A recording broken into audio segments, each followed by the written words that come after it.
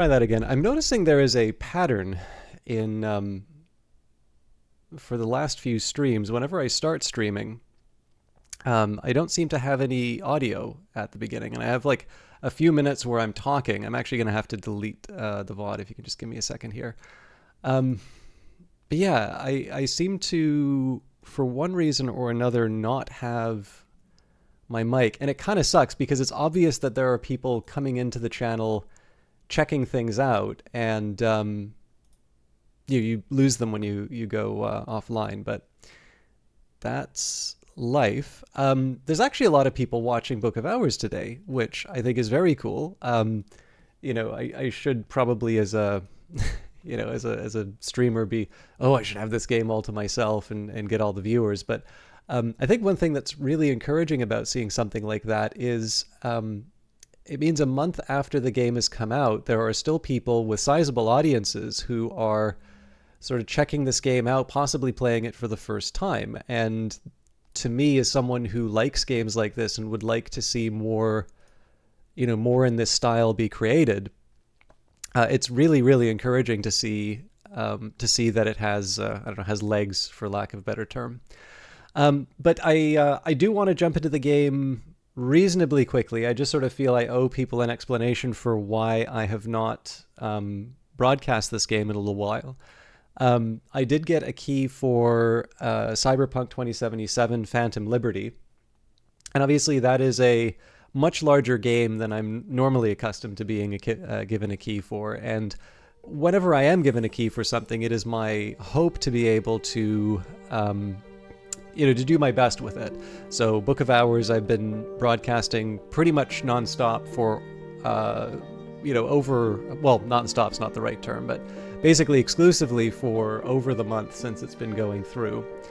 Well, it may not necessarily be years in the making. It's important to remember that for Book of Hours, or for Weather Factory overall, the intention behind the company in terms of their pillars were sort of small experimental games that got made fast. And this is something that I brought up in the interview. I didn't want to make it sound like, well, what the hell took so long? But they have not changed their view of this. They are pretty direct in terms of saying, and they also correctly pointed out that the period of time from the announcement of Book of Hours to the release of Book of Hours was not just spent making the game. Like, there's other stuff that happened in between that. So, the worst thing I could possibly do, and I mean, fortunately, I'm just not that influential, but like the worst thing I could do would be to create an expectation that, Weather Factory is going to bang out new things right away. There's, I would suspect, going to be quite a few updates to Book of Hours before, we even find out what the next game is beyond sort of the hints that have been given. I think they've been pretty clear that the next game that they make will not be a Secret Histories game, and I think there was some suggestion that it might be something that people who like subset games will be excited by. And I'm personally very interested in that because, Alexis, it kind of gets the title for creative lead and writer and a number, well, I can leave you to the the titles, design, writing, and coding. Creative lead is actually a tough one because, of course, art is such a huge component of this, and art production and marketing by Lottie Bevan. But it's worth remembering that FTL was such a big influence on Sunless Sea, and there is, I'll put it to you this way. I think one of the things that makes Weather Factory games so interesting is that they do not lend themselves to easy comparisons to other titles, right? So, what do I think the most appropriate comparison to Cultist Simulator is? The Sims. I'm always going to say that. There are other comparisons that you can make, and yet I sort of feel that some of the things that I think are interesting about The Sims are also interesting about Cultist Simulator. But it's terrible for marketing because people who like The Sims are not necessarily going to like Cultist Simulator. And, likewise for Book of Hours, right? What is the comparison that I make with that? To a certain extent, I don't know how deliberate this is, but I could see how some of the RPGs that I know both of them like, so Baldur's Gate and sort of Infinity Engine style RPGs for one, the Bethesda style for the other one. And to a certain extent, you can see how someone, and again, like I suppose this would have been, if I'd been more thoughtful in terms of the interview, I might have asked this, but it's very hard for me to see people who like games like that creating a game in which you are exploring a big house and reading texts and learning more about the world. These are both ways of playing Infinity Engine style games as well as Bethesda style RPGs. And I don't think that's like just a coincidence. I would not be surprised if at least part of the the enjoyment that they get from those styles of games maybe made their way into Book of Hours. And yet it would be so wrong to say, hey, you like Baldur's Gate? Just go play Book of Hours. Oh, you love Fallout? Play Book of Hours. It's exactly like it, right? So, the thing is that you can try and read the tea leaves on this sort of stuff. But in the end, I have a feeling, this isn't even really a feeling, I feel that every single time Weather Factory does something, inevitably it is much more interesting than anything I can come up with. And of course that is why it is a much more appropriate division of labor that I go and do the things that I'm good at in the world so that I can earn the money to buy, the games that they make. Although, on that note, for Book of Hours, of course, I have been given a key from the developer. I do have a perpetual edition, which means I will also be getting the DLC for the game. And so, insofar as you are watching this video to make a purchase recommendation, please keep in mind that I am already favorably disposed towards the developer, and they did give me a copy of the game for promotional purposes. I was given a thing of value to cover this, so heads up. But, yeah, well, I guess the comparison I would make here, Beefreeze, and again, I don't want to spend too much time on the main menu here, because there's so much for me to review and kind of get caught up on. I was originally wanting to kind of talk about why I've been away from Book of Hours for a while and catch up with everyone as well. I guess I would put it to you here that, at least for me, the thing that originally interested me in The Sims as a game is that it's a game about time management. It's one where you sort of need to manage a number of different ambitions and priorities in order to keep your sim happy. And of course, it's not a complete sandbox in the sense that you're not allowed to say nirvana can be achieved if you only stop going to the bathroom. In fact, that's a really good way to wind up making your sim miserable. And to a certain extent, when you consider Cultist Simulator, this game which is about sort of achieving a very personal goal, quite literally, the secret world, the world of dreams. And the fact that you have to operate in a world that at best is indifferent to this and at worst hostile to it. You still need to pay the rent. You still need to take care of yourself if you get sick. Being an occultist doesn't necessarily pay very well. But sometimes you are able to use that as an input to something that the world finds interesting and will financially reward. It's lying under the surface, and yet I really do feel that there is a reasonable comparison to be made between those two games and sort of what you do in them. But the thing is that that comparison's only going to get you so far, right? Like, if you like playing the Dollhouse from Electronic Arts, it's not obvious that you're going to like the card-driven game about, secret societies and dark apocalyptic secrets. So, and likewise, it's kind of why I'm making fun of this idea that I do, like, I'm not just trying to be cute when I sort of say, these developers like role-playing games, so obviously this is, I do actually think that there may be, buried deep down, some of that excitement that comes from those experiences in those games present in here. Whether or not it was an explicit reference, I have no idea. And I do think, now that I've actually been able to enjoy the Elder Scrolls games, I actually think some of the running around and discovering something new and learning about it, that is one of the things I quite like about the Elder Scrolls games that I've played. So it's hard for me to say, knowing that the creators have played those kinds of games, to say that, you know, things that they clearly like showing up in their game have nothing to do with games that I know that they played. But you know, I don't have, you know, direct access to the contents of the creators' heads. So I also generally find that I am completely wrong when it comes to film and you know, literary references in these games. So make of that what you will. Now, I did want to talk a little bit in terms... So I talked about why I haven't been streaming the game for the last week. I did want to, you know, do as good of a job as I could with Cyberpunk, and I do intend to come back to Cyberpunk.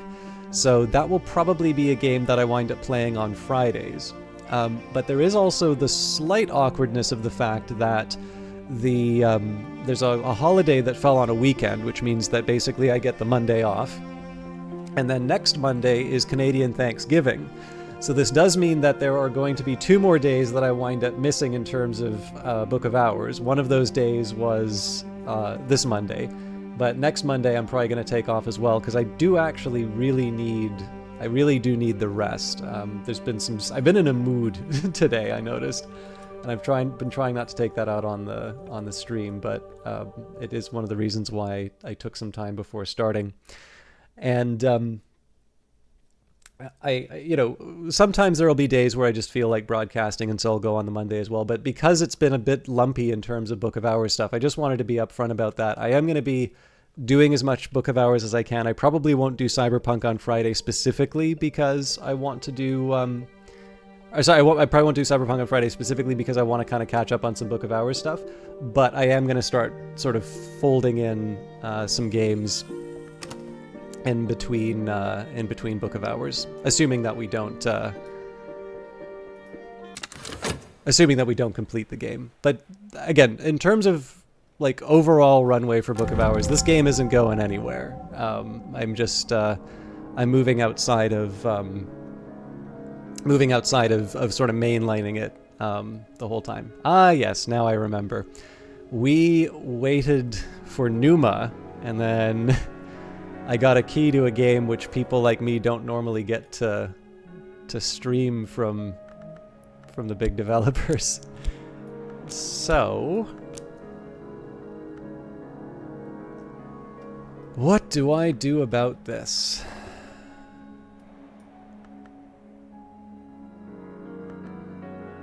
So I need to recover the Whist in bed.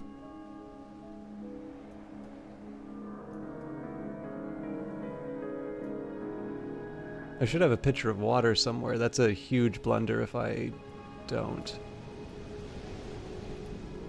Yeah, here we go.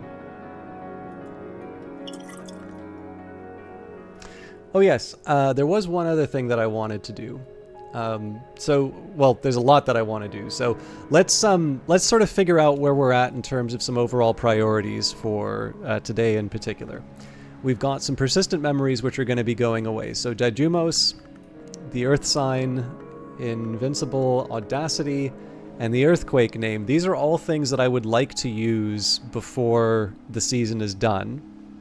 Now, I think there is one sneaky thing that I could try and do, and that is to craft them through Numa to be able to,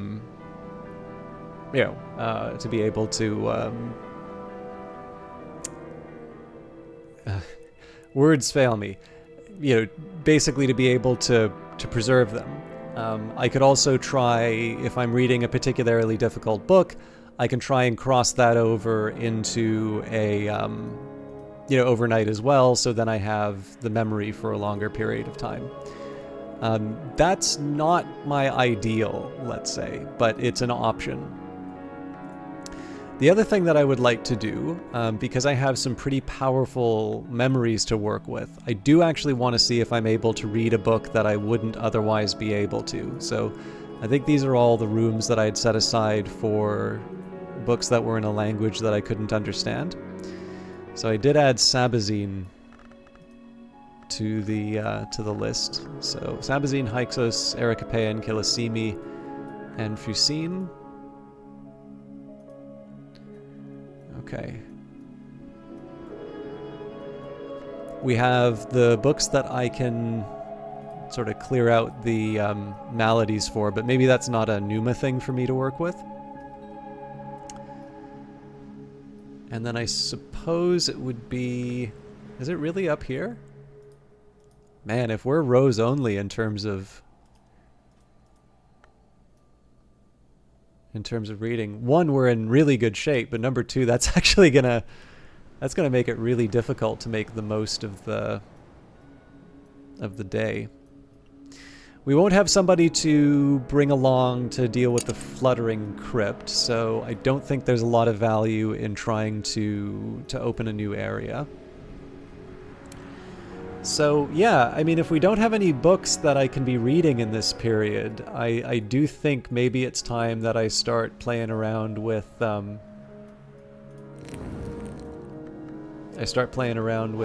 various crafting recipes. One thing I may do that might be some tedious for some people is I've not yet got the recipes for most of the like, here's what I mean. There's a new feature that was added in one of the updates. I don't think I have a moon version of this. Yeah, this isn't a great example, but whatever, we'll throw this in. Yeah, so this will give me a beguiling melody. But basically, I have a spreadsheet full of these things, but I don't actually have I don't have them committed to the in-game recipes. So this may be a good season for me to just kind of get that out of the way, so I don't need to worry about it later. Sorry, I want to enjoy a little coffee as well.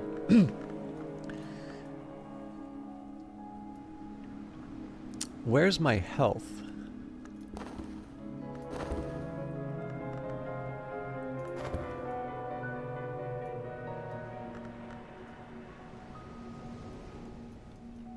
I actually think that's a fairly big deal because my health is going to be how I get some of the cool Numa stuff.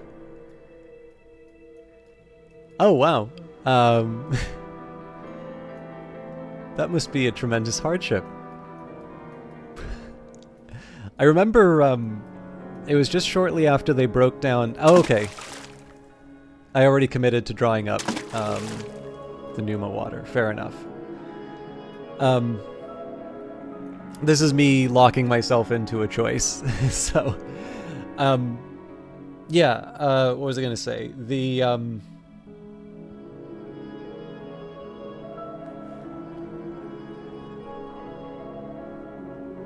words fail.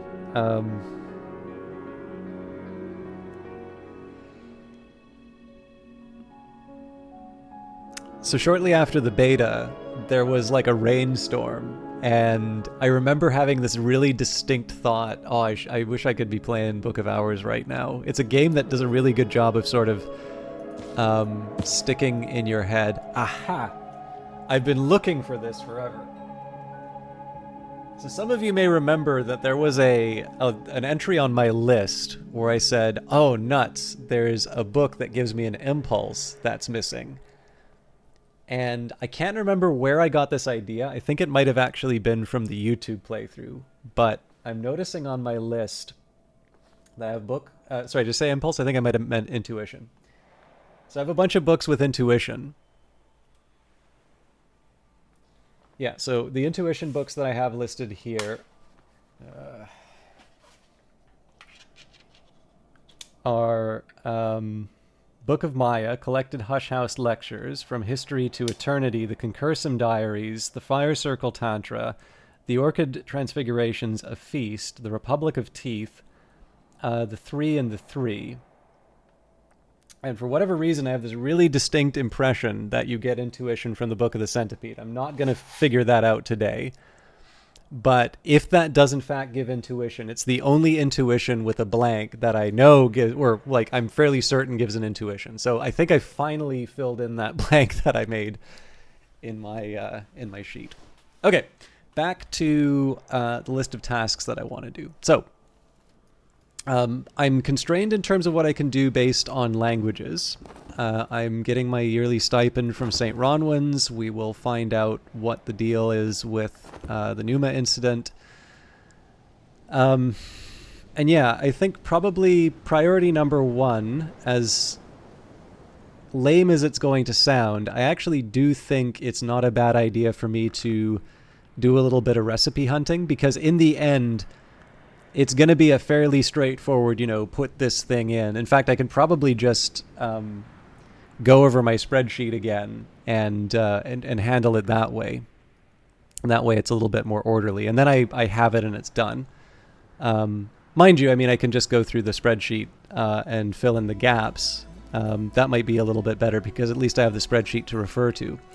And then the last really big question here is going to be how I handle the memories. So like a really good example of this here is that with the chancel, I could have sworn that there was some kind of like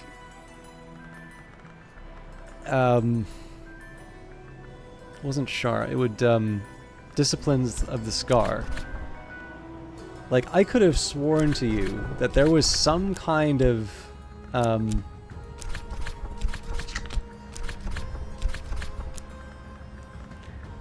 like some kind of kernel-oriented secret to unlock inside here, but it's not working for me. Well, I suppose, well, there's one other set of things that I can do here. Now this is interesting. So, okay, the Audacity is not an omen.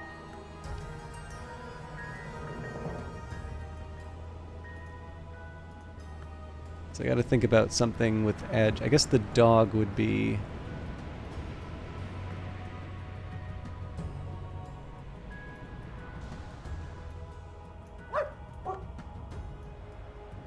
So I'm trying to think of where the maximum edge would come from.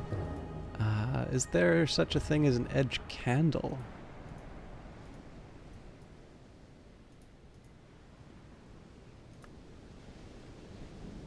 I think I might have already tried to figure this out, but I'm gonna guess no. If it was, I would probably want to try and find some sort of edge plant.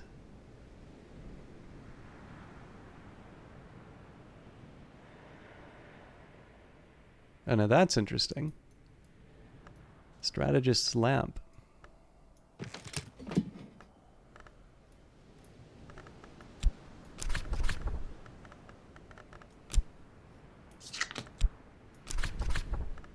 So, I guess the other thing that I could do would be to say, what are the other edge...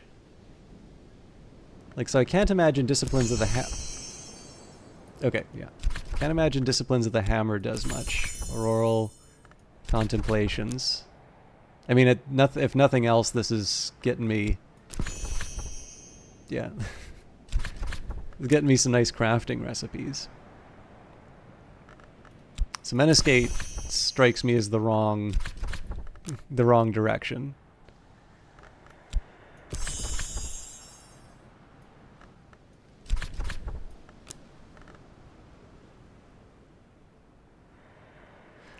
The alternative would be Lantern, but of course with Lantern,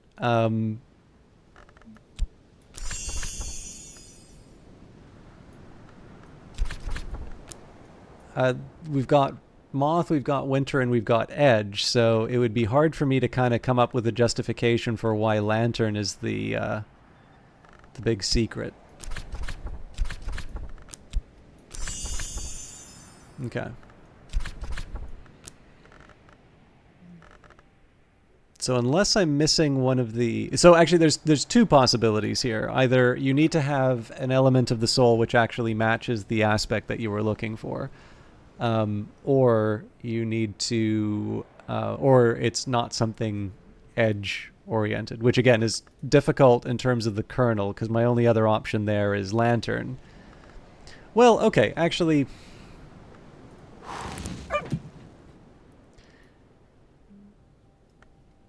I really didn't want to. I really didn't want to like brute force this, but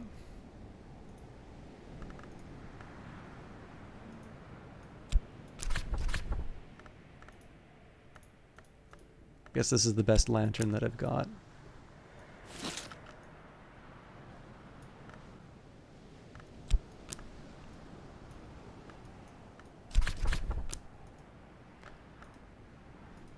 So I'm going to try and add any of the ones that have lantern. And that is the last I'm going to mess around with this for a while, but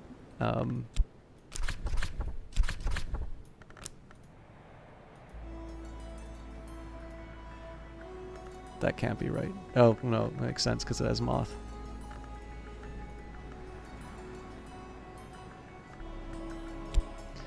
I think it's a little easier if I just click and drag. But yeah, of the things I could be doing during Numa right now, this is probably not the most important.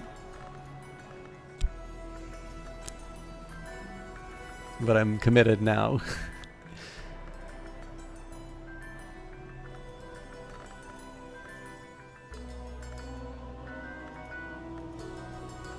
One of the reasons why I feel a little reluctant to do sort of a brute force approach to this sort of stuff is just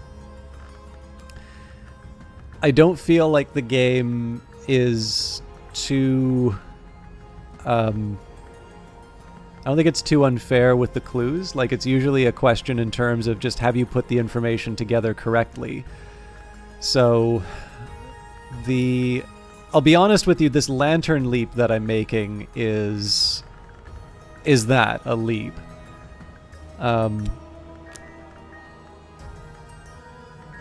I suppose the justification here is that there was the association between the kernel, a special book, and a room full of candles. So the room full of candles seems pretty apparent to me. The connection with the kernel is basically kind of coming through Disciplines of the Scar. So being able to add this here hasn't produced the effect that I was looking for. Auroral Contemplations would be in a similar boat here, between the edge and the lantern. So in these cases, I haven't seen anything that says, unlock a secret of the house. So there may be another step that I can take with like a libidic tincture or something like that. But yeah, anyways, I tried with the edge. So those are the things that I've been able to connect with the kernel and say, okay, if I'm following the logic behind this thing, this is, kind of what I was thinking of or hoping for. And it didn't turn out. So that means that I have some other work that I need to do to sort of figure out the puzzle. Or again, I may be in the wrong room, but it's really hard for me to see. We did actually try this room with Disciplines of the Scar, and we wound up getting something. So it could be that I've gotten, like, I took it to the wrong place, right? That I have in fact already solved the... Oh, hello, last name unavailable. Good to see you. I feel like I owe... I actually did see that you were streaming Book of Hours, so you must have been doing the save. You haven't gotten a Newman from that room yet. Oh, okay. Well, I'm not going to say any more. Yeah, I read a book. Oh, nice. So as you can see, last name unavailable is further in the game than I am in either of my playthroughs, and so it's probably worth watching for that. Also, somebody who's been playing Skyrim and Elden Ring. I almost said Elder Scrolls, but that is Skyrim. And I will say, at the risk of being like really mean, I did want to share. I had something of a laugh because I got to see how last name unavailable deals with the sort of stuff that just makes me go to pieces whenever I stream. Because I hope you don't mind me telling the story, but someone came into her chat. She's playing Skyrim, and makes a reference to the very famous guard line, of used to be an adventurer like you, took an arrow to the knee. And last name unavailable gives a completely legitimate, like, obviously knows the game response. Like, one that talks about, being a guard in the towns. At which point, the person in chat says, "Oh, it's a reference to the game." And I'm just like, I'm like just banging my head against the desk. Like, if it was me streaming, I would just be sulking for the next hour, and like everyone in my DMs would know about this. But last name unavailable has this very nice, kind of very dry delivery sometimes on certain details. Yeah, well, I get a lot of... I've had people telling me how to play this game before the game was released. So, I definitely do not get it as bad. And you are right. It is because I sound like a boy, and I am in fact a boy. I have once been told I am a ma'am on... Well, yeah, I think I've even told you this. I committed exactly one skill in the idle hope that this would demonstrate that I understand how the mechanic works, and that it did also give me a very useful whisk, so I'm happy that I did that. But, and in fact, even during the betas, I was committing skills. But I'm not committing skills specifically because of the betas. And it's very fun to see how far you can go. But yeah, you are absolutely right that, like, I'm assuming at some point, like, you're going to get if you haven't already gotten some variation of, like, oh, does your husband or your boyfriend, play the game for you? So I know better than to, like, compare my own minor infractions against yours. But with that in mind, it is actually a lot of fun to hang out in Last Name Unavailable's channel, and they do a much better job of dealing with frustrations than I do, which is not exactly the best selling point. But boy, it was something that made me laugh, and probably for the wrong reasons. So enjoy your dinner. We are probably still going to be figuring out what we're doing in the middle of Numa when you get back. So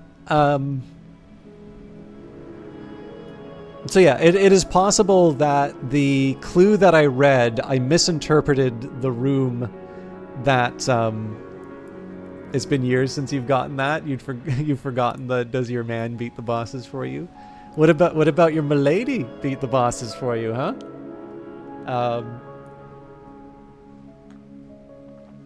There's another streamer I like, Katako, who's actually been having a little bit of tough times of things, but somebody who I really enjoyed.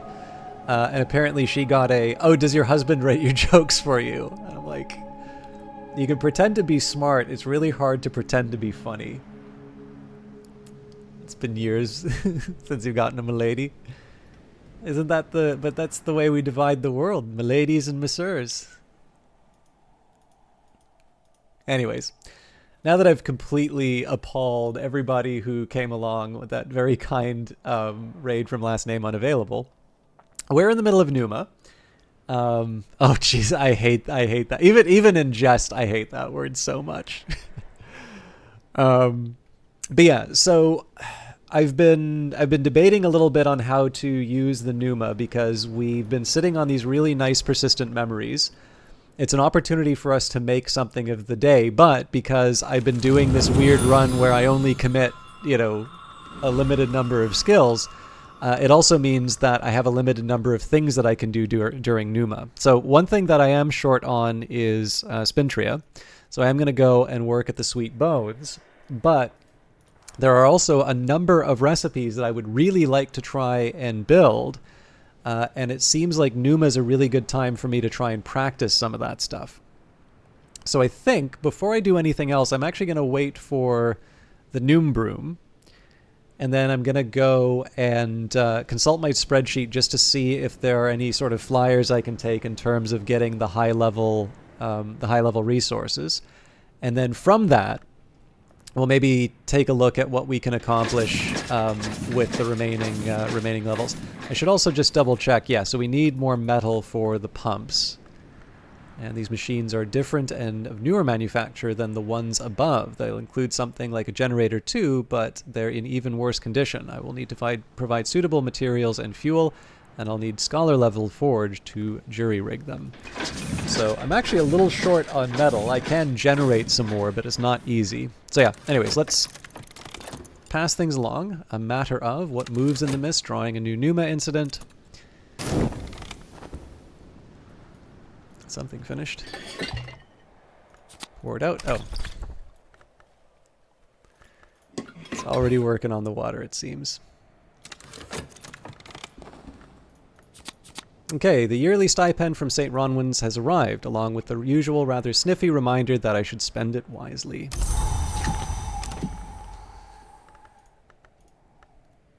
Okay. And we have Aunt Mopsy.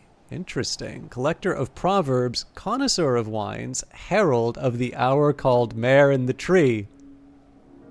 So normally this would be one of those points where I'm like, you know what, I'm okay not helping you out, but they already understand Hyksos. So, the matter of the Midnight Twin. In Numa, visitors will be concerned with matters of shadow and substance, revelation and obscurity. As long as this card remains, pneumatic visitors will have an interest in moon mysteries. Their needs will usually be more exacting than visitors who come during more traditional seasons.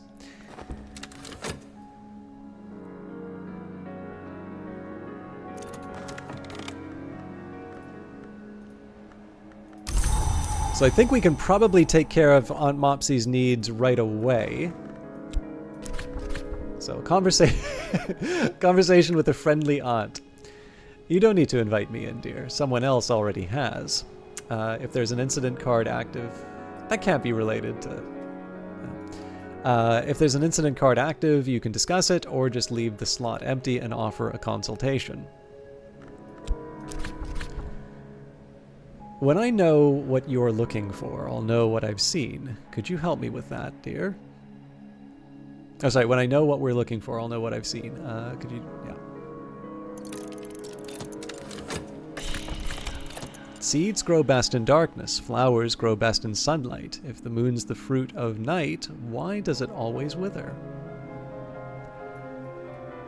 Okay, let's try and find an 8-level moon. So the Queen's Turn is my second best.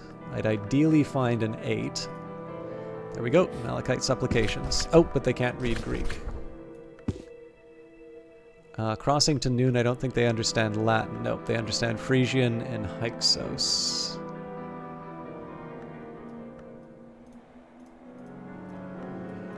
Well, that makes things a little more difficult.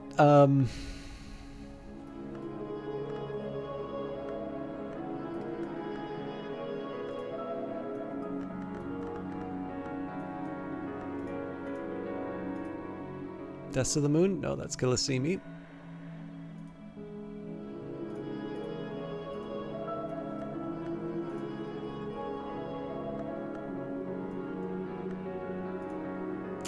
Wow, I really should have thought about the...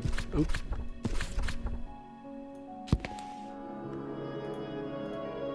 I really should have thought about what I was committing. I may not actually be able to satisfy the request.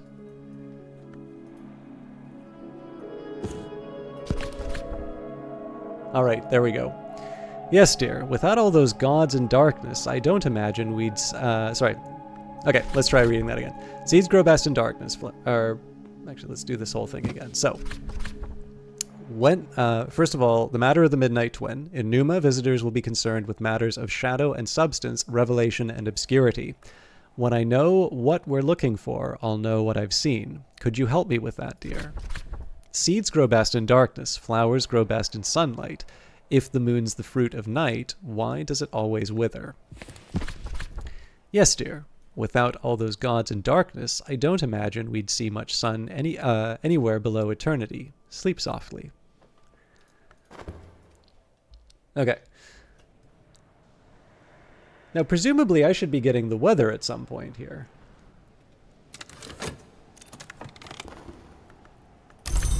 I do have a little bit of a dilemma in terms of recovery, so I've got 15 seconds with to get the health back from the well, but I do think I'm going to make... I don't even remember what bed I'm in. I thought it was Natan's. Yeah. Or the Motley bed. I think I am going to restore the Whist. If nothing else, just because that gives me a few more elements of the soul.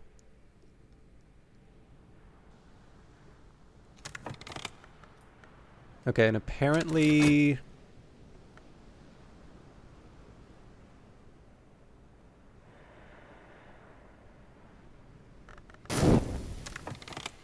Okay, well, if I mean, maybe the season works differently, but I'm thinking we don't have the memory we're looking for. And that's actually kind of a problem, because I was sort of counting on that. I've sort of already examined all of my different elements of the soul to make things. So, let's start with Uncanny Labors. The inn is crowded with Numa's heralds and pilgrims. They will be gone by morning. Until then, I could offer my services for payment. I might regret it. Now, in terms of the major priorities for Numa for me, I do want to be making money. So we've got the Silver Spintria, we've got the money for the assistants. I don't think it makes any sense for us to be messing around with the contraband flotsam right now. I think I should treat it as if I'll have 4 elements of the soul by the end of this to do some crafting with. So,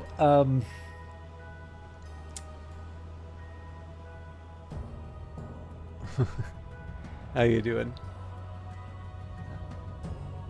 I don't do a good Alec Guinness, so I will let you all imagine that I gave it in a much more impressive Obi-Wan Kenobi than I can actually muster. So I think one of the things that I'm going to try here, I'm going to try and do this in an orderly way, and I'm going to start by seeing what kind of sky things I can create.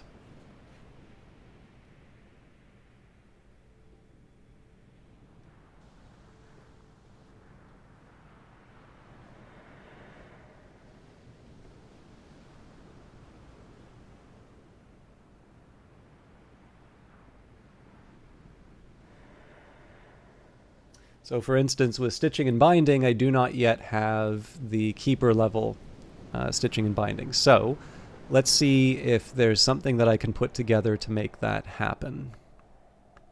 First of all, I'm going to want to find a sky desk. The desk may not be the best choice here, but let's I'll get some basics down. Actually, I'm already sort of stuck with that, because my last option, unless I've got a massive sky level for some of these inks, I think the best that I can throw together would be this guy. So we're one sky short, and it doesn't seem to make any sense for me to include the papers in here. So maybe we want to try something a little more exciting. So it may wind up being that I need to find something that has sky, winter, or lantern. So I suppose one option... I guess we've tried this before here with the telescope, haven't we?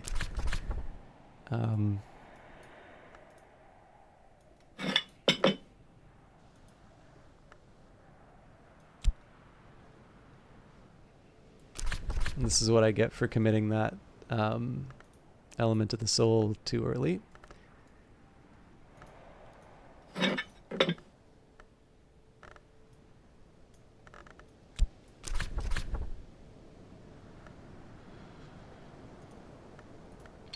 Okay, you know what? I think I need to try and get a little more creative. I'll see... Shrine to the Madrigad. Now, this is where things might get interesting. So if we take Stitching and Binding... let's take the Memory instead. I'll add the Soul here. So Sky Candle would be the Hurricane Lamp. Or Skylight.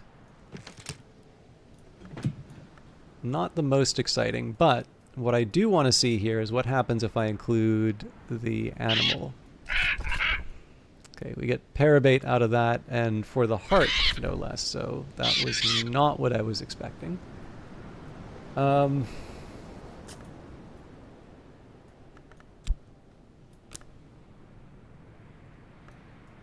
don't think there is a sky mark for me to mess around with.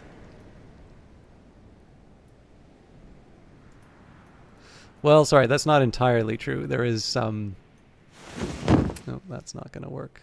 Right, because that's just a normal thing. So really, the cockatoo was my best chance there. Okay. Let's see if we can find something a little bit more sky-friendly to work with. There might be something here. What would be best is if I had some kind of sky omen. Because otherwise the inspiration goes to waste.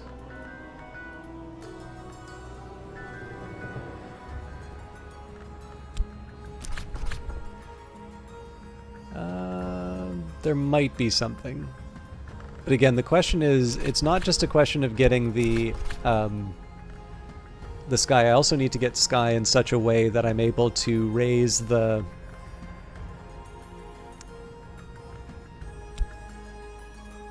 Like, I need to be able to put in certain...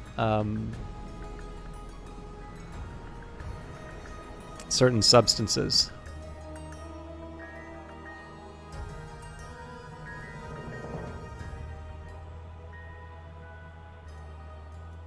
So this doesn't count as a pigment, yeah. And I don't think the... So first of all, I don't think there's one for sky anyway. Yeah. And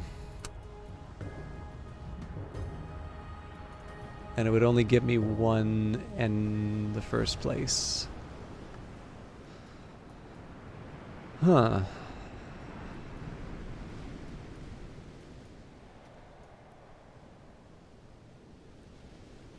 So I was really kind of counting on Numa to give me more than what I could handle, or than what I was relying on. So let's skip over Sky for a little while, and we'll draw our attention to Edge and Scale.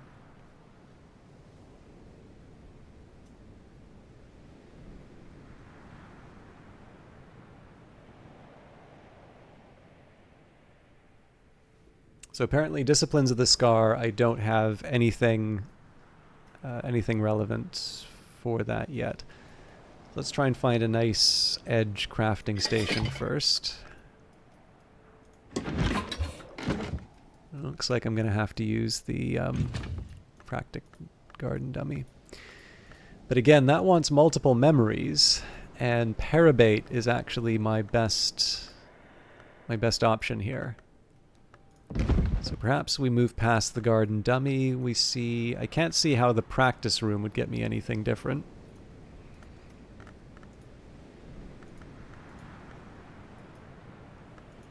Now this is interesting, because it actually doesn't give us the edge in the practice room either.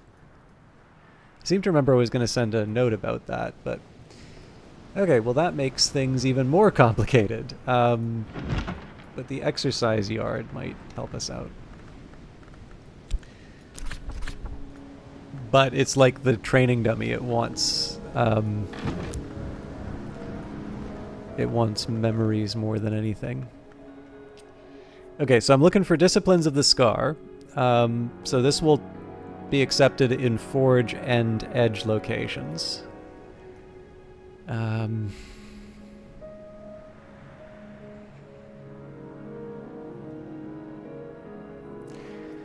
was really kind of counting on being able to use the serpent milk in something. But I'm realizing that my choices are quite constrained. So let's say I take Disciplines of the Scar. So that's all well and good. We add the Foss just because I can. So the Invincible Audacity works out here. So I suppose in this specific case, we've got the 17. So this is really a question of... So first of all, this would want the leaf aspect. So this shouldn't be hard to get. I just need to find something that's actually a leaf. Yeah, so there's the perniculate. That's not a surprise. I'm assuming I can't just throw the perniculate in here. Okay, well there we go. There's my serpent milk recipe.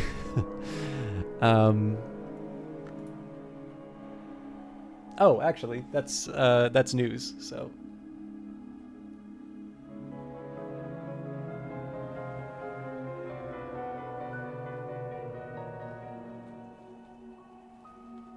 So that's actually the same as Sickle and Eclipse.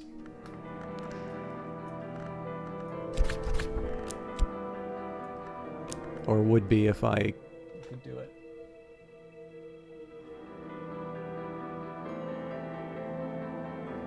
Okay, so Meniscate Reflections.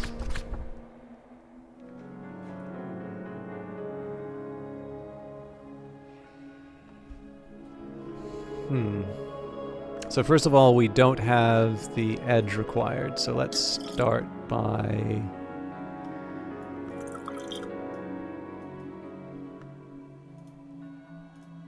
maybe Scaptodon Fang? Yep.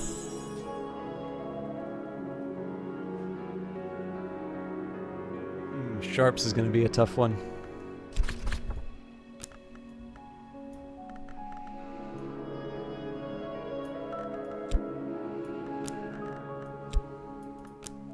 Okay, that I'm going to need to find a moon table for as well.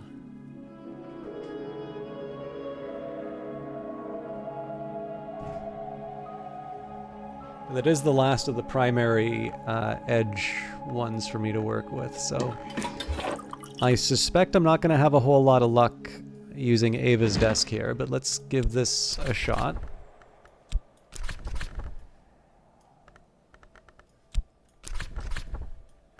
Yeah, so if I add the perniculate, I'm going to be one short, and I'm not going to be able to add anything. So... with sharps, maybe the Noctunary?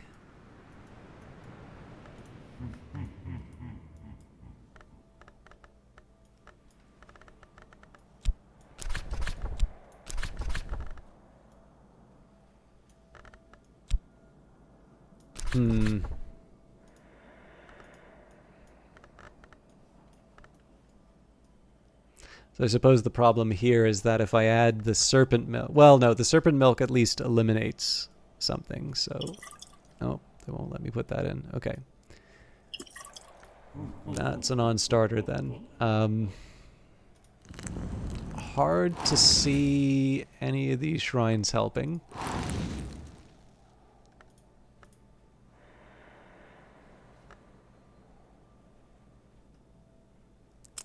Should try something with this. Okay, so...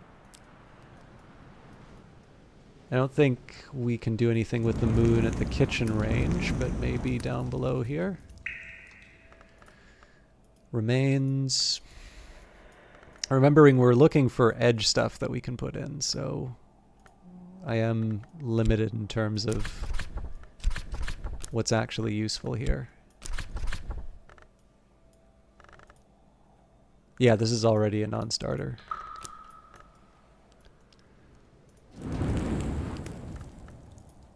Alright, we have some hope here.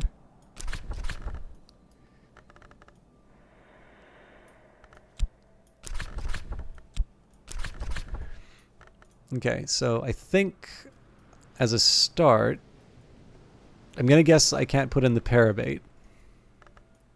No. Maybe the serpent milk, though?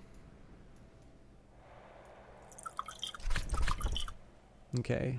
So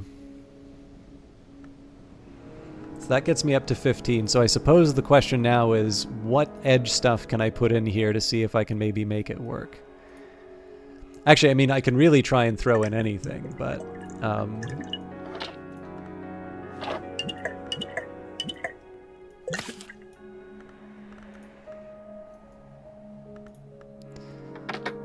the problem is that if you just try and, like, throw anything in, the majority is not going to work, and you're going to feel like an idiot for spending so much time. Egg might be an interesting attempt, though. Hatch the egg. The oven's warmth can stir this egg to life, but it'll take a full day. Now, I think that's actually... I think that's just the game being the game. That's quite the stack of paper.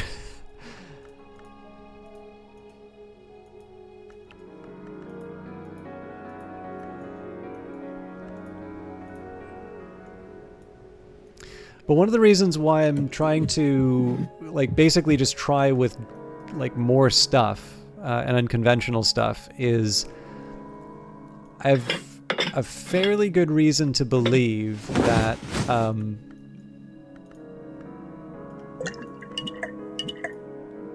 there are combinations that are not just, like, not just the standard groups. Like, so basically you don't just mainline edge and put all the edge stuff in.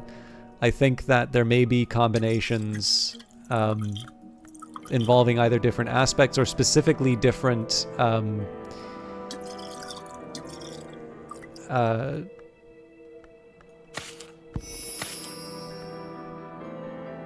that's interesting. Basically, I think there are specific combinations that expect you to, if not use specific items, want you to use different combinations of aspects. So again, I'm not going to scour every shelf. Obviously, I'm making an effort here. Like, I am gonna go over what I can just to practice, or like to not practice, but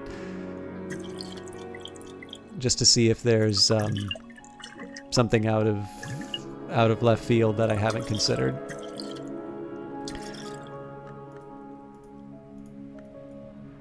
I can't see how the fuel would... The oscillate oil is really, really what makes this thing work.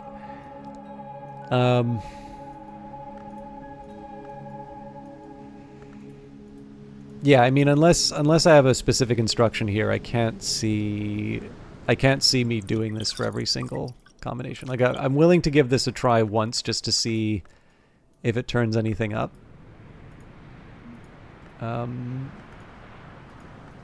I guess unless I find a way to include the perniculate, I'm not going to know if Sharps produces... Okay, that's maybe the last thing that I should try and do. So if I try to use Ava's desk and I add the invincible audacity,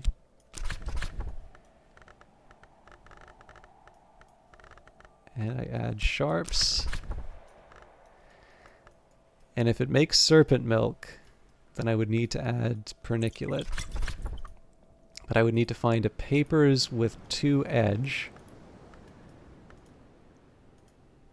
And I think that's the problem, is that I can try reading this stuff, but it doesn't count as an ingredient. And while there are aspected papers, I find it hard to believe that there would be just a 2-edge paper sitting around for me to work with. So I think I'm going to admit defeat on this one. I'll just say that Sharps remains a mystery until I can figure out a better until I can find it a better edge strategy, because in the end, like, an instrument is not going to cut it here. Okay.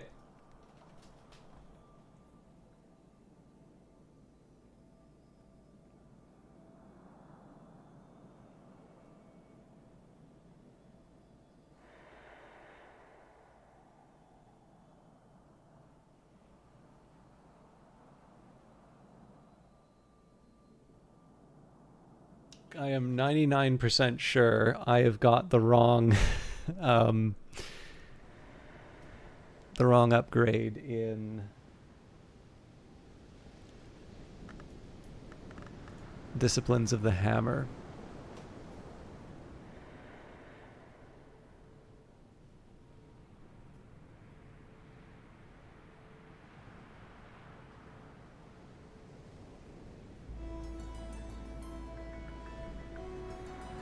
So Edict's Marshal and Ragged Crossroads are two that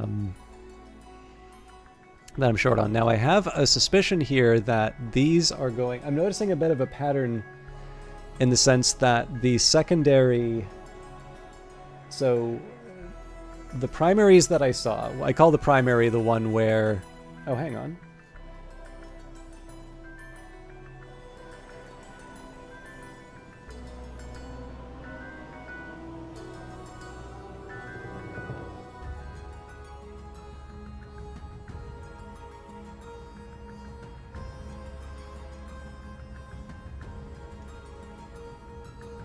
Sorry, I've got this completely wrong.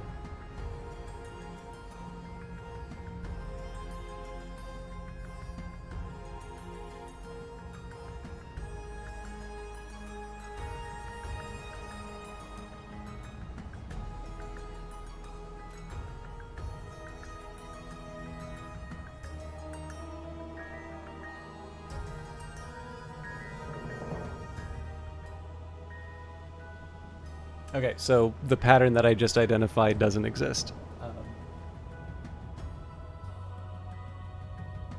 So for my spreadsheet, basically I have like a primary aspect, which is the one with the higher value, and then a secondary aspect, which is the one with the lower value. And for some reason, I'd listed Disciplines of the Hammer as a secondary, with Edge as the secondary value.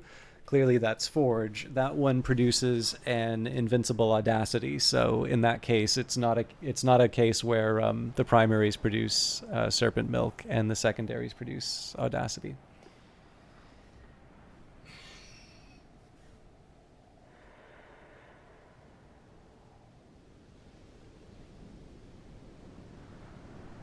But I can try Edict's Marshal. So the first question is Edict's Marshal going to be like Sharps for me? Because I believe they're kind of the same. No, actually, Edict's Marshal might be the one that can actually pull this off. So let's try... No, let's not try. I think it was the fire that would work. Yeah, okay. So Edict's Marshal, I guess, doesn't really matter. The soul that we use, we will add the Invincible Audacity. Well, I guess the problem here is that I still can't add the Perniculate. But that's fine, because that's what we'll use Ava's desk for first.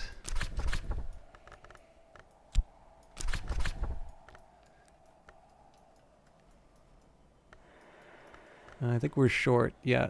Perniculate's not that strong. Okay, I think I'm back to the same problem then. Because this works to a point. So we add the Invincible Audacity. We add the Edict's Marshal. We don't have Arab to produce an edge. We can try the Serpent Milk, but not the Perniculate, I believe.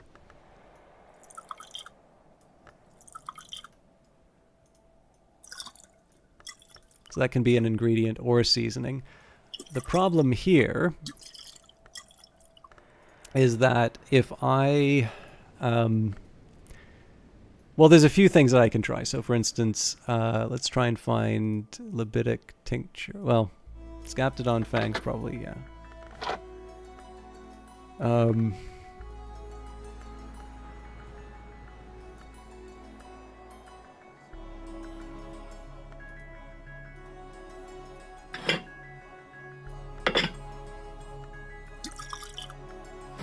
Yeah, doesn't accept that in cooking.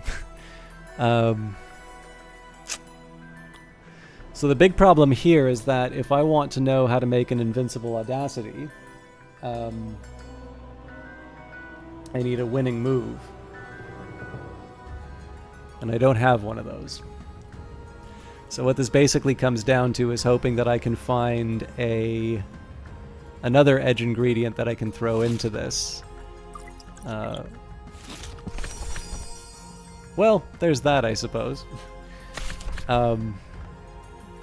But yeah, so like the challenge here is just going to be to try and find the edge item that winds up giving me what I need from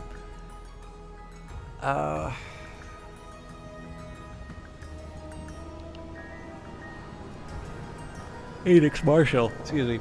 But I don't see how, unless I give up another element of the soul, how I'm going to find the winning move that I need. Okay, so we're going to leave that aside for now.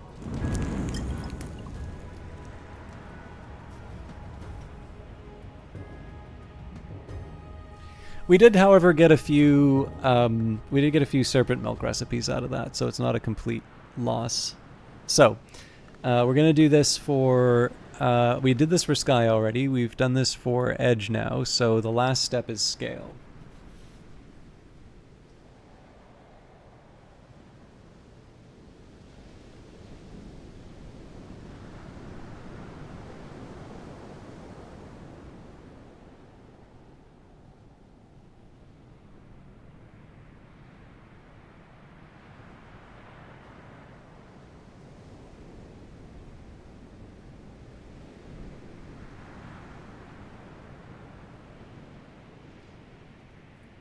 Okay, so pentiments and precursors and serpents and venoms are the two primary scale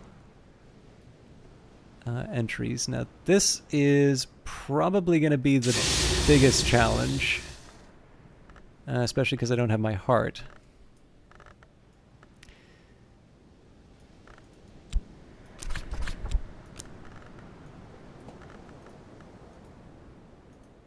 I can't see this working in my favor.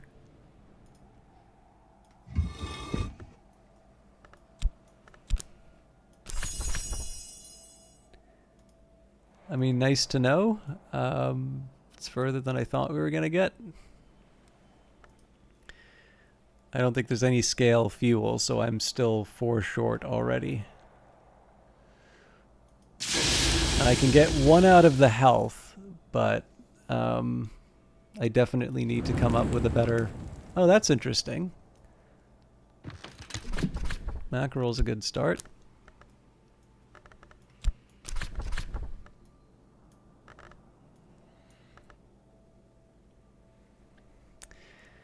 The, is there scale liquid in the game? That's not actually a question.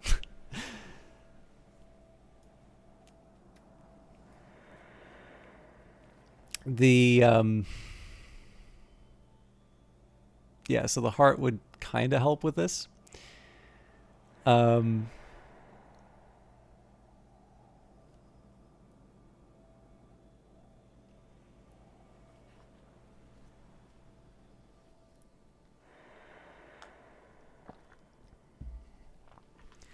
I suppose with the Earth sign we have the Omen, which is going for us. So the big problem here is that I'm trying to come up with a combination that will give me...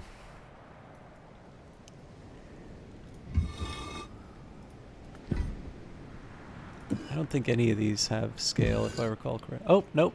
Shows what I know.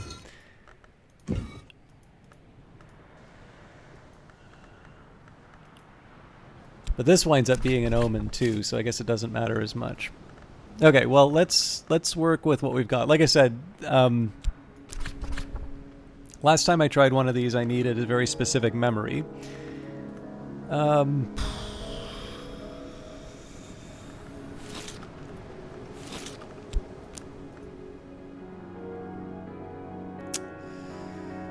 the Stimpfling, I guess, helps out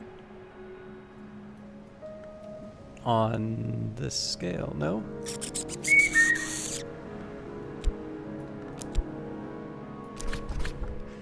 So yeah, like the heart would help. I guess the big problem on this one is that I do need to actually pick what I'm... So it's all well and good for me to just throw stuff into a recipe. But I do actually need to worry about the input. So for instance, okay, if we put an egg in, I think that gets me the relic.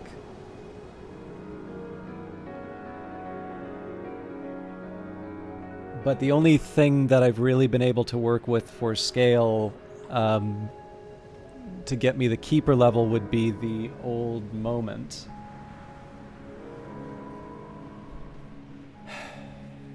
Yeah, so like the old moment isn't...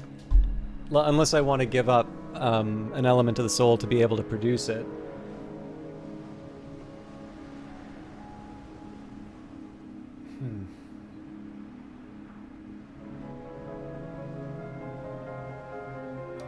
Maybe I'm thinking about this the wrong way. So if I really am not going to get the special weather, and I am going to wait a while on that, because if that's true, then there's a different approach that I can take.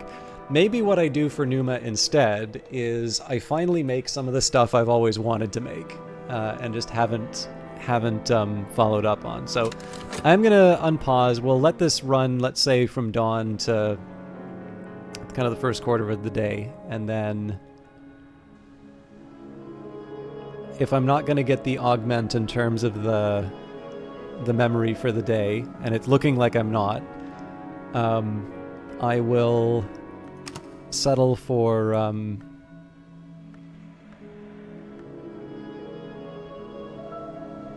I'll settle for making some things. Yeah. Okay. So first thing, I believe the gull's egg.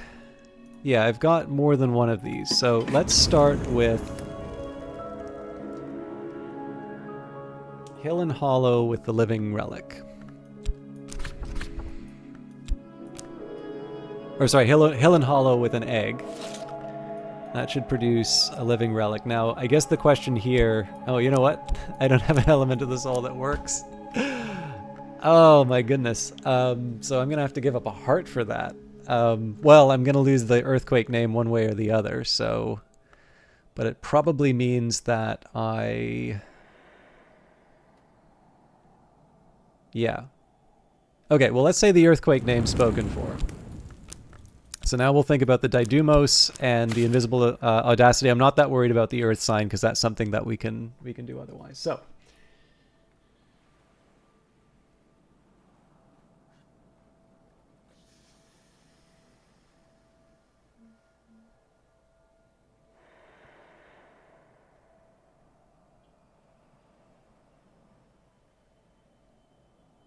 I could be cheap and make a perniculate, or I could be expensive and make a serpent milk. I think I like the idea of making serpent milk, although I don't know if I have a perniculate on hand.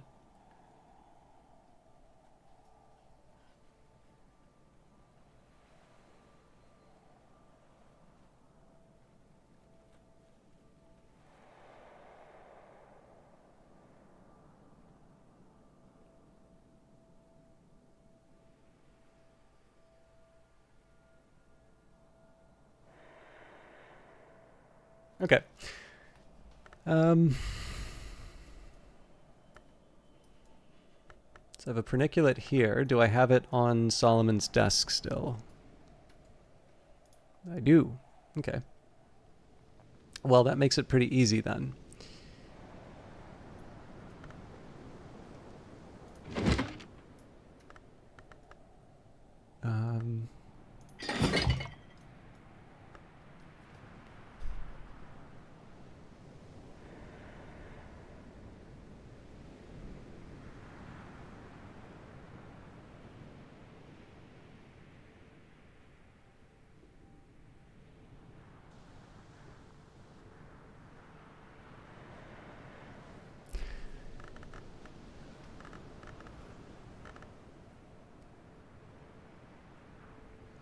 Meniscate. No, Sickle and Eclipse should still do this. Right, but I need Moon for that. I think it's easier if I just go into the caves. Okay, so Invincible Audacity, Sickle and Eclipse. Oh, but probably I can't add the Perniculate now. Yep. Okay, but I can do this at a desk. I may have a use for the Shaft, although I feel a little bad giving up a Trist doing this, because presumably I could gather things in Numa.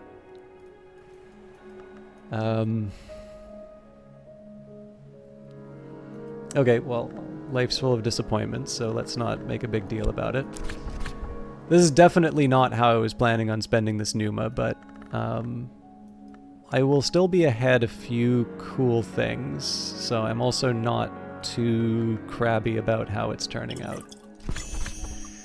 So yeah, we'll make the Serpent Milk just because it's a nice, powerful item.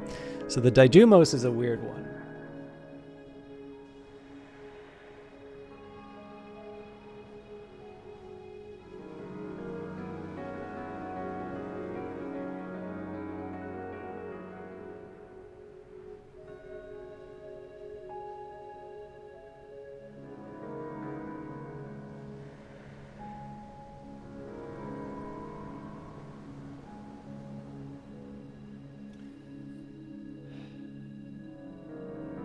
Apparently, I could try something with an egg and stitching and binding, though.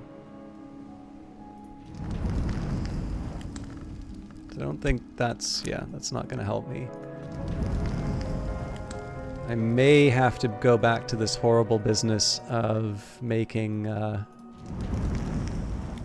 Oh, hang on. I think I might have found a way to get my relic. So if I take Hill and Hollow, and then I take the... Gull.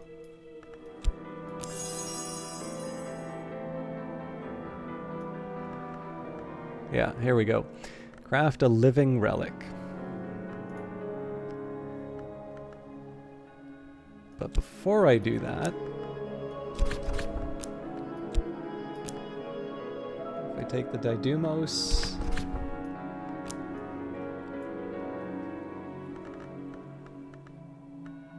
stitching and binding still doesn't work there. Okay. So again, I'm back to this whole business of trying to find a place that'll take stitching and binding. I guess that has to be the Servant's Hearth. But then, yeah, I'm stuck with the fact that... Okay, so the only I'm actually seeing how nasty this is, that they've set up a rather tricky little combination. So Stitching and Binding has the sky. I think I even learned this last time. So Stitching and Binding has the sky, but it... with the jail kitchen range, it will allow me the lantern, so I could add that, but I can't add the relevant Stitching and Binding.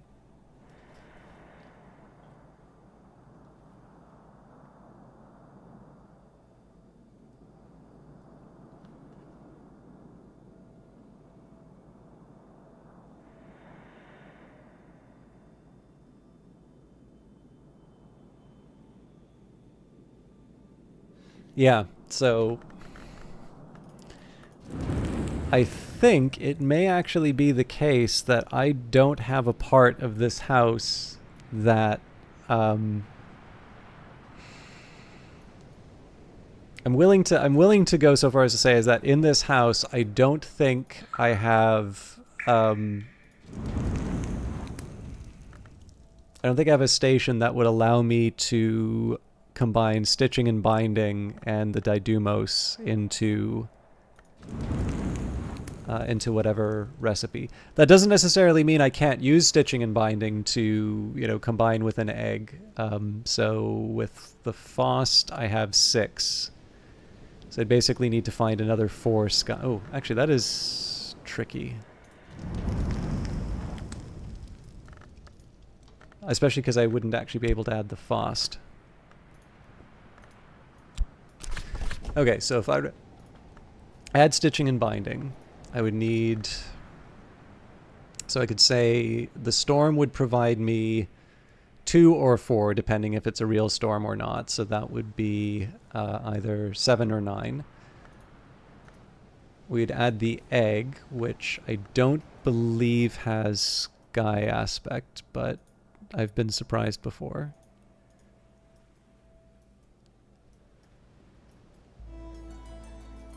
Okay.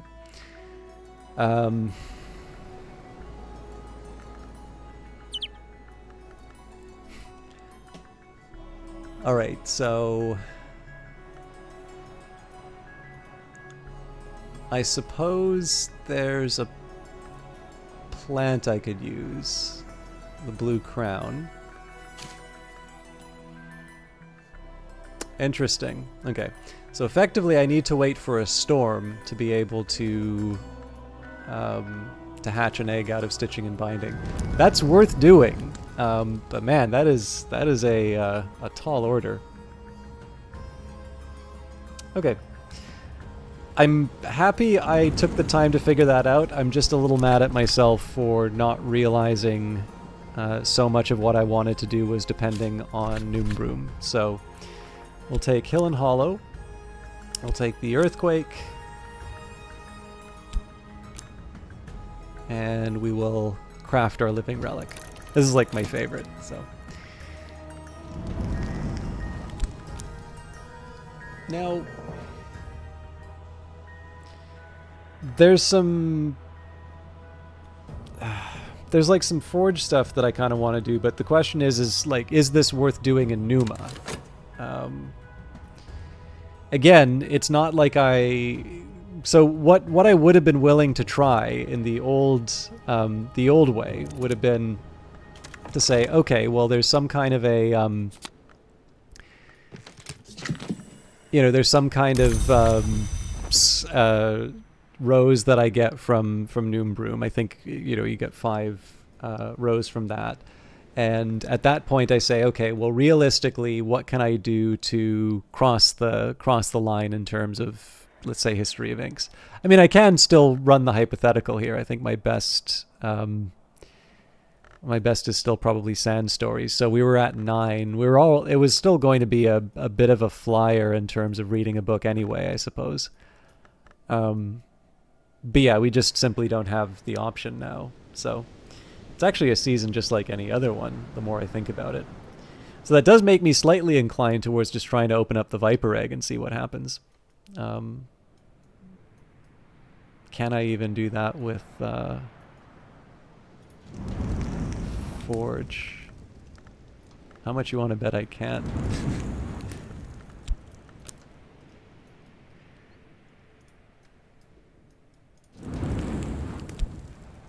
No, this is what I get for not paying attention. Okay, well, I can do that at any time though. So perhaps I will save that egg for another time. And I will spend the rest of the day... you know what? Let's open up the Contraband Flotsam. Does kind of make me regret opening up the Whist, though. Or trying to recover the Whist, though, because in the end, like, what do I use it for? Drop water. Water in the season of Numa is almost the same as water in any other season. So I'll put that on the counter. I actually have quite a bit of Mist-Kissed water.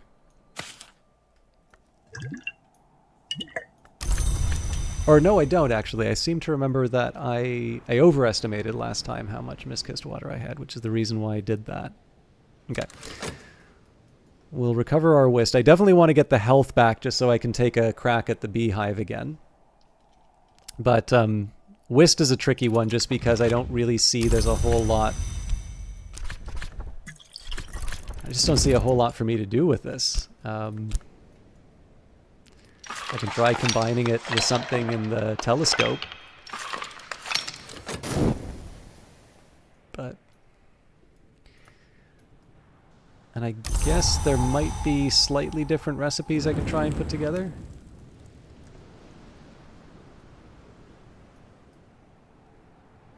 Yeah.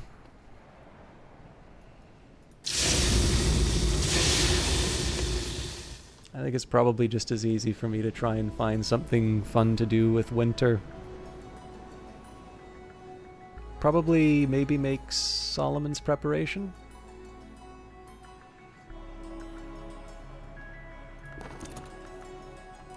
Never mind, we'll open up the slim parcel. What ship lost this? So yeah, like this is absolutely not... How you doing, Tempmine?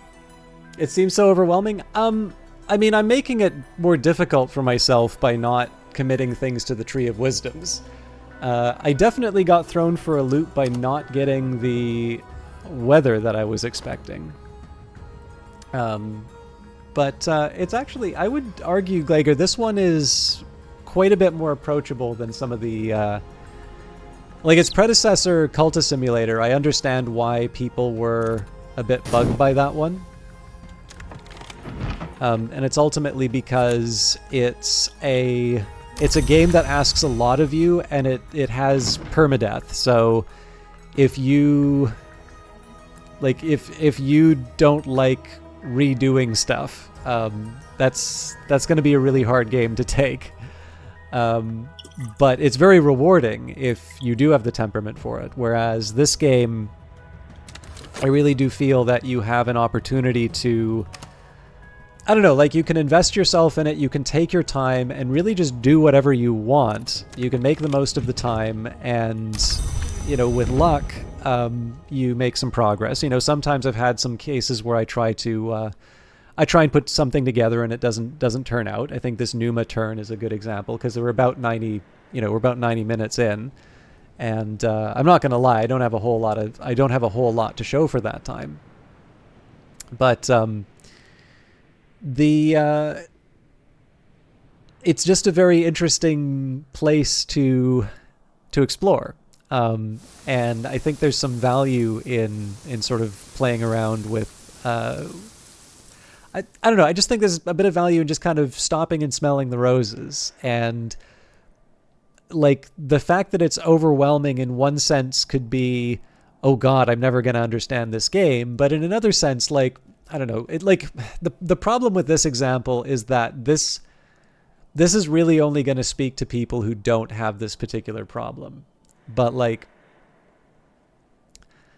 I could have worse fates than be locked in a library overnight, right? You know, like, oh dear, you know, it was closing time and I didn't hear the announcement and they didn't realize I was here. And if I try to push open the door, some like alarm's going to sound. Well, I mean, an alarm's not the worst thing in the world if you really want to get out of somewhere, but like, you know, like something bad will happen if I'm in here, or I don't know, there's a murderer outside, and for whatever reason they won't set foot in a library, but the second I go outside, they're going to chase me down.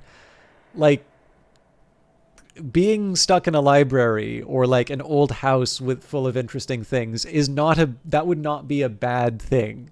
You know, that would actually possibly be the sort of thing I'd be willing to spend money to go and do. And if you are willing to spend money and go and do that, be sure to check out The Locksmith's Dream at Treowin. But like, you know, that's kind of the way you want to think about Book of Hours, which is, you know, you're gonna, as long as you've sort of committed to playing the game, you're gonna be here anyway. So you might as well try some stuff out. And the good news is that there's nothing really in here that's going to like snap and make you, you know, make you have to start over. I know some people have said that they want to start over. Like, I think once I started pointing out that there's different text in the Tree of Wisdoms when you commit things. So, you know, Tridesma, Hyra, I've got, you know, the light, the night, the wood, as opposed to the first among the feasts, and you'll notice that the text is not the same. So you're not just paying attention to the element of the soul that you get, but there are different descriptions. There's different implications in terms of how you're sort of mapping this understanding of the world. And that motivated a couple of people to say, oh, I should start the playthrough again. And my view on that is, well, you don't want to do that because very rarely do we ever have a time where, you know, like I can't really sit down and think where I was like sitting down in elementary school and someone was like, oh, yeah, maybe it's the other way around. Like, it's not like somebody will sit down and tell me, well, this thing you learned in elementary school actually turned out to be very important for the job that you do today. So you actually need to, you need to smarten up, or whatever, right? Like that's just not, I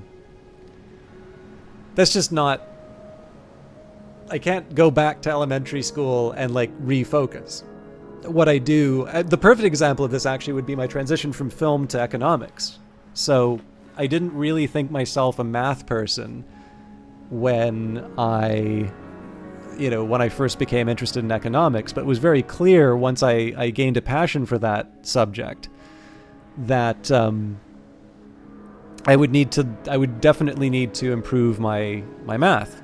And so, that did involve me going through what were effectively, high school level textbooks and sort of reacquainting myself with some concepts which probably I should have been familiar with from school. But, that in that particular case, I had a better kind of motivation for it. Like I sort of understood the context in which I was applying these things. And so as a result, they maybe had a little bit more emphasis. And then once you get to like university level math, that's where like all the really interesting stuff is. So then it was just interesting in its own right at that point. But again, it's one of these cases where you don't necessarily know what information is going to be useful at a time, and you build a particular set of skills. And working in film, I gained a certain level of discipline in terms of the things that I do, and I gained a certain perspective, and that would, in its own way, sort of inform some of the work that I did or do in economics.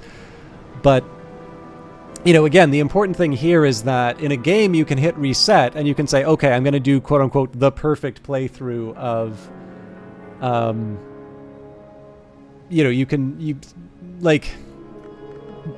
the game's not going to yell at you for doing that. You can't really do that with life. And so one of the things that I think is kind of nice for people who are feeling like the game might have, like they might have got themselves into a corner, like treat it like you found out, I thought I really wanted to, like, I'm sure this is going to be a lesson a lot of people learn at some point where it's like, I thought I really wanted to be a video game designer, but it's actually like really tough and you don't make a whole lot of money, and I actually have a lot more fun playing games than making games. And that's a completely legitimate thing for people to realize. I don't think there's any shame in sort of realizing that something that you've spent a really long time working towards isn't actually your thing. I really need to find out what I'm doing with my health before I lose the whole day. Feels a little weird to put the Ross Craggan whiskey in the wine cellar. Do I have a better?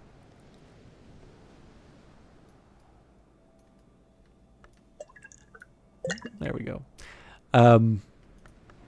Yeah, I don't know. Like, I think it's a little bit better if you treat the game a bit like life, because in the end, you're just going to realize that none of the commitments that you make are going to be like they're not going to defeat you in terms of the game. So. You missed the first part of the stream. Could you please start the whole game again? Thanks. Tell you what, Ellen Ripley, I will... Actually, I guess they don't do those vodcasts. Maybe they do. They're using a replay mode, so I guess I could like upload the whole all of the series again from the very beginning. Maybe I should just say no. But it is very good to see you again. Ellen Ripley. I was happy to see your message, but I know I'd messaged you before, and usually if I don't hear from someone... Okay, there's two things that happened. So I had some sad news with a publisher. So there's a publisher whose games I really liked, and I felt I had a fairly good relationship with, but you've all heard that story before. And it seems like I mean, this is something you just got to deal with as like a small streamer, right? Is that sometimes people you've had fairly regular contact with will suddenly ghost you, and You're not getting keys anymore is basically the story from that. And the thing that sucks about that is that they're actually publishing a game from a developer I like a lot. And so it creates a certain degree of awkwardness where I want to support the developer while simultaneously also drawing a pretty clear line of saying that, sending someone a key is not a loss leader to make them buy all the DLC. Like, if you guys want your stuff covered, then, the least you can do is send along a key. So I was feeling slightly gloomy about that. But unless it's like, if it's a professional relationship and things, I will feel kind of crummy about that. But if it's personal stuff, which is like 90% of my correspondence, if I don't hear from someone, it's usually because they are extremely busy, and usually they're extremely busy because they're an interesting person. So I never take it personally.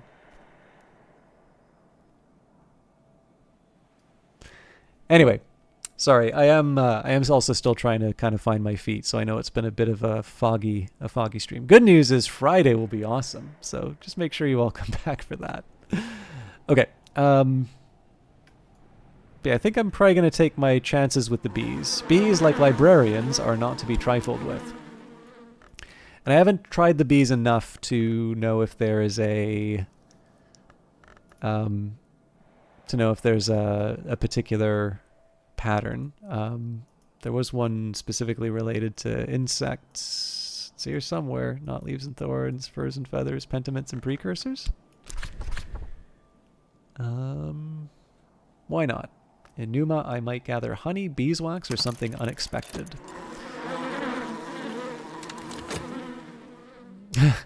I do not doubt that for a second.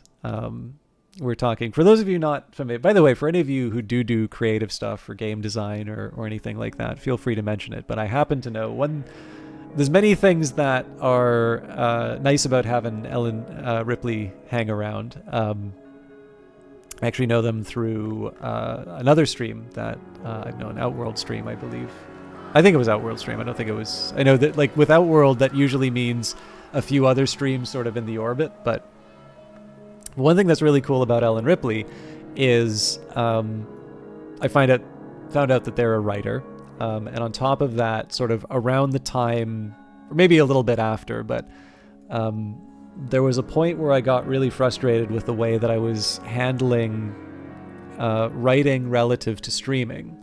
That basically, unless it was like sickness or a day that was sort of like dedicated as a day off, like basically it's either something that's beyond my control or something that was planned. It's been years since I've missed a broadcast. I've been late for broadcasts, but I haven't actually missed one. And one of my frustrations was the fact that overall I like streaming, and I like particularly sharing games like this with all of you. This is what I was looking for, by the way. But streaming doesn't always bring like unalloyed joy. There is the unfortunate fact that, and again, I'm sure this is true for like game development and writing and things along those lines, like there is a popularity factor. Like I've somewhat, not to sound too self-serving on this, but I've kind of made peace with the fact that I don't have quote unquote it, right? So, if you think of like local bands, I'm sure some of you have heard local bands that are very good, and you can imagine hearing them on the radio, in another town. And for whatever reason, they never move beyond, playing some local gigs. Or like, if you do, a lot of this, like any city that you live in, chances are, if you look, there's going to be some form of amateur creativity. So like, this could be even like a comedy club, right? In Vancouver was great because with the movies that we're shooting there, like there was a real chance that Robin Williams would kind of pedal in with his bike and, want to do a set. So like that was one of these fun things about being, going to stand up in Vancouver is you sometimes would never know who's going to show up depending on what movies were in there. Not to suggest that's the reason you go, but like there's definitely some people who got much more than they were counting for, at the for their particular evening. But like the fact of the matter is that there's if you go to local stuff like that, there are people who have great talent, and for one reason or another, you'll never really see them move beyond that amateur level. And then there are some things which you just truly cannot explain, why it's popular, but it is, and like it's absolutely huge, right? So as an example, I couldn't necessarily tell you why like Fortnite is the huge thing. I know like after the fact, everybody has sort of their explanation in terms of why Fortnite is Fortnite. But like, let's be real. Like, there's a bunch of other stuff that probably could have been Fortnite, but for one reason or another wasn't. So, again, when it comes to streaming, there's going to be a certain it factor, and yes, there are things I can improve in terms of streaming and so on and so forth. But like, I have a feeling that if I were to do every single thing that people were to recommend, I would still be a very small broadcaster. And so, with that in mind, that does sometimes mean that, in the more disappointing ones, like, so for example, the sort of the implicit dissolution of what I thought was a fairly good relationship with a strategy publisher, that I, had sort of this idea in terms of how I would be building a schedule around that. Like, that just sucks. That's something that makes you feel crummy for a while. Or, if you have a day that you don't have a lot of people watching, like, most of the time that's not going to be a problem, but if you're already feeling bad about something else, that's just going to be something that makes you feel not your best. But the fact of the matter is that I kind of keep still streaming doing this. And believe it or not, this is about Ellen Ripley at some point. Just I'm building a scaffolding to try and explain this whole thing. I guess the big thing here was that I was sort of reflecting on these differences, and the fact that even though I'm not always like 100% happy with streaming, I still do it quite regularly. And you can say that writing actually has all the same features that I talked about in terms of the it factor and popularity and all that. The latest article I wrote kind of vanished without a trace. It's definitely one of the lower attention ones that I've written. Mackerel and honey. Who could say no?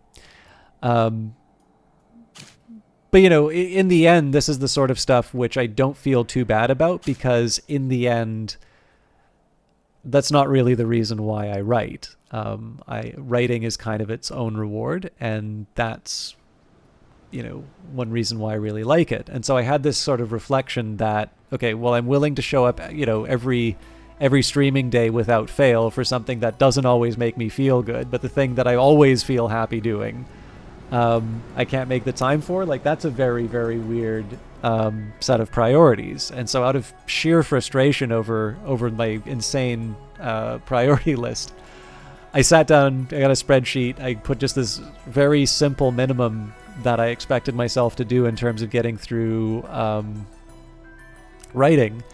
And it's been over a year now, well over a year, probably like a year and a quarter, that I've written every day.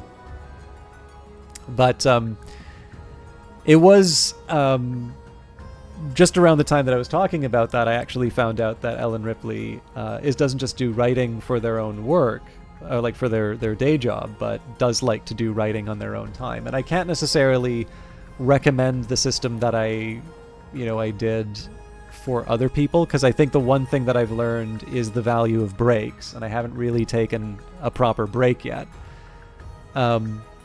But I definitely feel like it's not a bad way to, like, if nothing else, just pointing out the sheer absurdity of your revealed preferences is sometimes a nice way to motivate you to like make the time for the stuff that you value. So in any case, what this has meant is that every once in a while I get to kind of check in with Ellen Ripley, and if I'm feeling, like it's, I don't know, it's just sort of nice to sort of have someone that has a similar ambition in terms of sort of like just getting through stuff or getting things done. So it's always kind of nice to catch in with Ellen Ripley, because sometimes when I ask the question, how's the writing going, it's a chance to, like, be nice and catch up. but it's also this sort of hope that he's, says, oh, I'm killing it. Like, I hope I hope you've like done 1 million essays since we've last talked. And then I'm like, no, but now I feel compelled because you're outdoing me, you bastard, or something like that. Anyway, sorry. That made sense to like maybe 3 people in chat. Welcome back, last name unavailable. I hope you are well fed, and I hope, well, maybe it's calamari. Oh yeah, I guess that's coming up in a month. I've never done it, but then that's because I don't normally write novels. I normally write essays. I wouldn't be opposed to it, but I definitely don't feel the need to...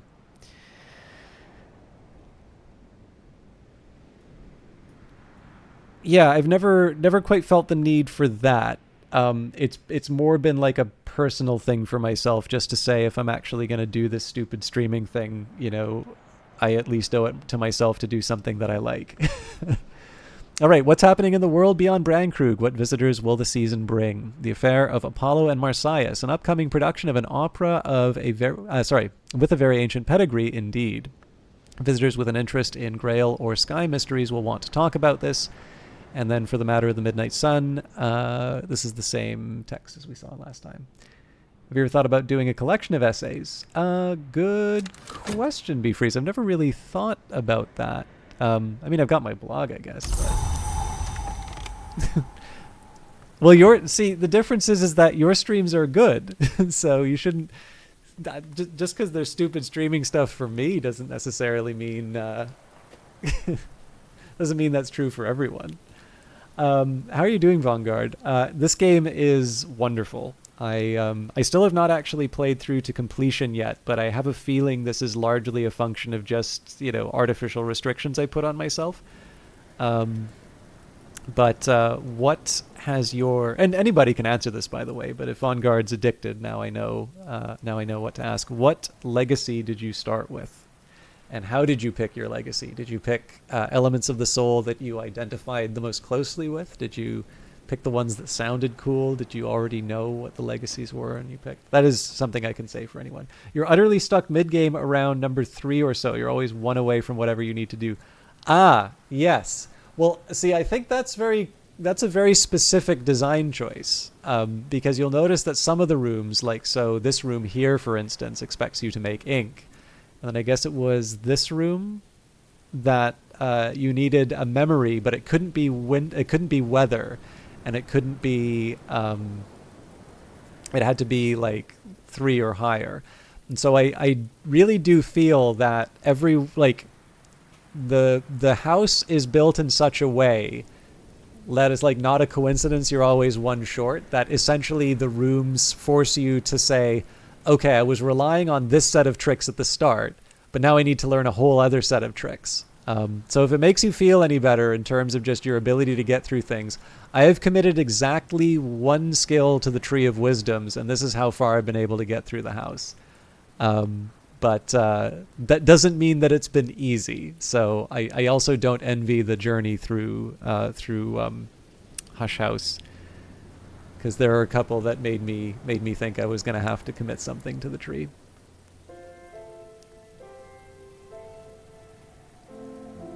You lost.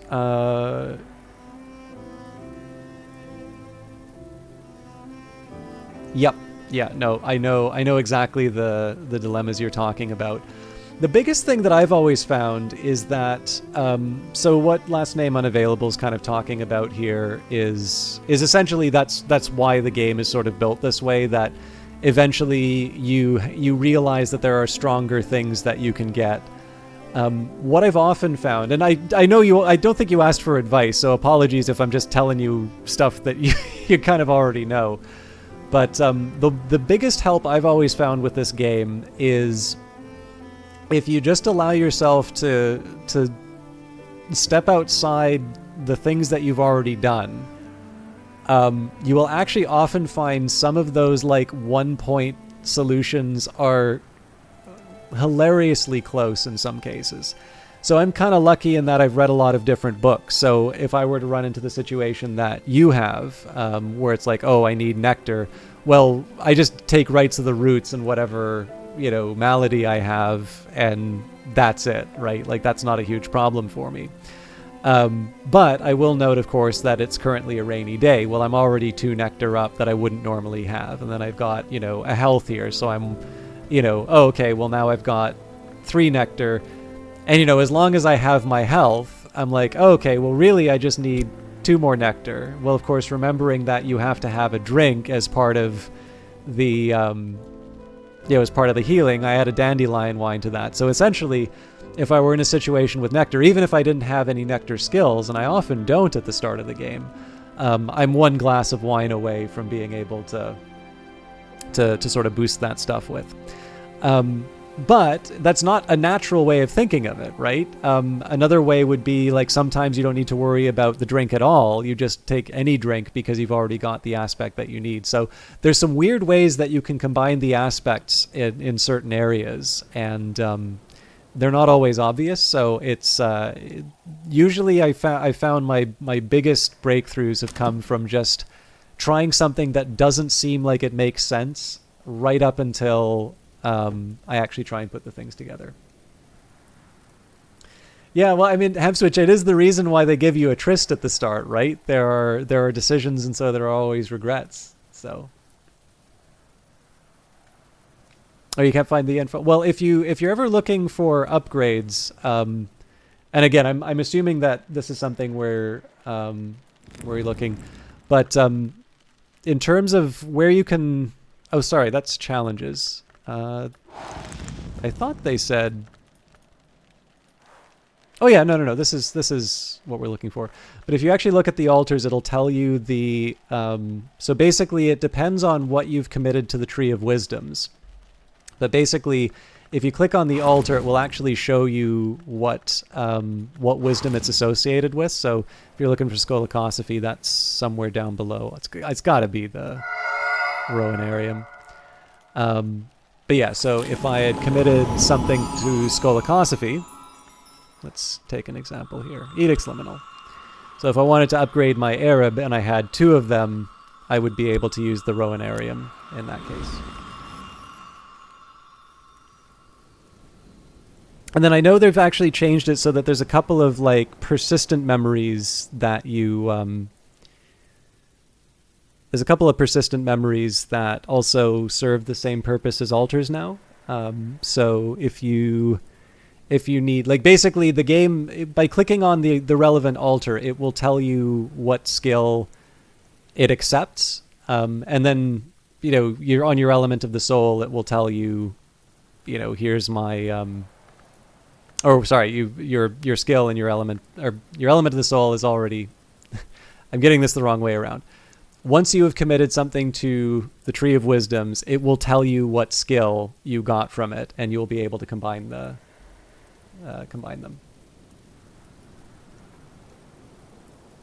Oh yeah, no. So I'll probably get one of them before too long. So we've got a rainy day. My main goal right now is to open up more parts of the house. So I am actually going to just take a second here. I think I might have done this calculation already. But let me see where we're at in terms of getting Mr. Kill and leveling him up.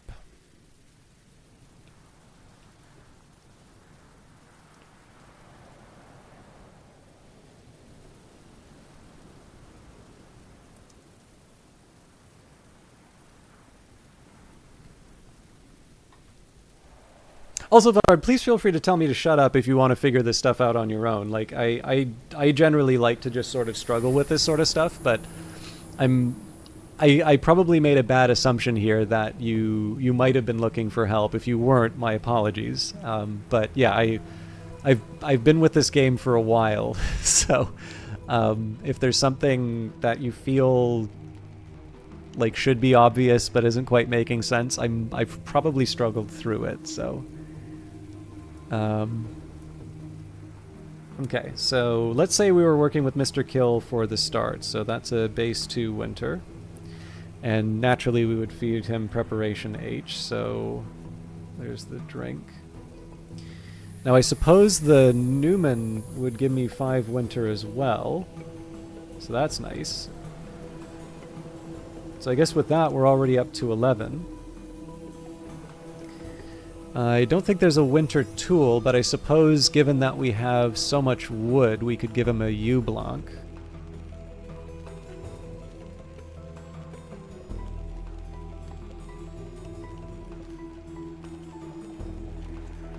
Okay, let me just get this down again. So 2, 6 with the drink, 11 with the Newman, 12 with the U-Blanc, 14 with the whist again. What a shame, because I don't think I have any food that I can give him. I think we already handed off the pale marrow. Yeah, we have the golden marrow, but not the pale.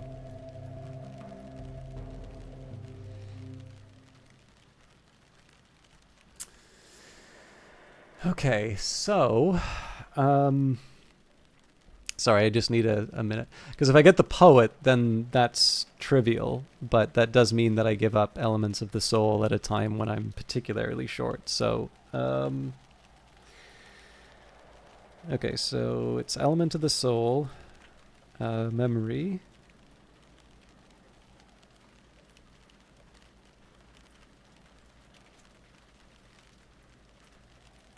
Tool, but we don't have a winter tool.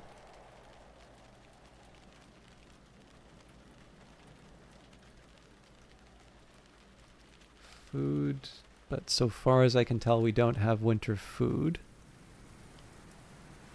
There might be a way I can check that, actually.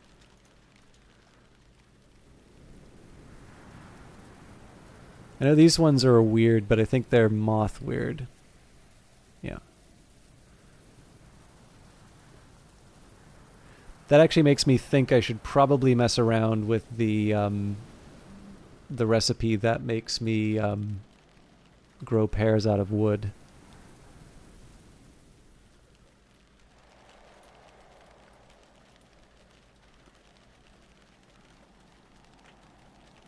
Anyways, I've got to get some winter back just so I can inspect.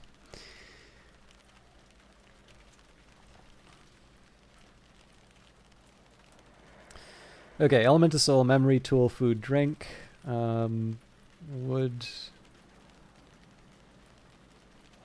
I think that's it.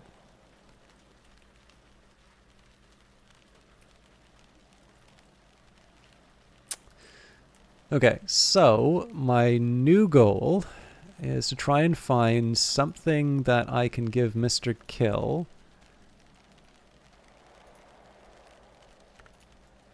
that will give him just a little bit more winter.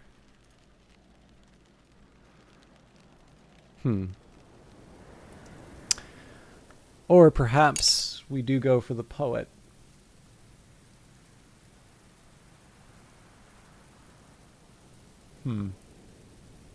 So yeah, I suppose in the grand scheme of things, I would say, well, what exactly am I, like, what benefit do I get by not, sorry, how do I benefit from not committing elements of the soul to the sweet bones? Because it would seem to me that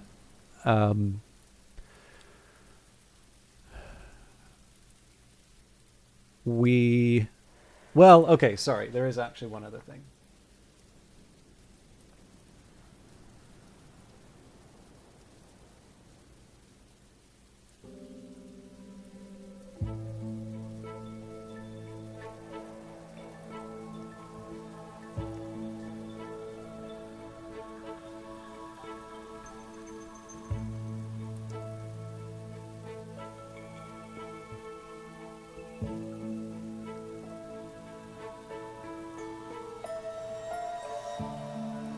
It's either spices and savors and leaves and thorns. Okay, that's a non-starter. That's not that much better.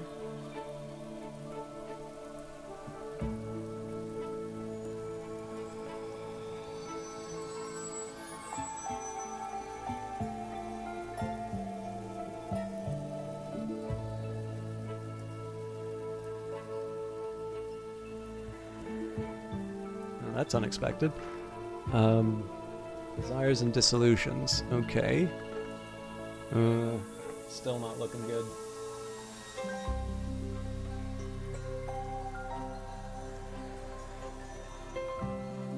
Coil and Chasm.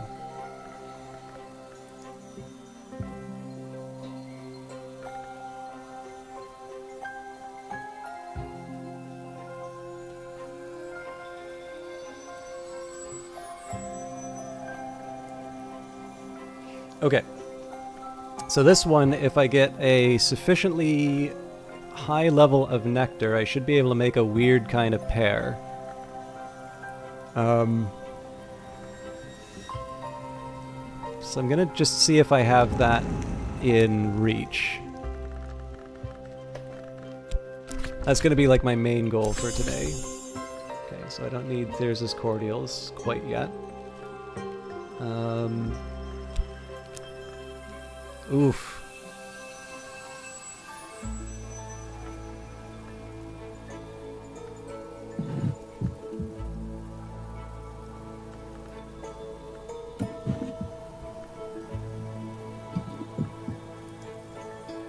So I guess I gotta think about what my cheapest nectar sacrifice can be.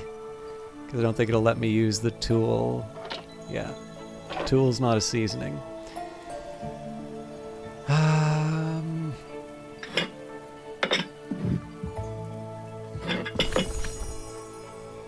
Yeah, that works.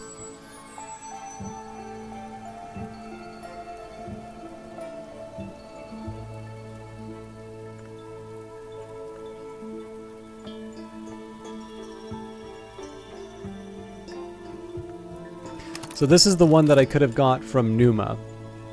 This is partly just experimentation on my part. But yeah, what I'm going to do is I'll use the Shapt and the Tryst at the Sweet Bones to see if we can find a poet. And if we can't, I mean, that's basically the day spoken for already. But it strikes me as a decent way to spend the day. It's not like we're going to be getting winter from the weather anytime soon. Okay, afterwards I don't remember what work I performed, except in Sense and Sensations, leaf mold, a rhythmic musical clicking like melodious castanets, a soft blue flame like antique gaslight, and cold. I remember that where we went, it was cold. My inner light gutters and then flares. I am snared in a dangerous fascination. Your Faust now has a malady, but we're loaded. 12 Spintria. Okay. Actually, yeah, so this is actually a good case study in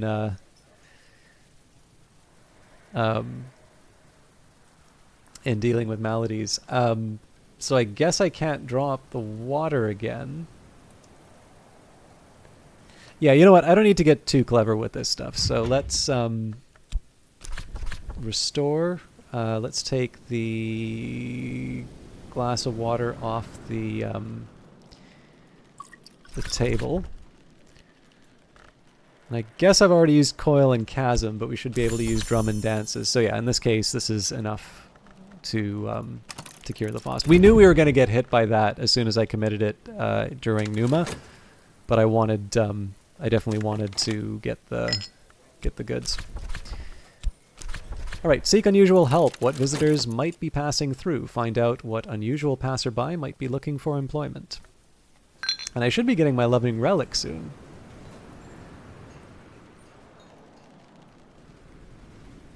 Not before we get our visitor, though. Now, does anybody have a favorite visitor? I think we were talking about the ladies and messieurs. So, do we? Oh, here's a new one.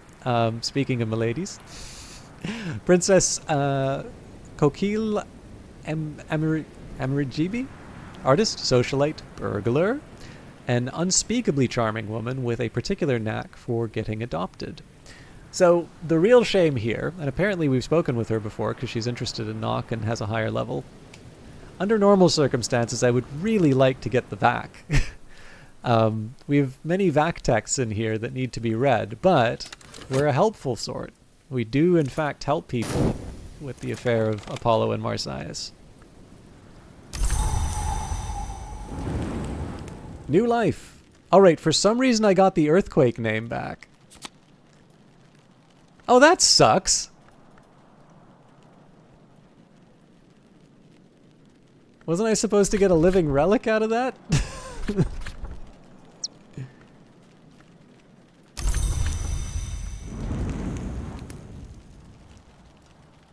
Alright, well, that's life.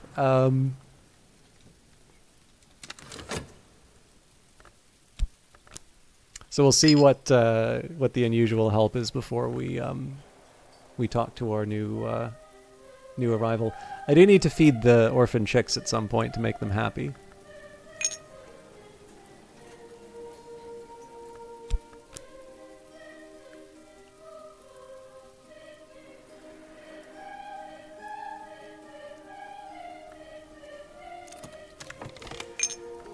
Alright, a fugitive. Not quite my thing.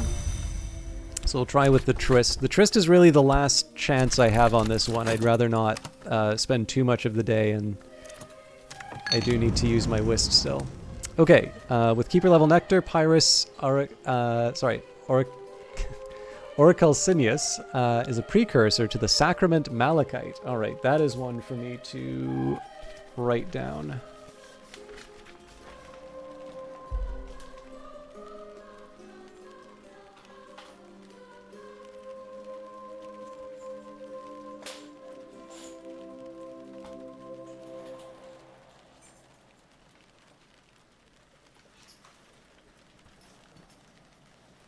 Sorry, I put my pen down somewhere and I can't find it again.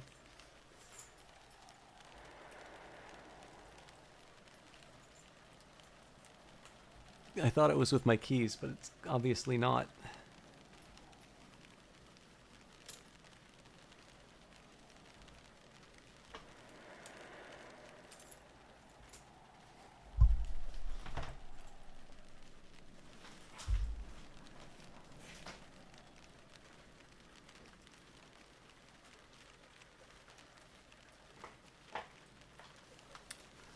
There it is. Okay.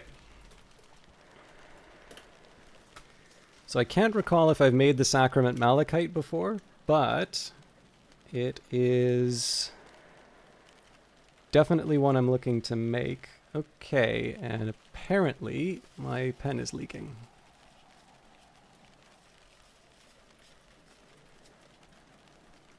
I may need to take a small break just to deal with this.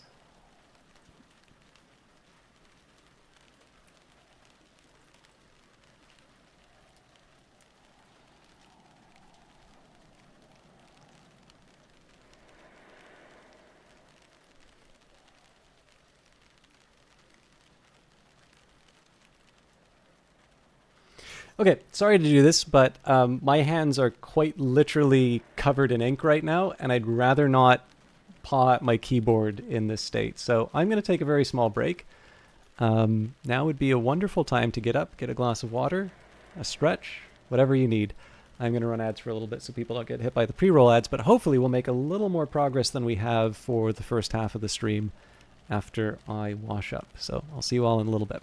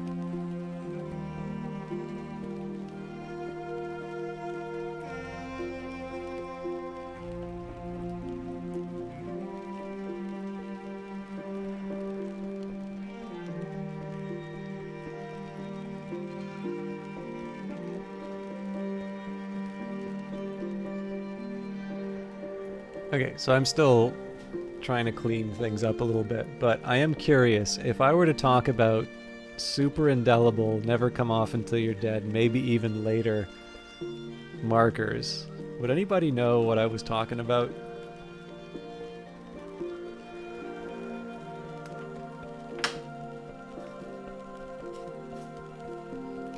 This is a literary question. All right, my hands are like still completely black, but they are no longer transmitting. So I don't have any borax, but thanks. I mean, I've had this happen before. So there's a children's book. I think it was Robert Munsch, which has as a plot point the super indelible, never come off until you're dead, but maybe even later marker, which is the best marker, which a kid really wants. And of course, they start coloring things that they shouldn't. But yeah, so there's this ink company called Noodlers, and the guy who runs it is completely insane, but they do make good ink, and it is quite inexpensive relative to what you get. Like they kind of make it a point of pride in terms of how they're very no frills. So like they like fill salt shakers full of the ink and stuff like that. And I think they have like a bounty for like people who can wash away the ink for their, I think they call it like the bulletproof ink or whatever. So every time I wind up staining my hands with the bulletproof ink, I always remember the children's story, which contained the super indelible, never come off until you're dead, but maybe even later markers. All right. So the super pair gives 4 forge and 4 nectar, which is cool. Maybe not super important for me right now, but I am going to add that to my spreadsheet.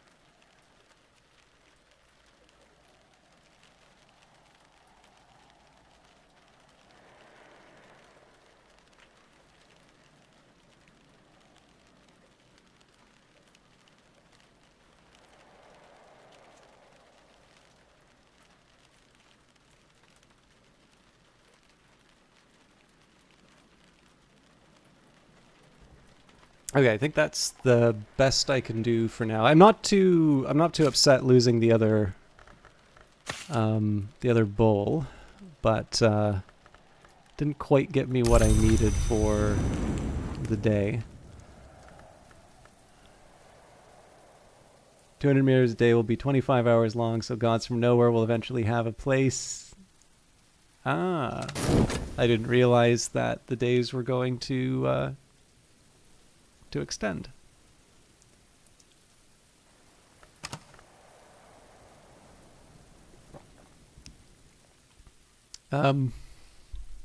Yeah, so I'm really not sure what to do with the day if we don't get a poet. Probably nothing. I can use the whist to recover the earth sign, and then I suppose if I want I can try and get some more of the old persistent memories, but I don't want to do something like that just for the sake of having them. There should be kind of a system in place.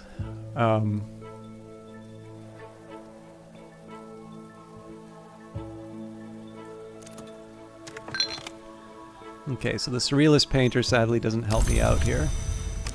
So yeah, that's fine. What we will do is we will have a chat with the princess. Oh.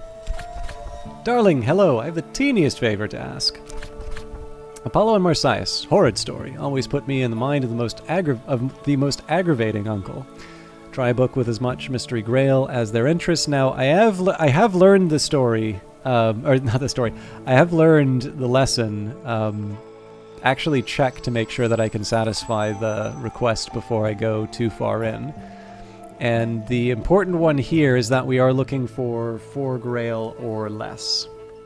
So I'm figuring Orchid Transfigurations wouldn't be a bad play. Wow, that is a lot of grail. Wrapped in the King I'd be reluctant to give up.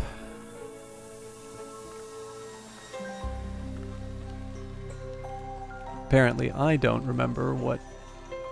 I can't imagine the Galmia works have grail, but I've been surprised before. But yeah, so the trick here, I'm really looking for the lowest available grail. So this'll do in a pinch, although she doesn't know Aramaic, so that won't matter. So the reason why it doesn't have to strictly be 4 grail, but here's the logic behind it. So when you give someone a book, so for instance, I've given the Book of Cinders to Madame Bichet and Dr. Blackwood.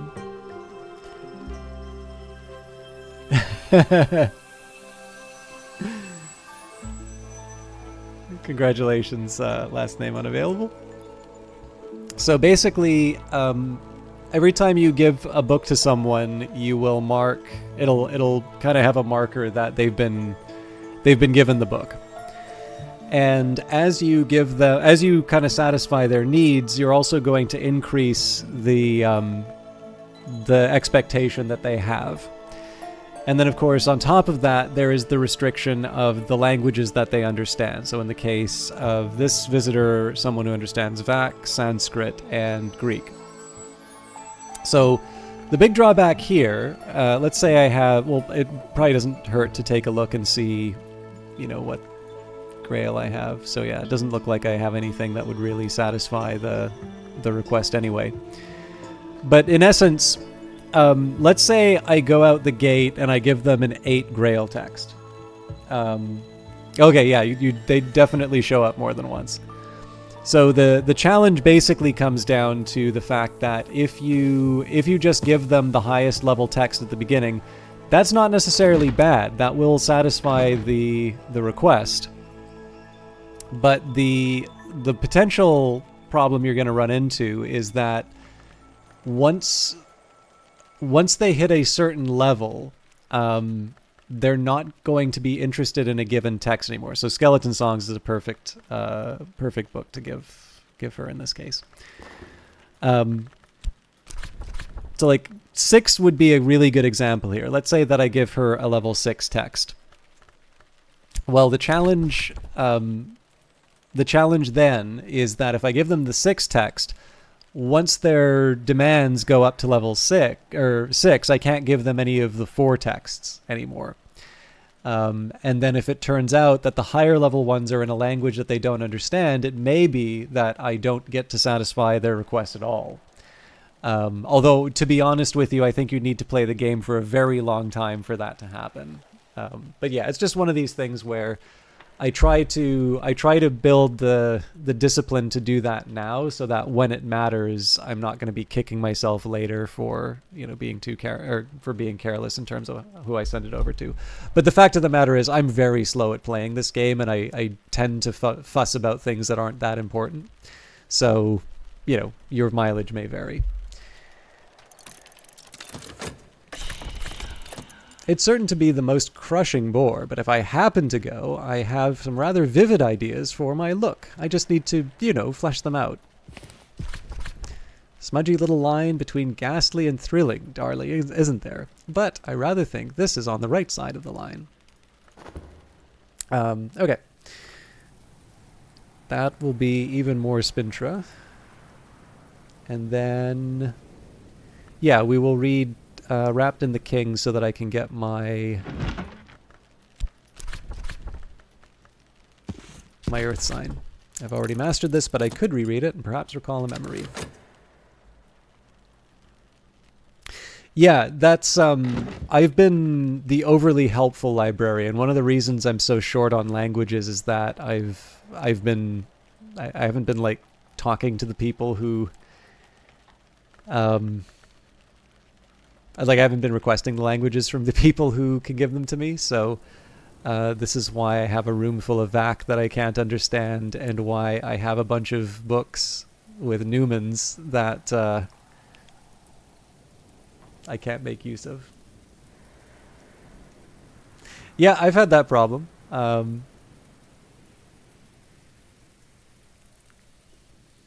Everybody keeps talking about this Tree of Wisdoms, and I haven't seen it, so it doesn't exist. My YouTube series might have something to do with that. Last name unavailable, but this isn't YouTube. This is Twitch. Twitch doesn't commit.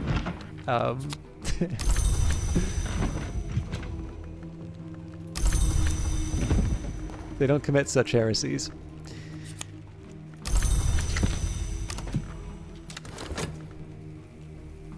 The one thing that's really hurting me right now is just because I only have one room that I can go through. I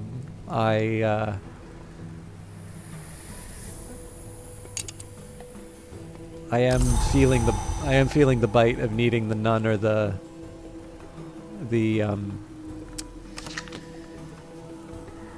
poet.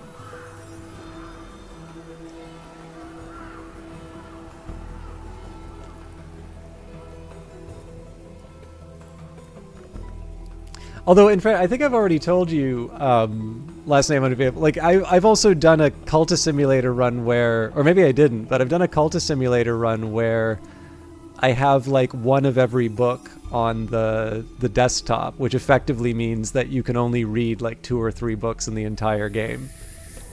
You have a spoilery thing to ask. How do you use ink and paper? You've tried putting them into a desk, but it just gives you the normal options.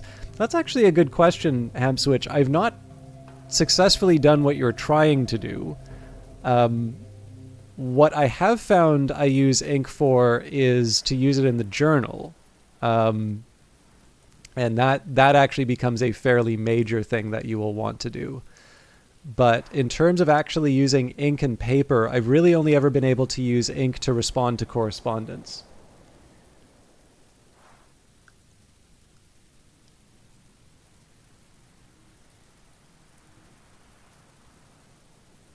That also leaves, if you want me to be really explicit about it, I can tell you, but that also leaves a little bit of space for you to discover what the ink winds up being used for. But yeah, last name unavailable is correct, that ink does have some uses that go beyond, ink can be read and write.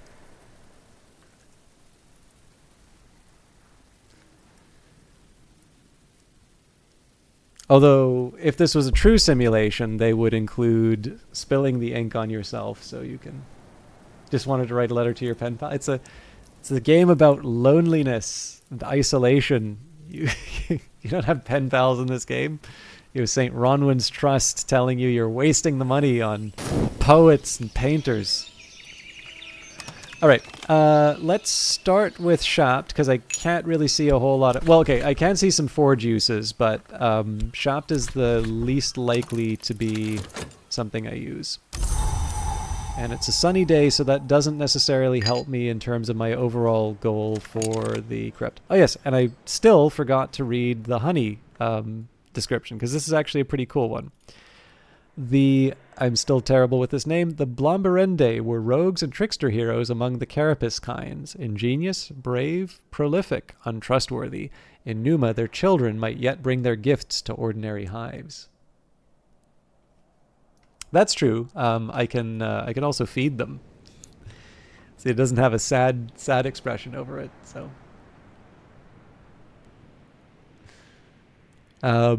Yeah, that is a good point. I still want to try and get the poet, but I do. Not only do I need to feed the chicks, but I need to I also need to get my living relic.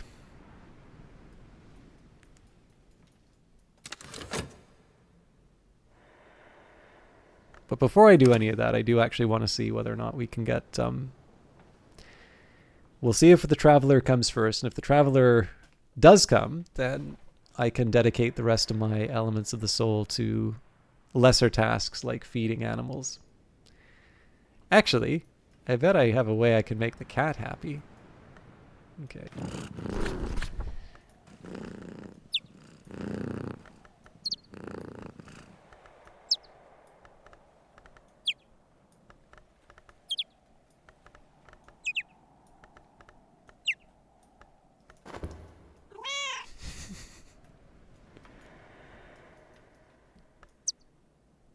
We'll just let nature take its course. Oh, that chick didn't want to be anywhere near that cat.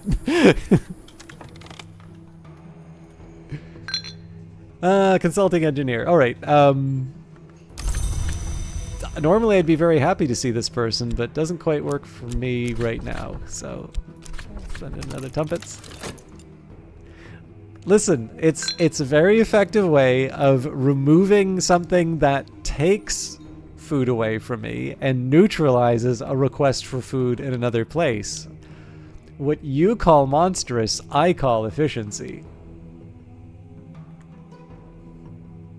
Oh, so you're saying that I need to try a combination with the forge. Okay, that's not a bad idea.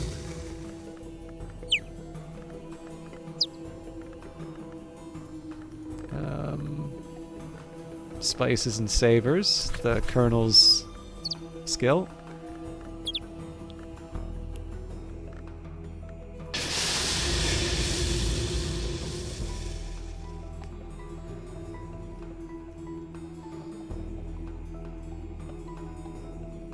What about Ortolan? We'll take it to the wine cellar first. Ah, nuts. I kinda had a feeling that this might happen.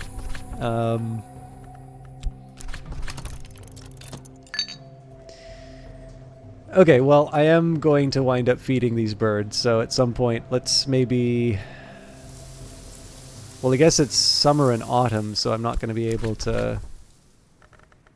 Unless I get lucky, but I don't think I will. Yeah, it's a quiet season. Okay. I am probably going to draw up some water. Lower the bucket, creaking into the dark.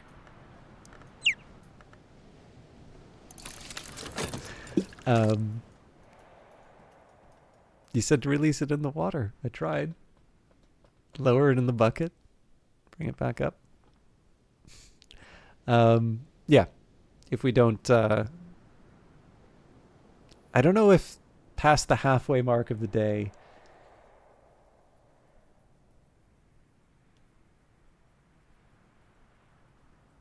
Yeah, I don't actually want to get rid of... I want to get rid of the chick. I just like provoking reactions. No, there's definitely ways that you can transform some of the animals. I'm pretty sure we've got the recipes for a couple of those. But again, it's just a question of priority. Like, this is a great example of the drawback of the way that I've been playing the game, which is that I am actually at a point now, having read all of the different books, I actually don't have that much to do if I don't have the relevant... Here we go! Alright. This is going to be a really, really tight window, but I think we can do it. And I'm loaded, so it's definitely worth trying.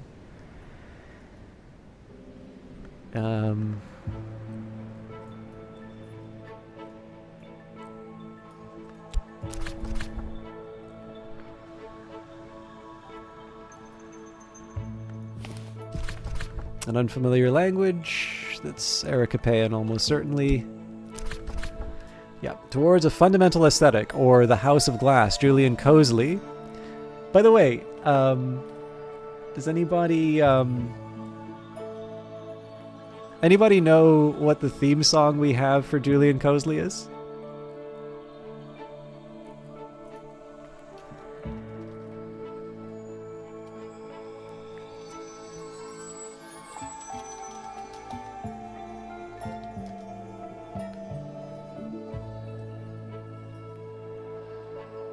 Yep, good to see you.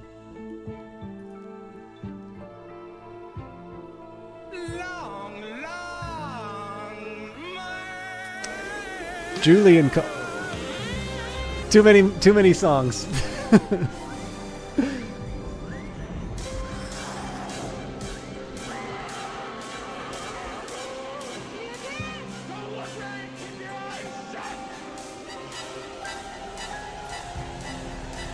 Ellen Ripley, thank you very much for gifting that sub to Be Free Fleas. Streamer, Book of Hours fan, and overall friendly voice text in the channel. And yep, it is very good to see you. I don't know if you've heard of Cultist Simulator or Book of Hours, but man, this is an awesome game. However, I am going to have to turn off this wonderful music so that we can appreciate the Julian Cosley theme, Towards a Fundamental Aesthetic, or the House of Glass. Julian Cosley.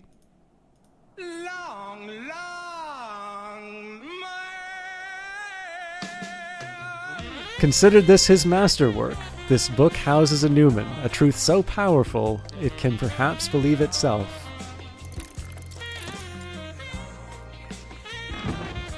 For those of you not familiar with... Oh, this is probably going to autoplay something in a second.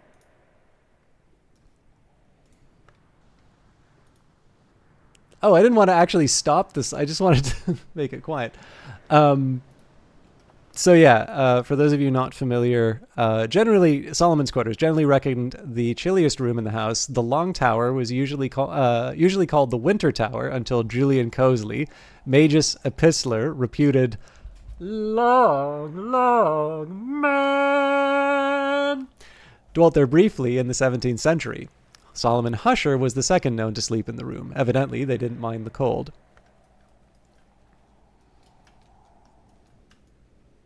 Okay, let's hire this poet.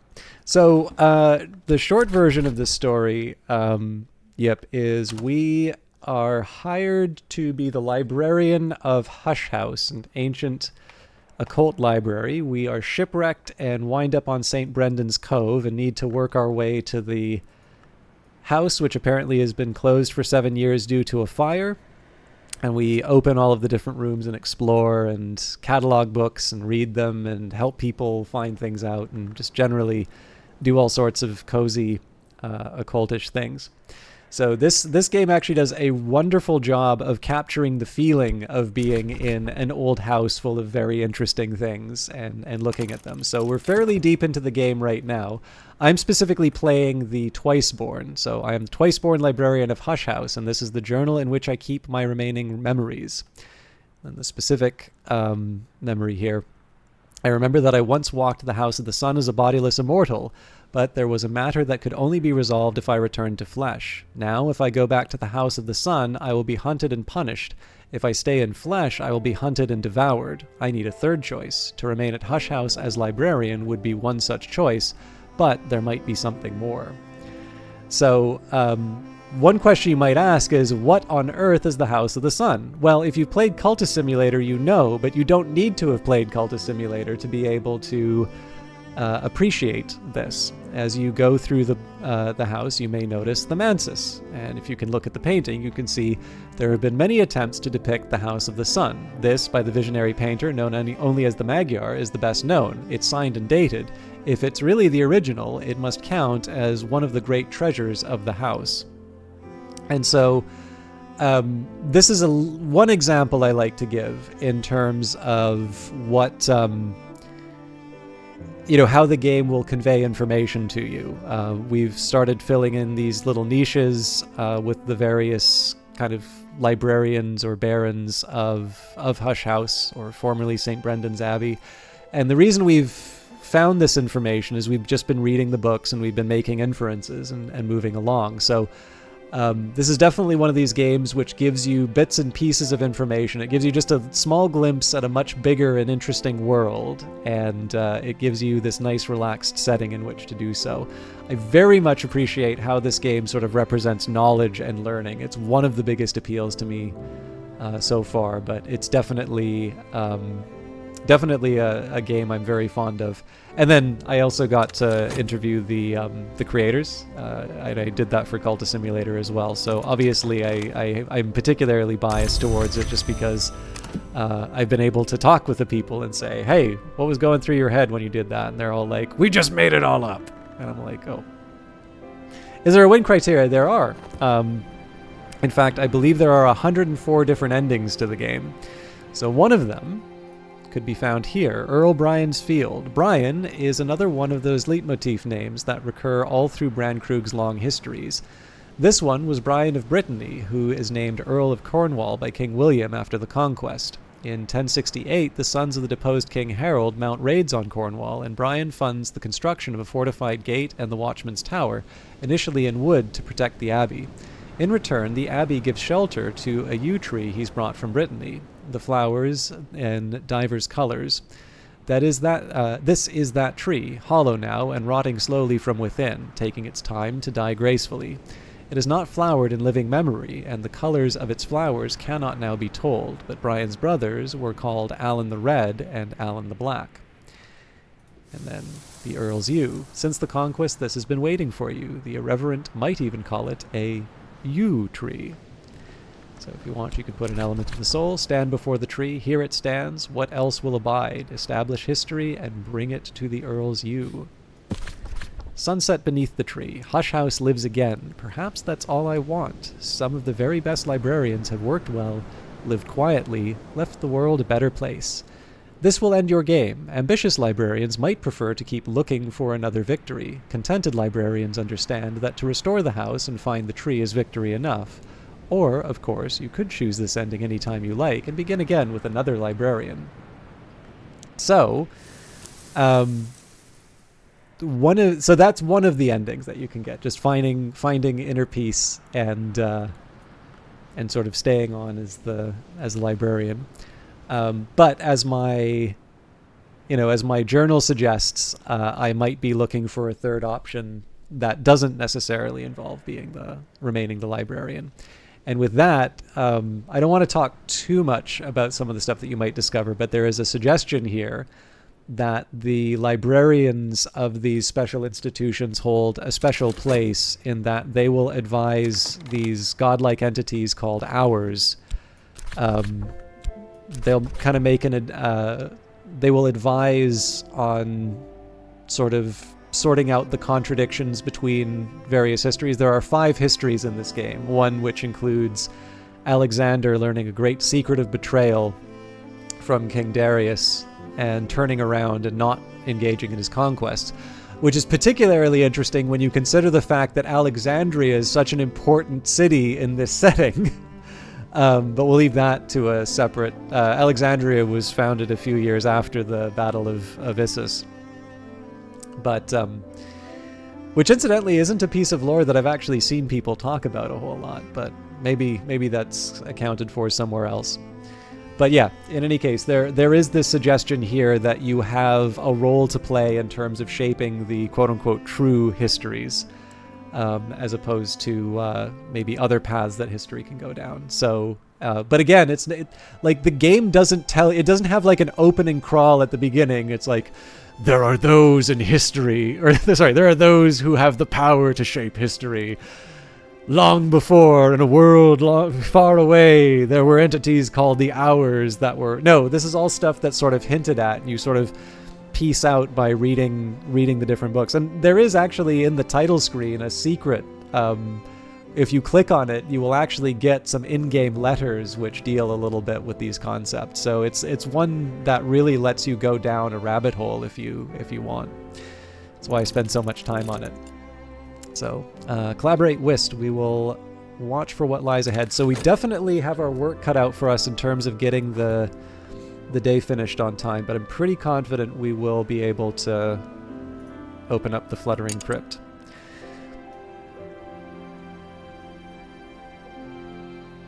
The other thing that's kind of nice, I think this might appeal to you a little bit. Yeah, I'm not 100% sure why, but it just kind of seems... I think it's because I associate you with a lot of things that I learned in my English classes. But one of the things that's kind of nice is you also get a sense... Like, Hush House is very much its own character, and you kind of get to appreciate it in its different phases. So, for instance, This room is part of the baronial period. In the 16th century, the de Wolf family became the Barons Brandkrug, governing the Isle as their personal estate until 1759, when their line ended in madness and death. And of course, you're going to learn more about that.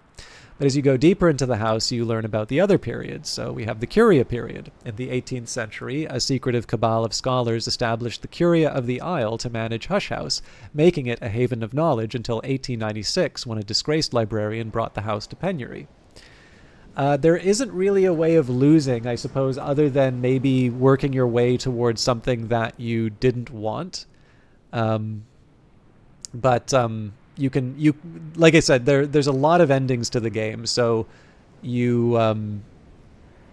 may find after playing that there was a different path you would want to take, and I suppose that might be considered a loss, but there isn't like a fail state in the game. So what happens after the Curia period? Well, the Nocturnal period. By the beginning of the 20th century, an unwise librarian's enthusiasms had brought Hush House to penury. Nocturnal Branch, later the Suppression Bureau, stepped in to offer an arrangement. Hush House received funding, but submitted to yearly inspections, and also surrendered a portion of the Isle for the branch's prison. Incidentally, there is a wonderful description. I don't want to go too much, because if you do wind up picking up this game, this is all fun for you to read, but you do get to read the motto of the Nocturnal Branch. The Lesser Bridge, Brandkrug Jail, built in 1896 at the behest of the Nocturnal Branch to contain troubles unseemly and occult. A mere 6 years later, after the Ortuccio incident, the branch came itself to be considered unseemly and occult, and its functions were absorbed into the Suppression Bureau, but the jail still stands. Over the gate, the Bureau's motto, Alice illicit, tibi non licit, commonly rendered as, "It is permitted to us, it is not permitted to you." Some of the earlier periods, there would be the Solar Gothic period from the 11th to the 16th century. This is before the baronial period. From the 11th to the early 16th century, the Sisters and Brothers of St. Brendan's dwelt on the Isle. It was a holy place, a wealthy place, and a center of learning, though a surprisingly obscure one. Then in 1534, the Bronze King Henry dissolved the foundation, exiled the Brethren, and gave the Isle to the family de Wolf. There's also a little bit of a suggestion that there may be more than just the fact that the de Wolfs were favored mercenaries. And then the last of the periods I've run into so far, I think this is the last one overall, the Dawn period, 599 AD, is the traditional date of the first foundation here, sometimes called the Abbey of the Black Dove, sometimes the Abbey of the White Crow, but the Sisterhood of the Triple Knot first built their temples here much earlier than that. So, like I said, the house is its own character, and you definitely get to learn about it, and its inhabitants, its librarians, the tragedies and triumphs inside of its walls, as you go through it. All right, my assistant and I will be prudent. Poets, they say, never do the washing up. This one hasn't brushed his hair either, but he has his uses and talents. All right, let's get him some Preparation H. A nice drop. I can offer my assistants something to drink. This will increase their aspects. They'll also be glad of the refreshment. Just so anybody can understand what I'm talking about, Solomon's Preparation. Solomon Husher would take this every night without fail before sleep to close his ears to the sound of the waves. But on the 9th of January 1838, a heavy snow fell on Hush House. When the other residents dug themselves out, Husher was nowhere to be found. He had left a resignation letter and an undrunk measure of his preparation.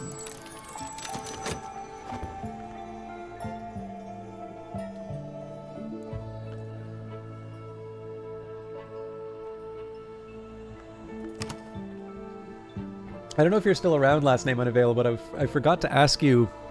It's probably better that I don't ask you while you're playing another game anyway. Do you have a favorite hour yet? All right, this was the towards a fundamental aesthetic. Actually, that can be a general question for anyone, but I know a few of you have already shared your favorite hours. But this is the Julian Cosley work. Techniques for perception and analysis which permit invidious and apocalyptic conclusions. Probably the most assiduously suppressed book in history. The entire run was destroyed. Even the presses were melted and dispersed, but the manuscript edition has survived. The perfect hegemony of the hours is perhaps eternal, but Coseley proposes and describes confinement inescapable, aesthetic and optical techniques which might contain even an hour, profoundly disrupting the order of the Mansus. He presents this as his own work, but there are hints here and there that he received inspiration or even assistance from the Nowhere Hour named Snow. Okay, so that's 5 winter. That's going to be enough. As long as we give them the Newman, we will be able to open the room. So down to the Greshams. I can discuss a memory with my assistant. This will use up the memory, but boost the assistant's abilities for the rest of the day. Oh, interesting. And Newman are persistent now. Maybe they always were persistent, but I will definitely read that when I get a chance. So Newman, write a truth in a book no one reads, then drop dead. No one knows what you wrote unless the truth is Newman. Noumena are truths so powerful they tentatively believe themselves. You can use a Newman to write a new history at a suitable desk if you assemble 25 of a matching aspect. For this, we'll just use this to boost the poet. So sadly, the orphan chicks don't go fed. We'll deep fry them later. Oh, you know what? Actually, we just need whatever was in the oubliette. We just put that in the condignator, and yeah, you know, just make sure that the chicks are sufficiently close, and we get our nuggets. All right, memories don't last long outside books, but it's made the difference for the day. So for those of you who are new to Book of Hours, basically the idea here is that challenges in the game are overcome through aspects. So in this particular case here, we've encountered the fluttering crypt. The darkness here beats with wings. Bats? The sound is more like birds, but there is a timpani quality that suggests more bones than feathers. One more step, and I sense the possibility of talons. So in this case here, we need an assistant to help us out. So this is a required or an essential aspect. And then it requires one of these to go by, either 15 winter or 15 moon. And usually these will describe principles or something. I'm not gonna do it to the chicks, don't worry. Usually these are in reference to something known as a principle, which in the case of Yip, I know you know your philosophy, so just think of Plato and his forms and you've got a pretty good idea. But Book of Hours also introduced these more ambiguous aspects, which very specifically do not list themselves as principles, but they definitely behave in very similar ways. So for instance, we've got winter. Winter is the principle of silence, of endings, and of those things that are not quite dead. And this is opposed to knock. The principle called knock permits no seal and no isolation. It thrusts us gleefully out of the safety of ignorance. Knock opens doors and unseams barriers. And there are really interesting things that happen. So for instance, when you play Cultist Simulator and there is a wound, the wound has the knock aspect, because of course a wound itself is an opening. And there's definitely some suggestions with a certain Nazarene carpenter, and that perhaps a certain sacrifice that he made was a great act of knock. Lantern, this is definitely a favorite of mine. Life is a pure flame, and we live by an invisible sun within us. Thomas Brown. Lantern is the principle of the secret place, sometimes called the house of the sun, and of the light above it. But out of the new ones, my favorite is probably Sky. Wind, storm, echo, song. The intricacies of mathematics and the principles of flight. Law's touch is lighter than we sometimes think. Matters of balance, harmony, and necessity. And it just so happens that with the introduction of Sky, there's been the addition of music and all of its joy and rhythm. I guess we already had the rhythm through Heart, but yeah. In any case, you use these aspects. Essentially, you want to match the aspects to the challenge so that you can get either deeper into the house or you can gain more profound and apocalyptic knowledge.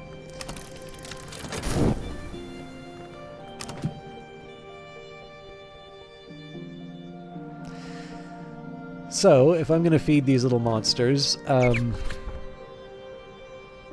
they do take they're carnivorous peeping little things. But yeah, I think I'll probably pick some more pears when I can.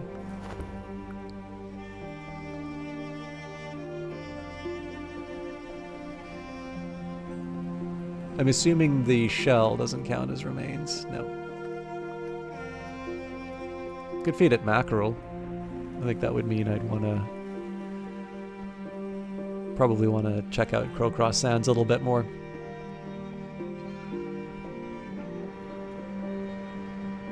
Actually, the other thing that may interest you is the elements of the soul seem to be inspired by sort of the Egyptians' division of the... So of course they are. Chickens will eat anything if they that'll hold still long enough. Fair enough. The Columbic Crypt, or Columbic Crypt. St. Columbia, with 12 companions, brought the word of the unconquered sun to Scotland, where he founded a monastery on the blessed Isle of Iona. There he died, and there his bones remained until the Northmen came. But in Cornwall, they speak of his 13th companion, a hybrid beauty called Rowena, who was perhaps his tutor, perhaps his seducer, or perhaps his daughter. At his death, the monks sought to stone her for her impurities. She bore Columbia's bones away so the monks would not have them, substituting, out of tact or mischief, the bones of a horse. She brought the bones to a hidden isle, where she made a double foundation of nuns and monks, and it became its first abbess, but she would admit none to her order who was a virgin nor innocent of any crime.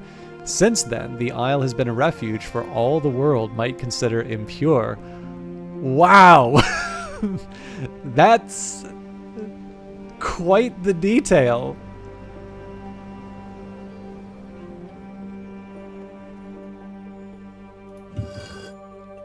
Columbic sarcophagus. Sarcophagus, the eater of flesh. No bones remain, but the marble is chilly with power. It takes moth and winter.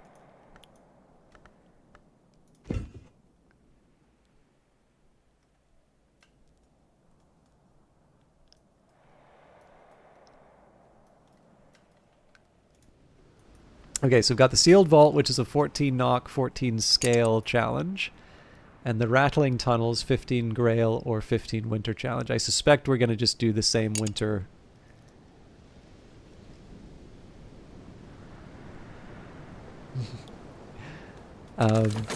God, man. So I'm like, oh, okay, so they were completely justified in...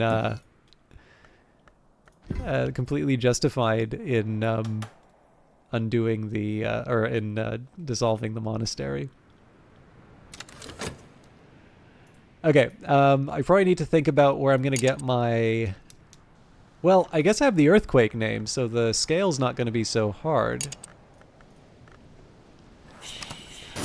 But I think it's pretty clear I'm going to want to make some more of Solomon's Preparation. Preparation H. Alright,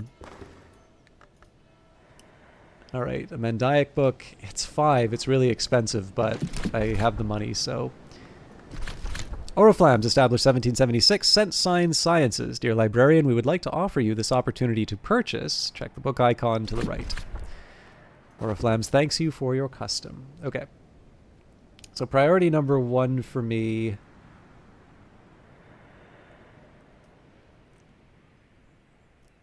Did I really run out of Solomon's Preparation? Huh. I also don't think I have that much Blue Crown left. Shame on me for thinking that I was done with it. Okay, well, Shapt actually doesn't get me that much right now, so I'm going to see if I can be a little cheeky and...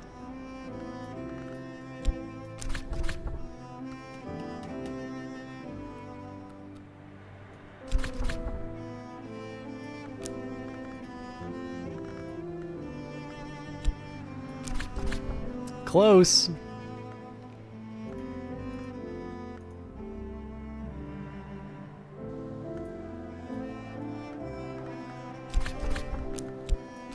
I'm happy enough to just put the whisk to use.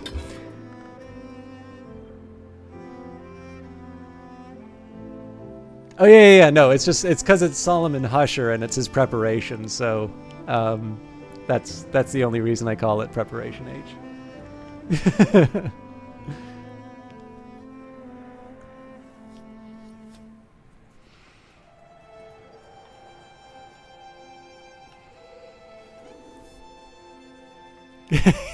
Just find a random poet, take a force a tube of preparation down his throat, throw him into the room full of bats, go clear it out.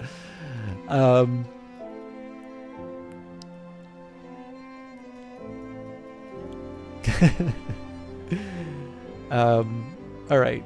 Let's see. I do actually want to go check out Crowcross Sands. I guess the question here would be with the rattling tunnels.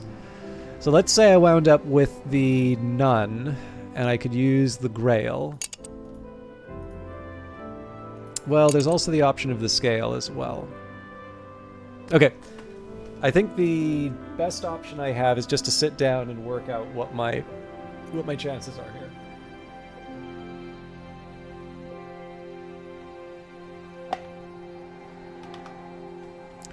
So overall, I'm looking for Grail, Winter, Knocker Scale.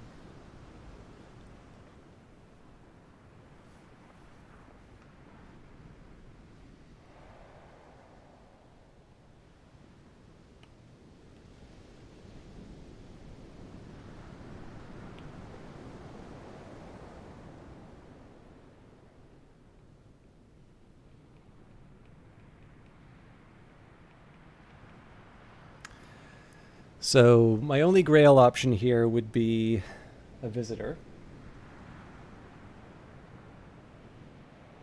That's basically the Surrealist Painter or the Nun. All right, no worries. Yep. I'm actually going to be taking a minute here to kind of game this out.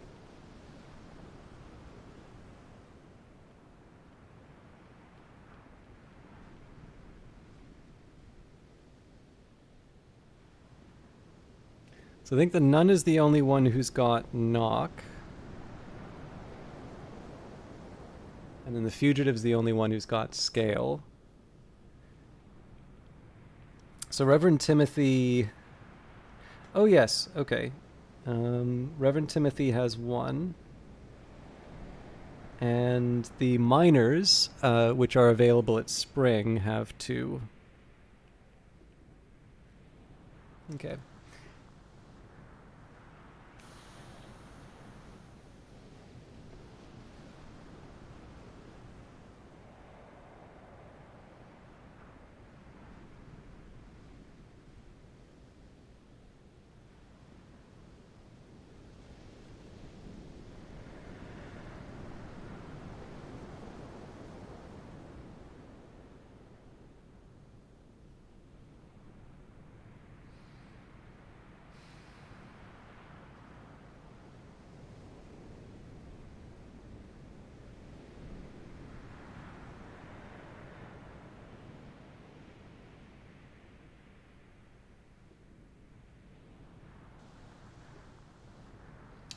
So the challenge I'm running into right now is trying to figure out what my best Grail memory is.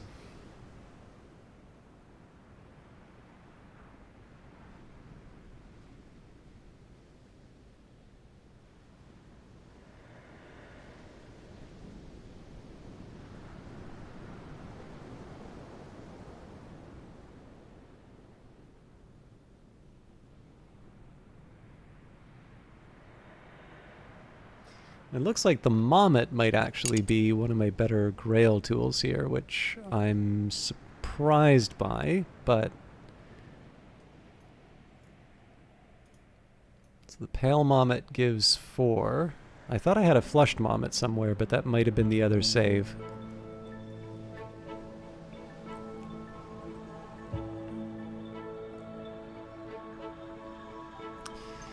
Now, as far as Grail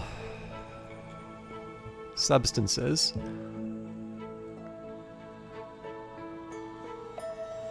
yeah, so Sacrament Calcite should give Grail, not Heart.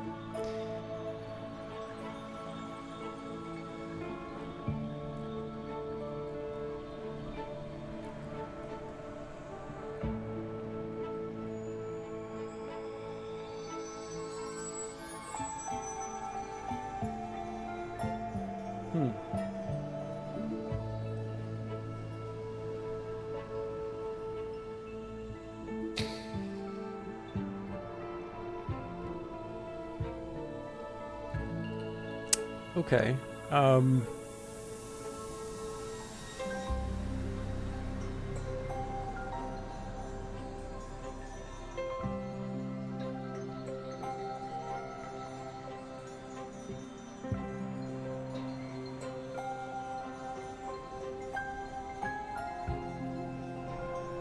I can try to make the flushed Marmot, but in general, what I'm looking at here, so I've got 4 Grail, 6 from the drink, which is 10.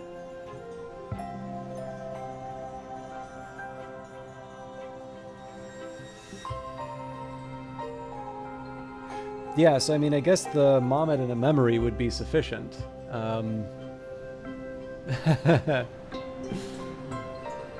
Alright. Now, I did just do the winter, so let me just double check that. So we've got 4 from the drink, 5 from the memory.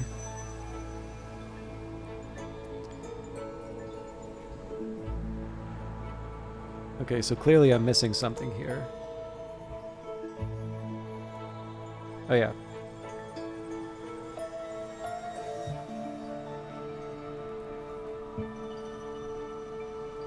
Okay, so we're good there. For Nock, now, if I recall correctly, we are able to make the sacrament for Nock. Hopefully we still have some. Yes, we do. Okay, so that's a 6 drink. If I recall correctly, our Newman also gives us Nock.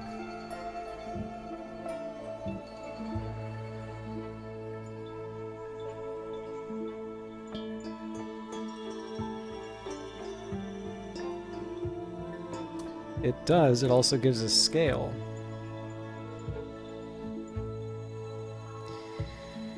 So if I use the Nun, we actually just need the drink and the memory and we're good to go. And if I use Reverend Timothy, I'm 3 short still. So what do I do there? Shopped will get me another 2. So I guess I would need to give him a Nock candle. So it's possible, but it's a little more difficult. Finally, scale. So we're either at 9 or 7 with the memory. Now, scale's a little tricky because I believe we can only get food from that. We do have a tool, so that's 1.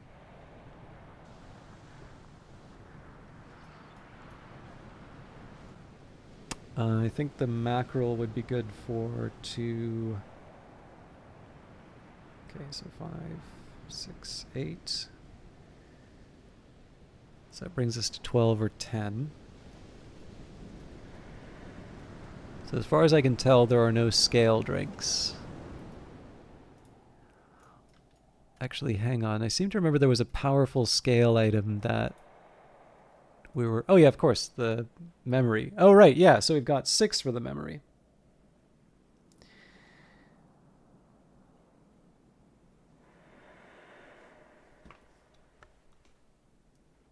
Okay, we can get 1 from the health. Okay, let me recap that. So we've got, let's say that we've got the fugitive. So 4 from the fugitive, add the memory, that brings us up to 10. Add the tool, that's 11. Add the health, that's 12. And then add the food, that's 14. So that's enough, but that's really cutting it close. Okay, so it's harder than it looks. And I don't think I'm going to be able to use the miner unless I upgrade my health. So I think the next question now is, how am I going to get the things that are necessary for... Yeah, so the question here is, how do I get the things that will be necessary? So I can use the existing sacrament calcitite, I can use the existing sacrament dacite, but it seems to me like I'm in a position to be able to build more of this stuff. So let's think about how I can go about doing that.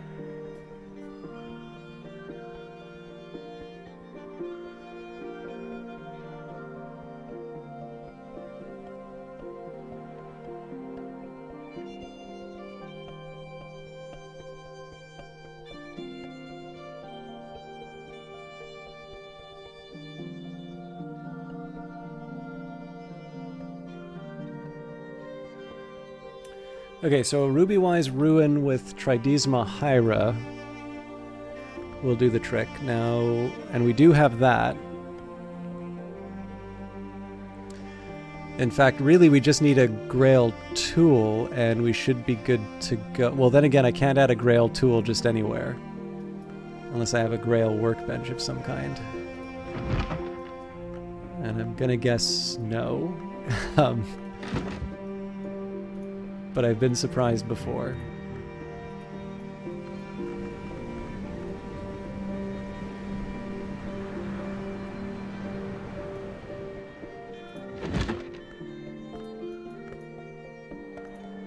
Holy crap, am I going to be able to get away with... No, there's no way that I'm going to be able to put the... okay, never mind.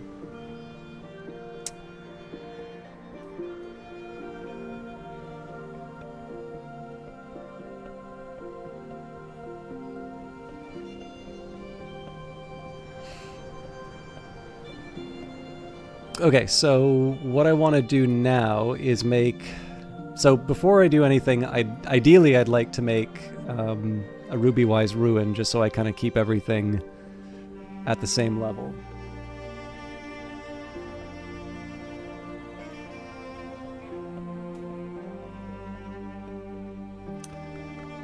Desires and Dissolutions is probably my best bet, which means I probably need to give up a memory for that. Yeah, we're quite short.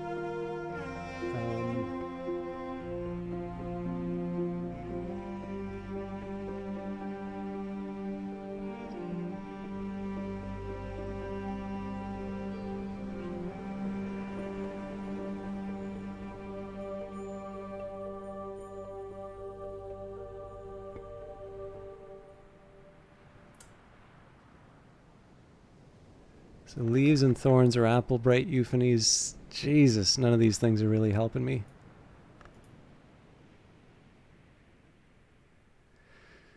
Yeah, okay. This might be one that I need to wait for the weather to turn then.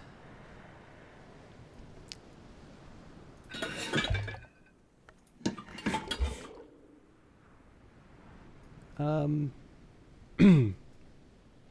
let's see what I can do in the kitchen. That's gonna have to give up a tryst, though.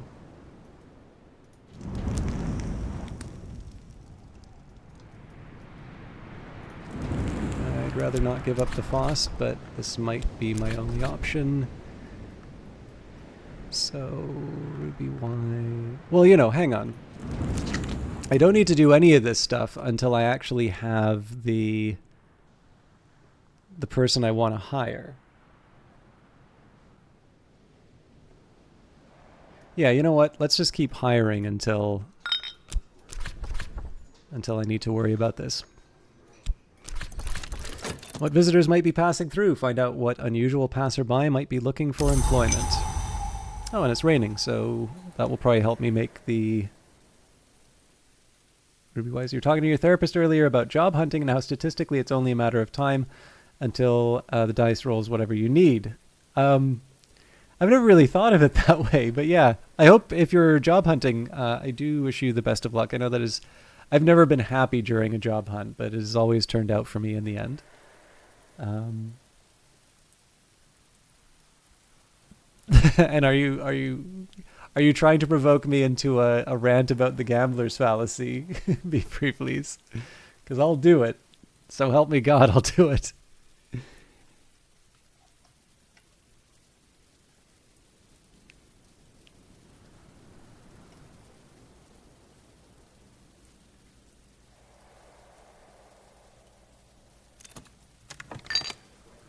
All right, that doesn't help me.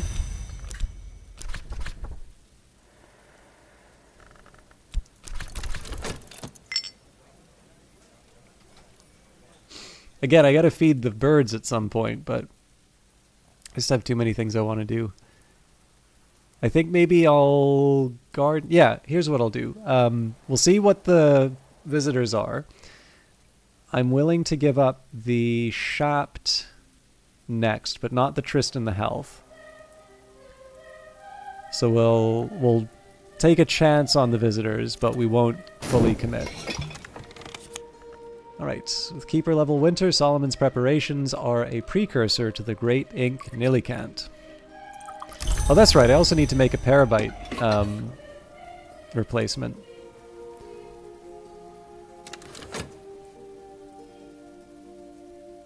You're not sure you remember what that is, but you know when to hold them and know when to fold them. The Gambler's Fallacy, if I actually don't remember the exact formulation of it, but I think it's effectively this idea that the previous outcomes of an independent statistical draw has some kind of a has a bearing on the result. So, for instance, if you were to ask for the individual probability of rolling 10 ones on a 6-sided die in a row, that would be a preposterously small likelihood. But the thing to remember is that any given outcome for 10 rolls of a die are preposterously small. They are all, in fact, all of them individually are very small probabilities, and then it's once you start gathering them together. So, for instance, if out of those 10 rolls you roll a 1, 2, 3, 4, 5, and a 6, well, you kind of get almost 2 tries of every single one of those numbers, so that's a little bit more likely if you don't care about the ordering. Whereas the ones, you know, there's only one set of circumstances under all of those different rolls where that's going to be true. But the thing to remember is that the probability of any given result on a die roll is 1 in 6 for a fair die. Obviously, you know, there's other situations you can think of that would alter it.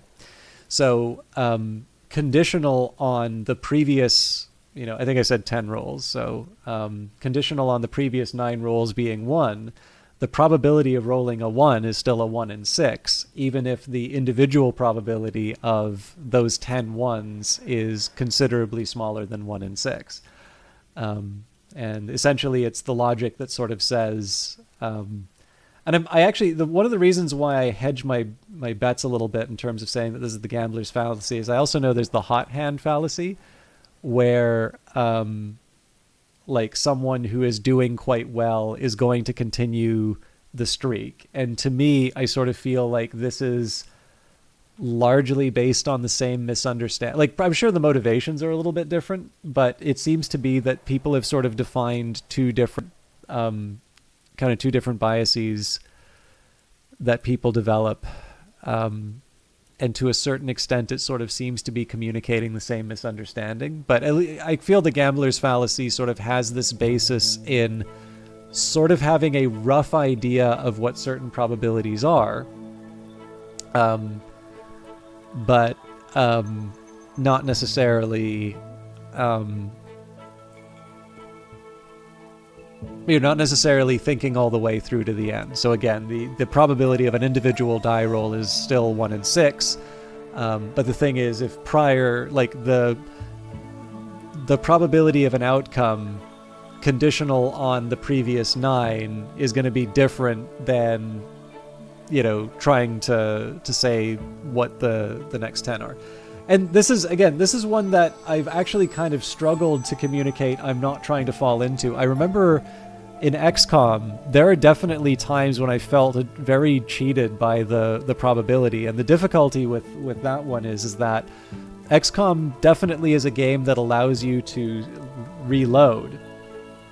So beyond the fact that I don't think they're entirely honest with you in terms of what the probabilities are, and again, that's speculation. I just know that Sid Meier tends to play around a little bit with them.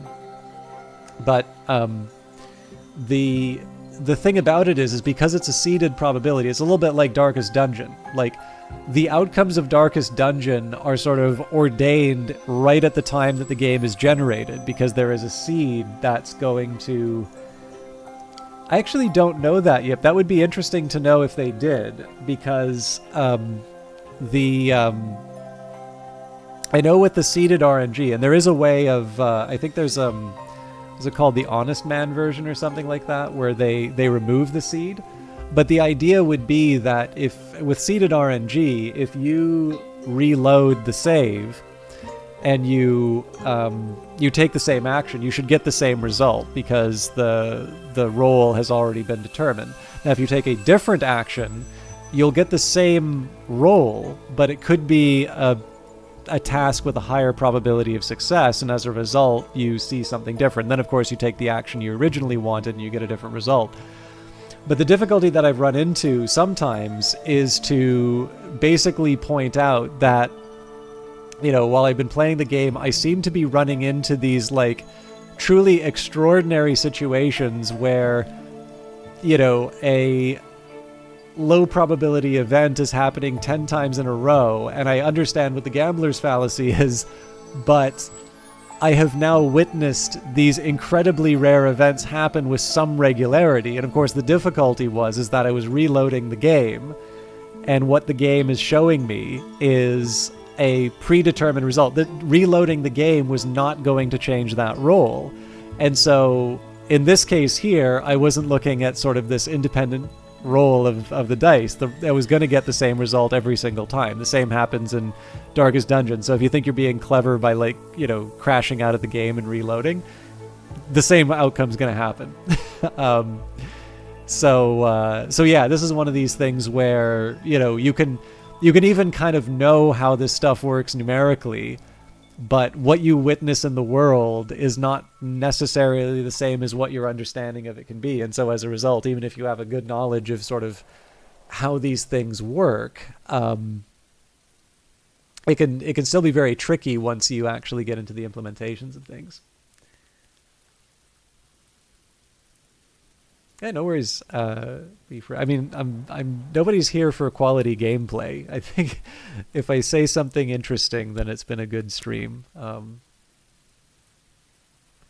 You won the blackjack tournament last weekend, but you're too stupid to know the math for that game. You're the Kramer of blackjack. I feel like blackjack is also one of those, if I'm not mistaken, at least in terms of the base rules, it's actually the only one that is in the player's favor. But I don't know if that...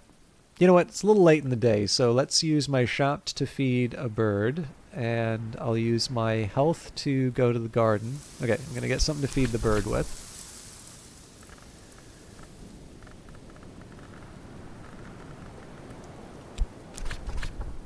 Oh, the earth is quiet, not barren, only sleeping. Harvesting is possible in a different season. I should be paying attention to what I'm doing.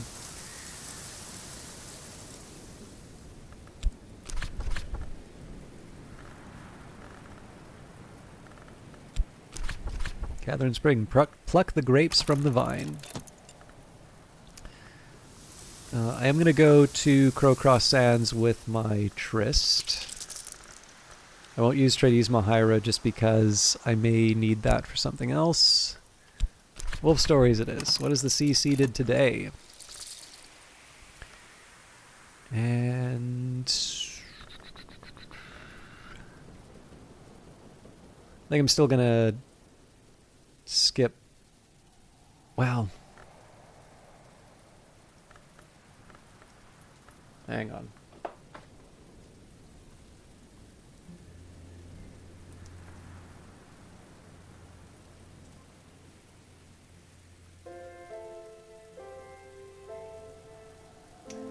I need 10 Grail to make Rubywise Ruin.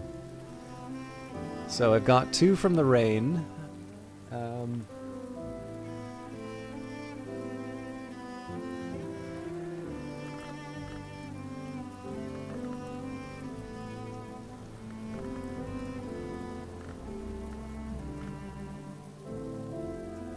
Okay, so we'd be up to 6. Okay, so we take the rain, takes desires and dissolutions up to 6. The flower would take it up to 8, but I would still be short the 1 even if I had a tool. So, I think...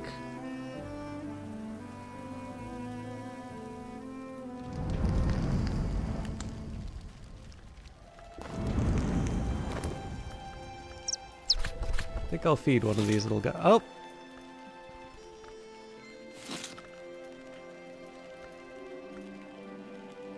Really? You'll take an egg or you'll take What? I thought you took, like, nice stuff. My god.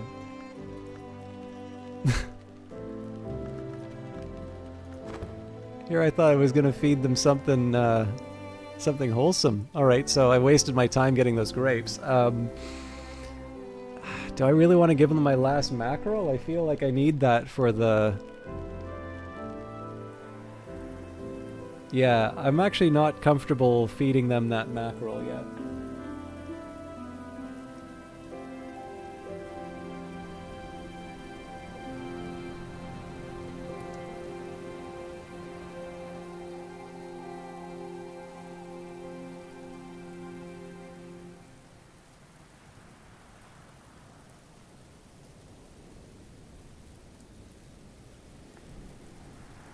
Okay, let's see if I can get the old wound instead.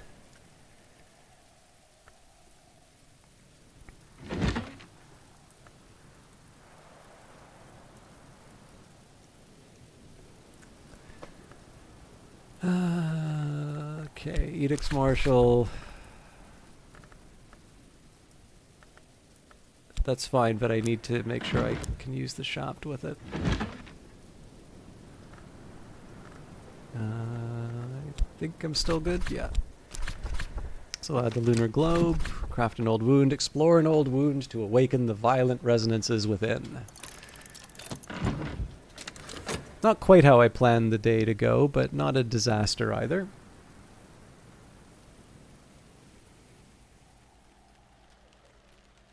Where are we? Here we are. Mackerel. Eat it while it's fresh, or keep it while it's salted. We had more. We also have pickled pilchards, and acquired an unforgettable taste.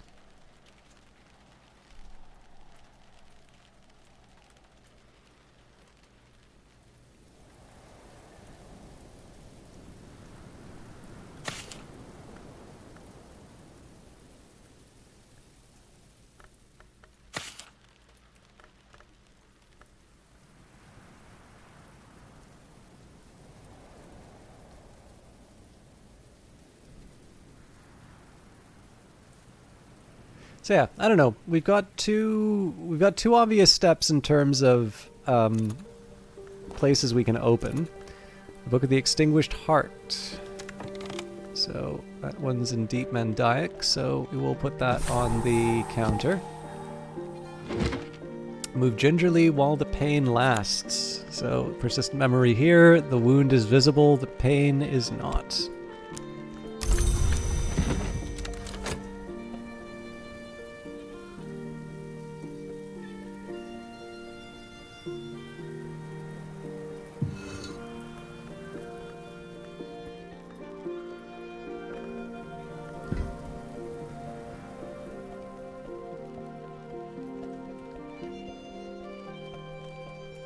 Trying to see if I can find any books in the image here. Probably not, but sand. I don't need sand. An hourglass, of course, is sand contained by sand. And a bunch of grapes. Juicy blush purple. I need more vegetarian animals around here.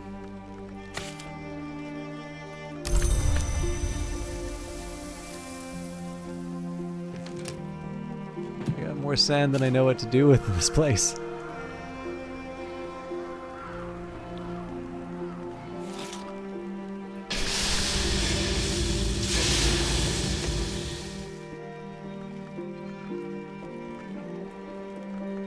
Alright, you're going in Christopher's Nook. Ah, I don't even have place there.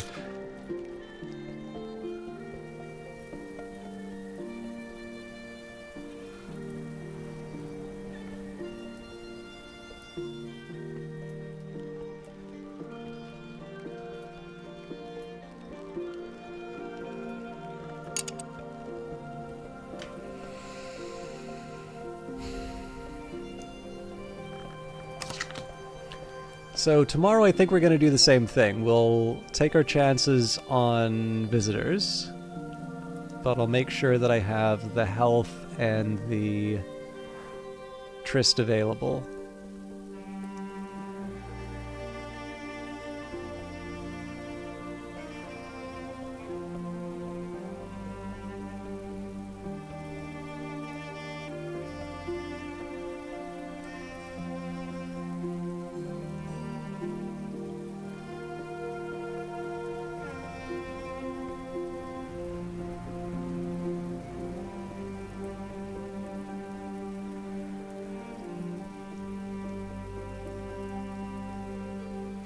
Oh, as an aside, yep, one thing you may enjoy about this game. So there's all the slots. So the 10th Librarian of the Curia of the Isle, niche with a plaque, who departed but did not forget. 13th Librarian of the Curia of the Isle, if I have a successor there. Or actually here, let's do some of these. So 6th Librarian of the Curia of the Isle, niche with a plaque, who brought a key long lost. A niche with a plaque, who was denied victory though never defeated. The 4th Librarian, a niche with a plaque, who died not but passed within. Okay, we've got Sir David Green, but I want to get the niche. There we go. Niche with a plaque, who served 2 masters as best he could. 7th Librarian, niche with a plaque, who dwells still in the 3-flowered tree. The 9th Librarian, who saw his fate and did not shirk it. 10th, who departed but did not forget. 11th, a niche with a plaque, who returned to complete what he began. 12th Librarian of the Curia of the Isle. This, of course, would be me. I could use whatever I want as my image. So, and then if I have a successor, their image might stand here.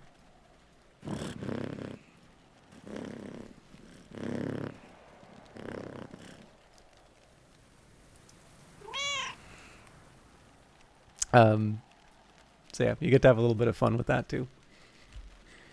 Let's think about the next step. So I don't think it hurts to use Faust in this case, no matter what.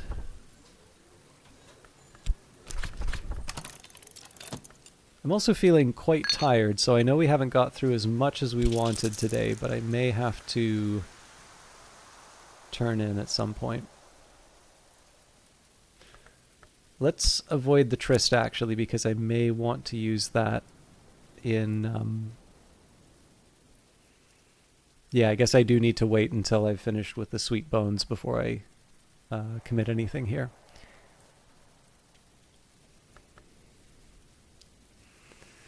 Let's see, the statue. You're referring to Brian Levinson. This bust is cast from aluminum, oxidized to gray. You may also be interested in some of Brian Levinson's art. So, to hear these voices, a Levinson prefigure, a copy of a painting that would not be committed to canvas by the real artist for 20 years. Again at Night, one of Dr. Levinson's prefigures, a close and impossible copy of a painting made 20 years later by Kirchner, whose work Levinson often anticipated in his mirror dreams.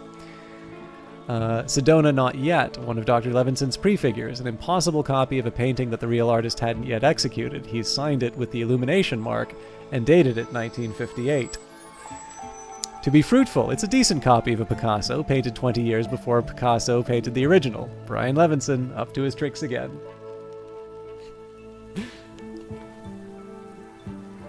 So, lots of little details that you can find out about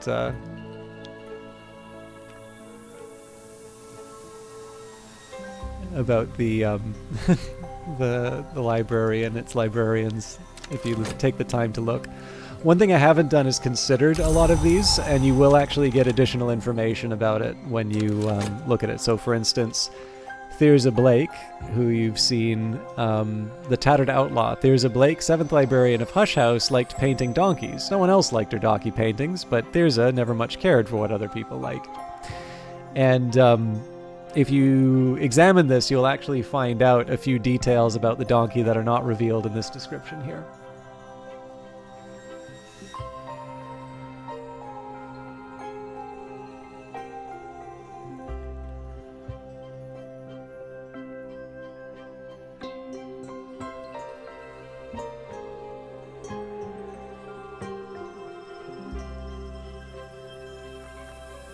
Trying to think if there's anything I want to do with sun or lantern and sky, but I think I'm really set on opening up those rooms.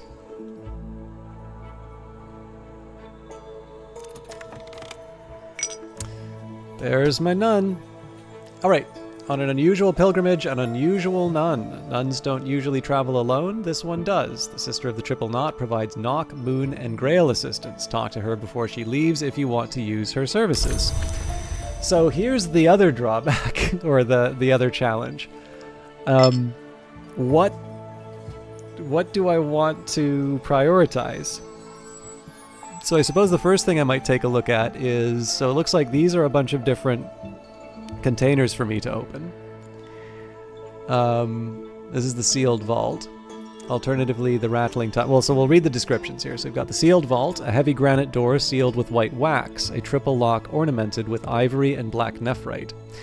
So the triple lock probably has a reference to the Sister of the Triple Knot, but the black nephrite definitely suggests nowhere.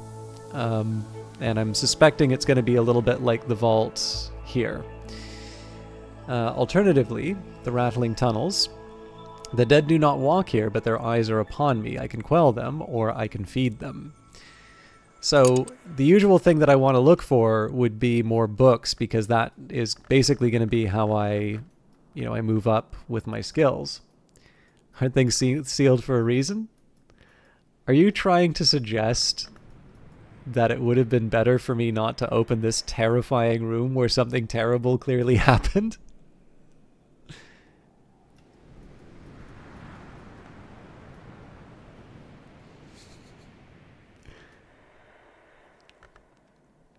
But yeah, I'm not actually seeing any books inside here.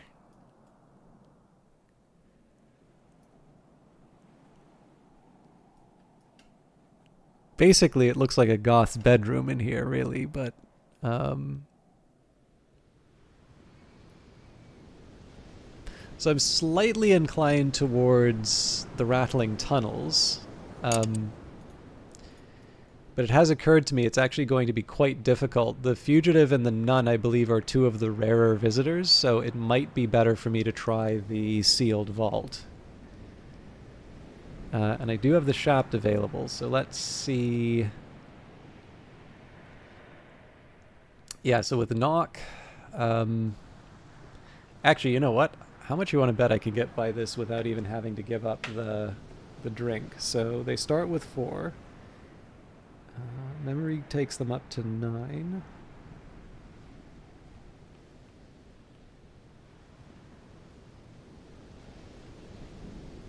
So I can get them up to 11 from that. Nah, it's not going to work. That's fine. That drink's not that hard for me to get back. Okay. So, yes, we will hire the nun. I'll hire this one for a day. Oh, and before I go too far, let's read my big scary book.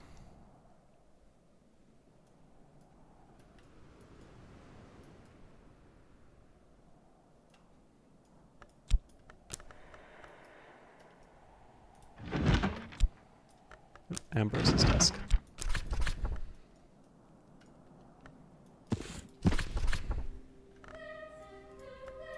There's also invented languages, so Ericapean, a language of surpassing beauty and elusiveness, revealed through the ecstatic apprehensions of the Orphics, the Eleusinians, and the Sibyls of the Rhine. Ericapean, these mystics claimed, allows the elaboration of hues, sensations, and states of mind too subtle for grosser tongues. Per diem, none. I've already mastered this, but I could reread it and perhaps recall a memory. Hired. Alright, the Sisters of the Triple Knot are long gone from this corner of the world, aren't they? So we made this before, Sacrament Essite, back in the Dawn period. The Sister of the Triple Knot used this in the Rites of the Horned Axe. A nice drop. I can offer my assistants something to drink. This will increase their aspects. They'll also be glad of the refreshment. So there's a couple of... There's actually a simpler recipe for being able to make that I want to I want to see if I can find.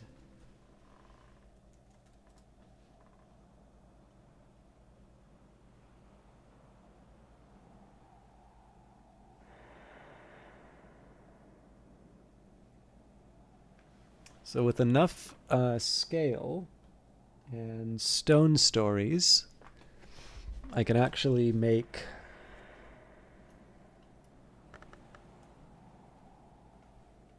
that's the trick.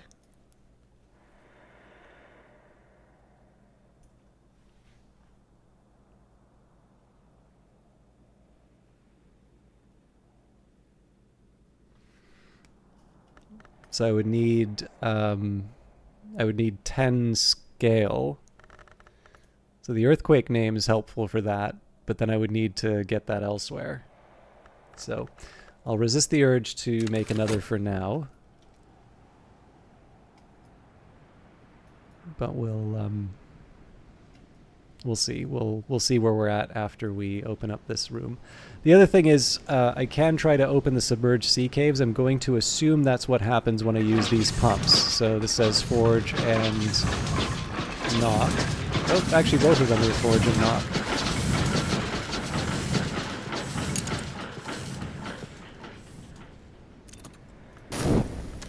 Down to the Grushians. This has boosted their aspects appropriately. Okay, we don't quite have the memory for them yet.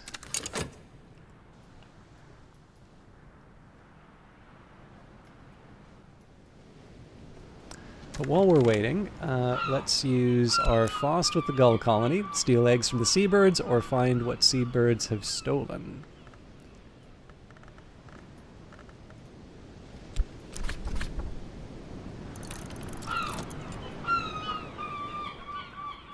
I can use the Tryst at Crowcross Sands. Gathering Spring, what is the sea seeded today? I have, Sir Winter King, yes. And we'll go for a walk on the moor, and we'll do that with, I guess, drums and dances. The gorse is bright on the land's nape. Alright, so that leaves the whist. I could get some money at the Sweet Bones, or I could try and get one of those persistent memories. Not so sure I have any. Well, I will have another one that I can get in a minute.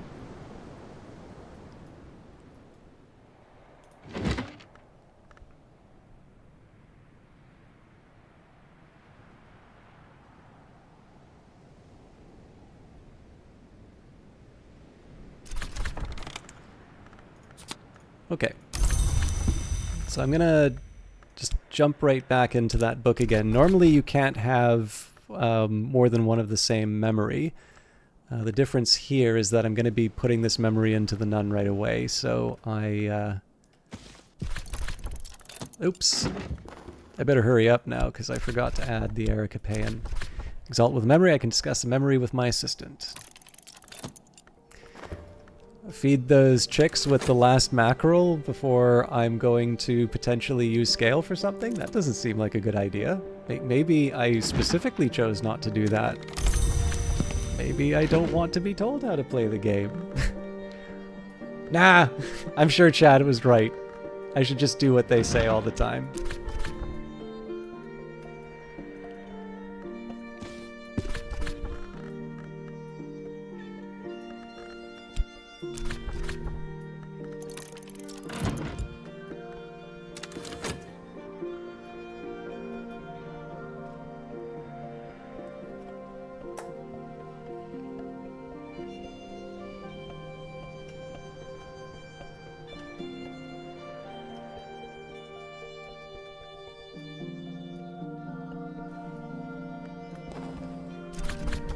Alright, memories don't last long outside the books, but it's made the difference for the day. Alright, so now we'll at least knock down the potential scale challenge, but I'm still not feeding the chicks because I don't want to give them my last mackerel. Heavy granite door sealed with white wax, a triple lock ornamented with ivory and black nephrite.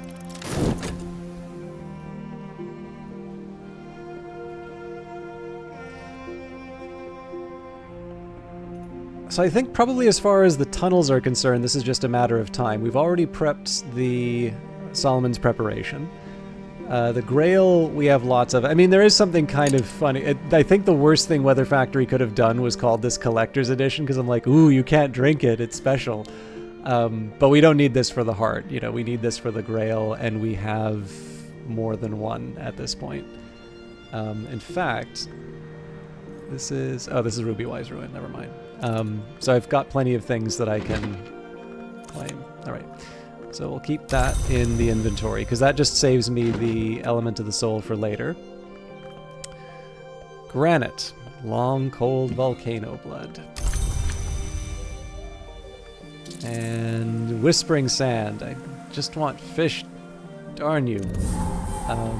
Okay, lots of stuff that unlocked.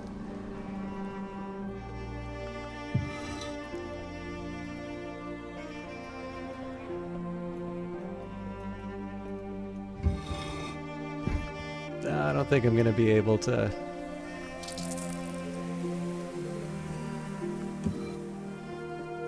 Yeah, game doesn't like me leaving things on the ground. Mind you, we should have some space in the... Well, not really, but...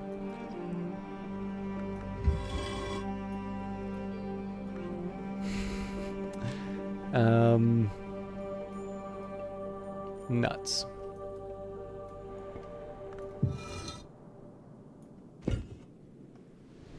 That'll have to do. There we go. We can feed that to the chick. I really want mackerel.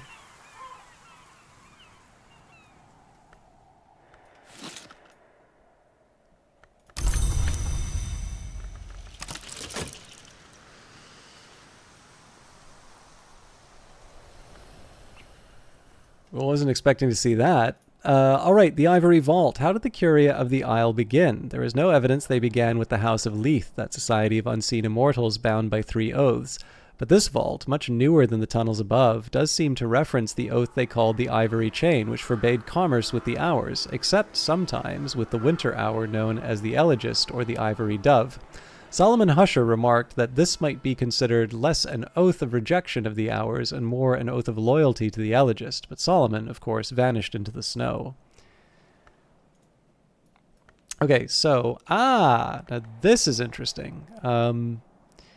So the Coprolith Omphalos. What is this? A tufted fossil of silken fiber, big as a child. This object houses a Numen, a truth so powerful it can perhaps believe itself. So this is a Killisimi Numen, an ironclad casket, a scarred casket, an imperial casket, the sky and the scar, a Sabazine Numen, gnomic exorations that might be described as emergency procedures for the return of the traveling kinds of the Carapace Cross.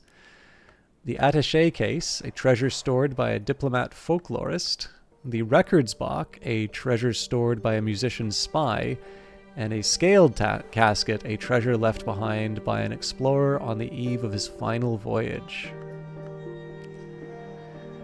All right, well, this is a little bit of a shame because for the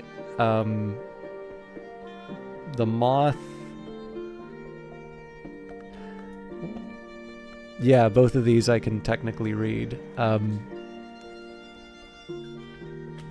definitely going to tie up a couple of elements of the soul, and Trist is the one that theoretically would have gotten me the mackerel. Now again, the gulls apparently will eat their own, so I can at least feed one the gull's egg. But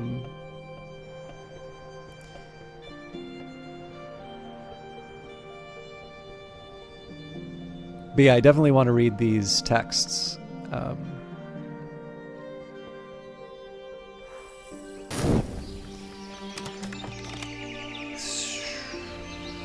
Do I even want to wait for the weather? Couldn't hurt.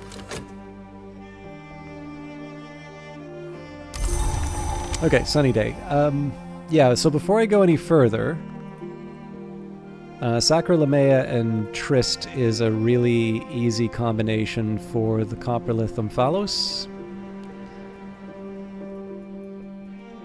So we'll use Natan's desk. It's an apothecary's desk, all right, but dates back from at least 100 years after Natan of Regensburg came here. Of course, his son, his grandson, and his great-grandson were all Natan's too. So if we add Sacralamea, we'll add text. I think Sabazine actually gives me some moth as well. Yes. Oh, hang on. No, Kilisimi, my bad. That's winter tongue. Okay. Kilisimi, incidentally, if there is speech in nowhere, if there is a language to be used by the dead, if the House of the Moon has a native tongue, then it must be Kilisimi. If none of this is true, it is not a language to be spoken in daylight. Each word breathes woe. Read it, as they say, and weep.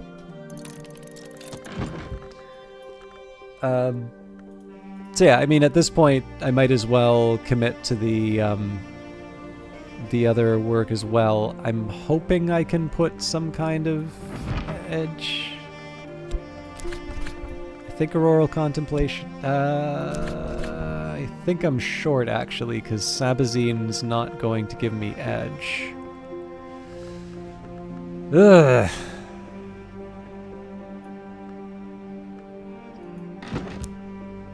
Okay, well, for that, I'm going to get a contradiction.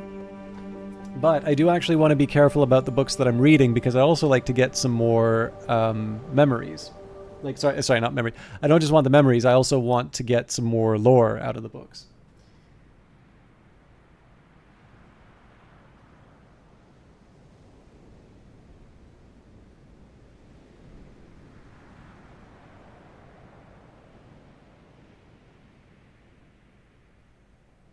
I'm going to try the Book of Thrones if I can find it.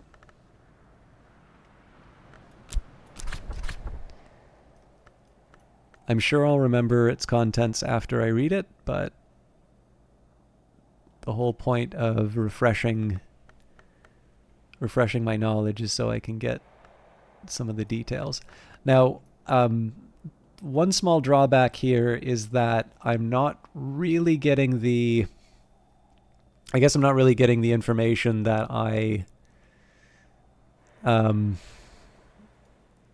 need from the Newman books. Like, those are really more something that I'm reading because I can. And theoretically they'll wind up giving me very powerful memories that will make it easier to read or to do other tasks later. There we go. A Legend of the Shadowless Empire, transcribed by Alexander Peterhans from the Annals of... at a secret shrine in Anatolia.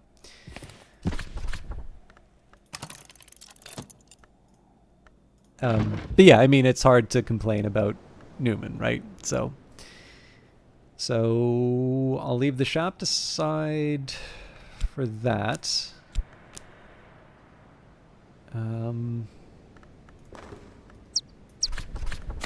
Feed this little monster.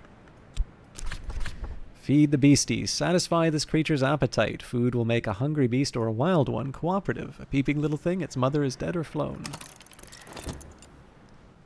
So that doesn't leave me a whole lot for hirelings.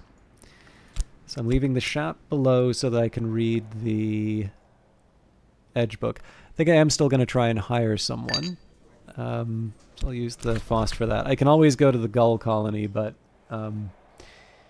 getting my priorities dealt with is kind of the bigger deal.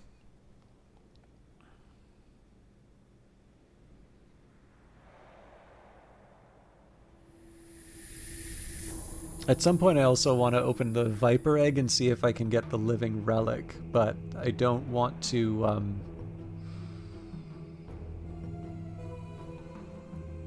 that's probably going to take a few minutes. Like, that's probably going to take out the element of the soul overnight, so that would be better for me to do if I feel that I'm not exactly stuck, but I'm sort of...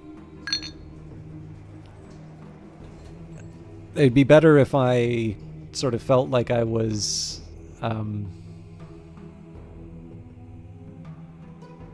had other things to... Or I didn't have as much else to do. Like, if I wind up getting, let's say, the poet stopping by, yeah, I'll need to renew the Whist, but for the most part, I'm in a really good spot to be able to to take advantage of them. As it is, the musician doesn't really do that much. So, my options would be to go to the moor, Crowcross Sands, or I can start opening up some of these packages. Alright, a full belly makes a helpful friend. This beastie is now inclined to cooperate. A pet gull, as noisy and demanding as it was in its youth, but much bigger. Alright, not quite what I was expecting, but maybe we can put it in the same... No, it doesn't like the floor.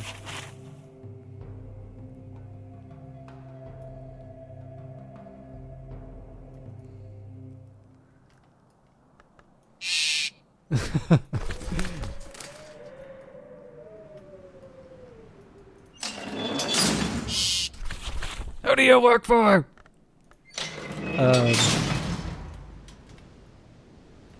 What is the appropriate place to put a gull?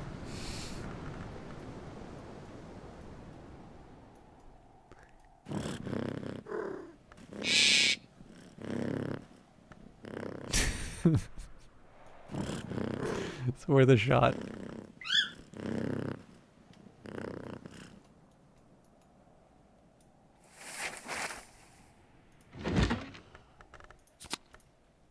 Okay.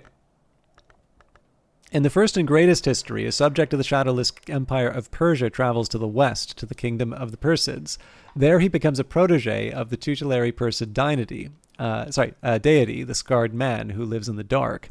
He returns after 7 years to put his skills at the service of the shadowless empire, becoming their golden general. After many years of peace, the heirs of the Persids move against the King of Kings in the Shadowless Empire. The Golden General will not take arms against the blood of his mentor until the King of Kings whispers a great secret of betrayal in his ear. He breaks his sword, forswears his oath to both the Empire and the Scarred Man, and enters the temple behind the world, leaving his life behind. And I think... I'm trying to remember if there was a... No, I think I'm thinking of a cultist simulator item here that made a reference to the shattered sword, but...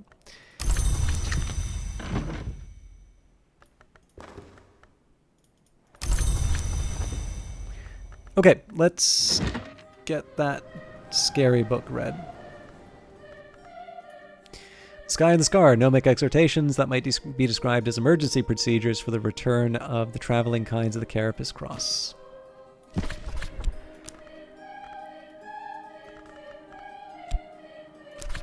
Nope, how much you want to bet? Yep. I blew it. I'll have to use the consider verb. I was hoping not to because that's going to keep me... No, hang on. Caller's Desk might save me. Unsung hero of Book of Hours. Good fellow, that Callers.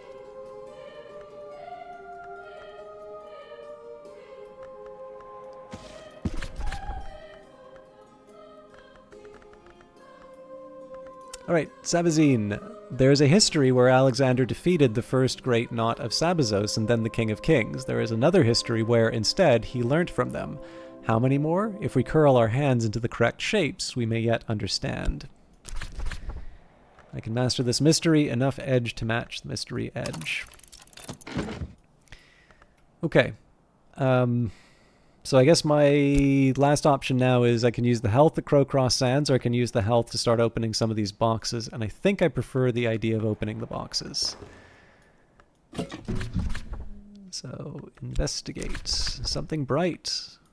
What bright treasure?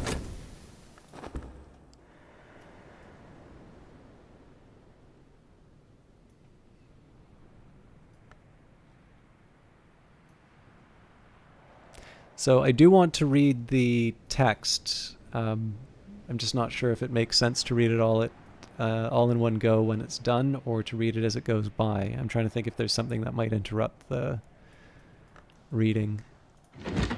Yeah, this should be good. All right, the Coprolith Omphalos. What is this? A tufted fossil of silken fiber, big as a child. Something consumed, and something was consumed. If we interpret its interweavings, we might understand.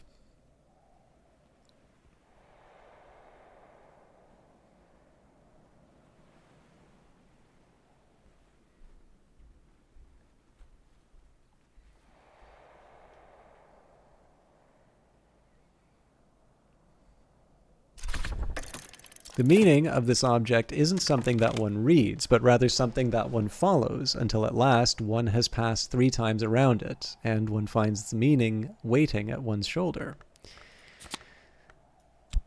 Ah. I wasn't expecting that. All right, Newman, weaving the world. The histories, they say, are braided like hair or tangled like roots.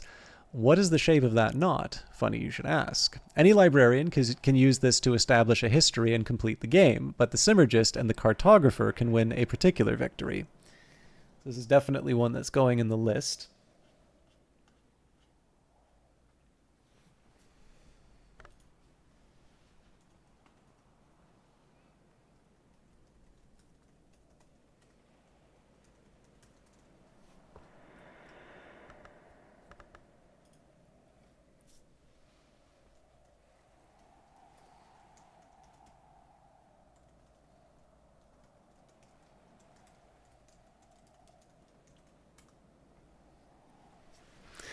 This strikes me as something rather helpful for its moon and nectar. So one of the things that's nice about this is it's going to allow me to experiment with more of those keeper level recipes. However, I am also going to want to commit. I mean, we're out of Anuma season, so it's not quite as urgent in terms of kind of committing the memories. But I would probably want to level up weaving and not working sooner rather than later, and I'll need 11 memories in total between Heart and Moth.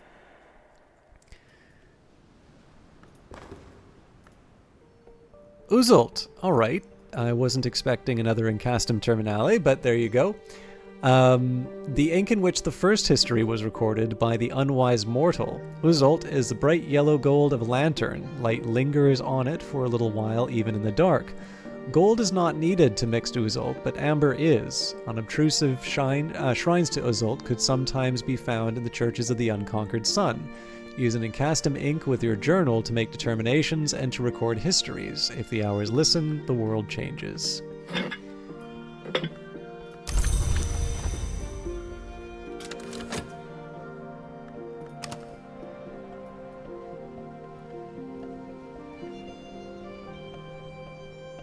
So I suppose that leaves us with the last text. What was that? Caller's desk. All right, the Sky and the Scar, gnomic exhortations that might be described as emergency procedures for the return of the traveling kinds of Carapace Cross.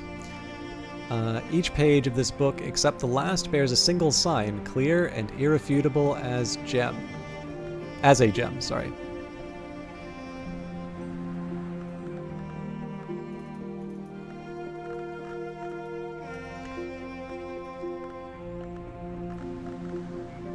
I will confess, there's actually quite a few more of these books than I thought there would be.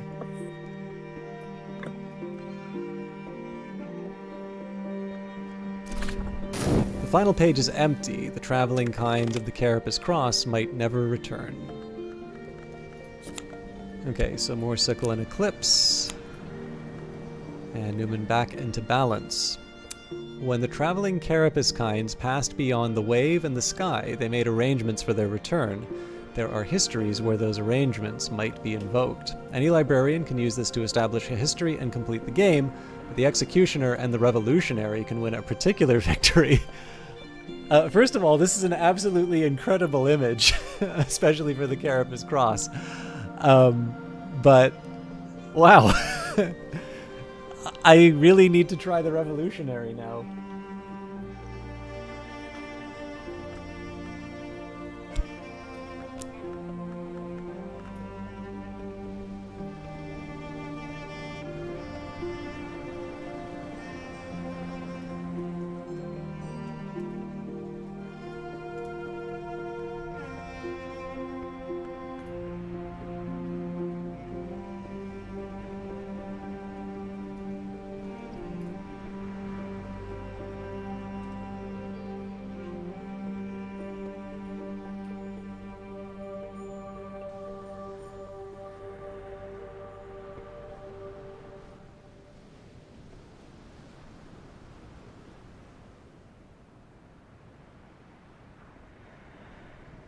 So I think now I've got Heart, Sky, Winter, Knock, Scale, Moon, and Nectar for my high-level memories. And then the nice bonus that they're all just kind of hanging around. Or no, they're not. Oh, maybe there can only be one Newman at a time.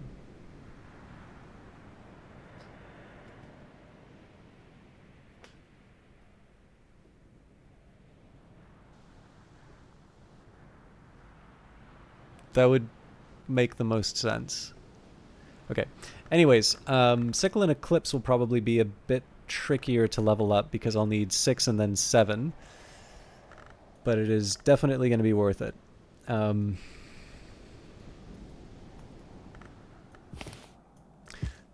But actually, it's not a bad time for you to do that, Ellen Ripley, because I am an hour past when I would normally go, and I've actually been feeling really tired for the past hour. So you're going to go lurk while you face a gauntlet of useless meetings. I owe you a message after I've read your article. Well, you don't need to worry too much about it, Ellen Ripley. I mean, it's actually, okay, for those of you who might be interested, I do articles every now and again, and usually they're about gaming topics. This one in particular is something that...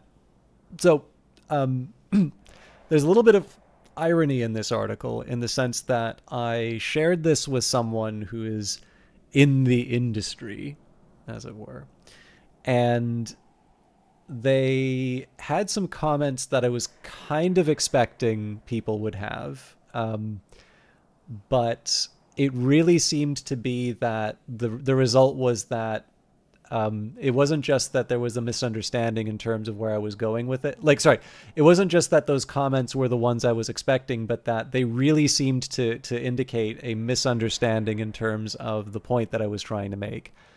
And I think I will say that I don't like writing like obvious articles, and I don't like playing to the crowd. So, you're never going to see me write a straight-faced article of like EA sucks. And you're not going to see me, write QA is really important and needs to be respected. It's not that I don't believe that, QA is very important and it probably does need to be respected a lot more in the gaming industry. But these are not exactly controversial opinions, and they're not necessarily something that's going to convince someone who doesn't believe those things of anything different. And I kind of feel that if you're trying to write, ideally you're trying to write to persuade someone or to otherwise give someone a new idea of the world. So I'm no stranger to the idea of stuff that I've written being misunderstood or even distorted. In fact, that does seem to be, when things get sufficiently popular, that's usually the fate of articles, is that people will spend a lot of time talking about what they think the article is as opposed to the contents of it. But those are the stakes, right? If you put out something out in the public, you're not necessarily going to be able to own everybody's interpretations of it. But yeah, this one was a little tougher because, first of all, I was first about to publish it just before I got some really terrible news about some layoffs at a place where people who I consider friends were working. It was a very large set of layoffs, and one that really came as a big surprise to everyone. So there were a couple things about that article that made me say, this may not be taken in the best spirit, and then I sort of shared it with this other person, and they sort of really indicated that I did not sell the point that I was trying to make. So I went back and I rewrote it, and I rewrote it another time, and I rewrote it yet again, and it was still like 5,000 words long. So it's probably the article that I've written and rewritten the most. And it is on what I consider to be a fairly large but unexplored productivity problem in terms of gaming. And the big motive, like if you're interested in the article, obviously you can read it, but like the big motive behind it was that this is largely, yeah, no, I'd be interested if you of your thoughts on it. Yeah, because it is kind of long. I prefer it if I can keep it 2,000 words or lower. This one I couldn't, but yeah, the basic idea behind this thing kind of came from the fact, and this is admittedly a function of the types of newsletters that I'm following, but there's a lot of talk about discoverability in games. And I want to be kind of careful in terms of talking about the specific game developer that really made me want to go into this in a little bit more depth. But I think I can speak generally enough that you're not going to know what game this is. But there's someone who, and like it's going to sound like I'm really crapping on this guy, but the thing is that I actually think they're living what to me would be the nightmare scenario. But this is somebody who had a first game that seemed to do quite well. And what they did was, and I have some ideas in terms of why that one might have done better than what you would have imagined. But again, my speculations on that aren't really what matters.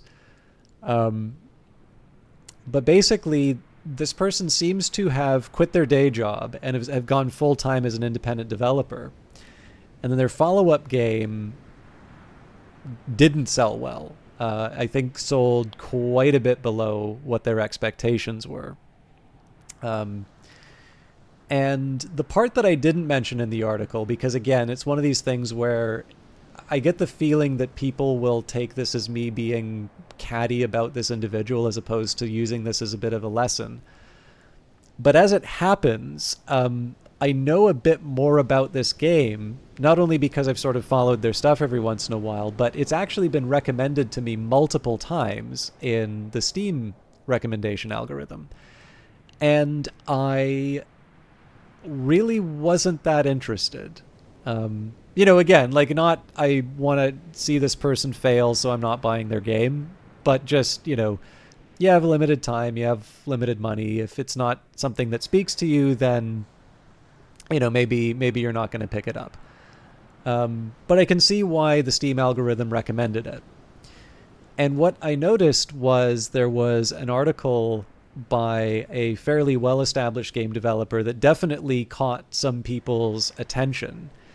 And oddly enough, I saw this very same game developer get quite angry with the author of this article, kind of talking about how the real problem is Steam not recommending small creators enough, and if only they would sort of alter the algorithm, people would be able to make a living doing this sort of thing.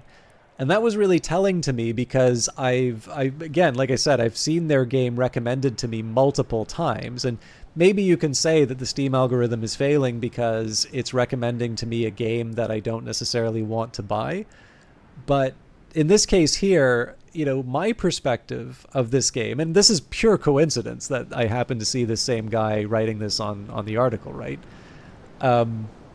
Obviously I'm noticing because I've seen this guy in other contexts, but needless to say, it was a bit of a surprise.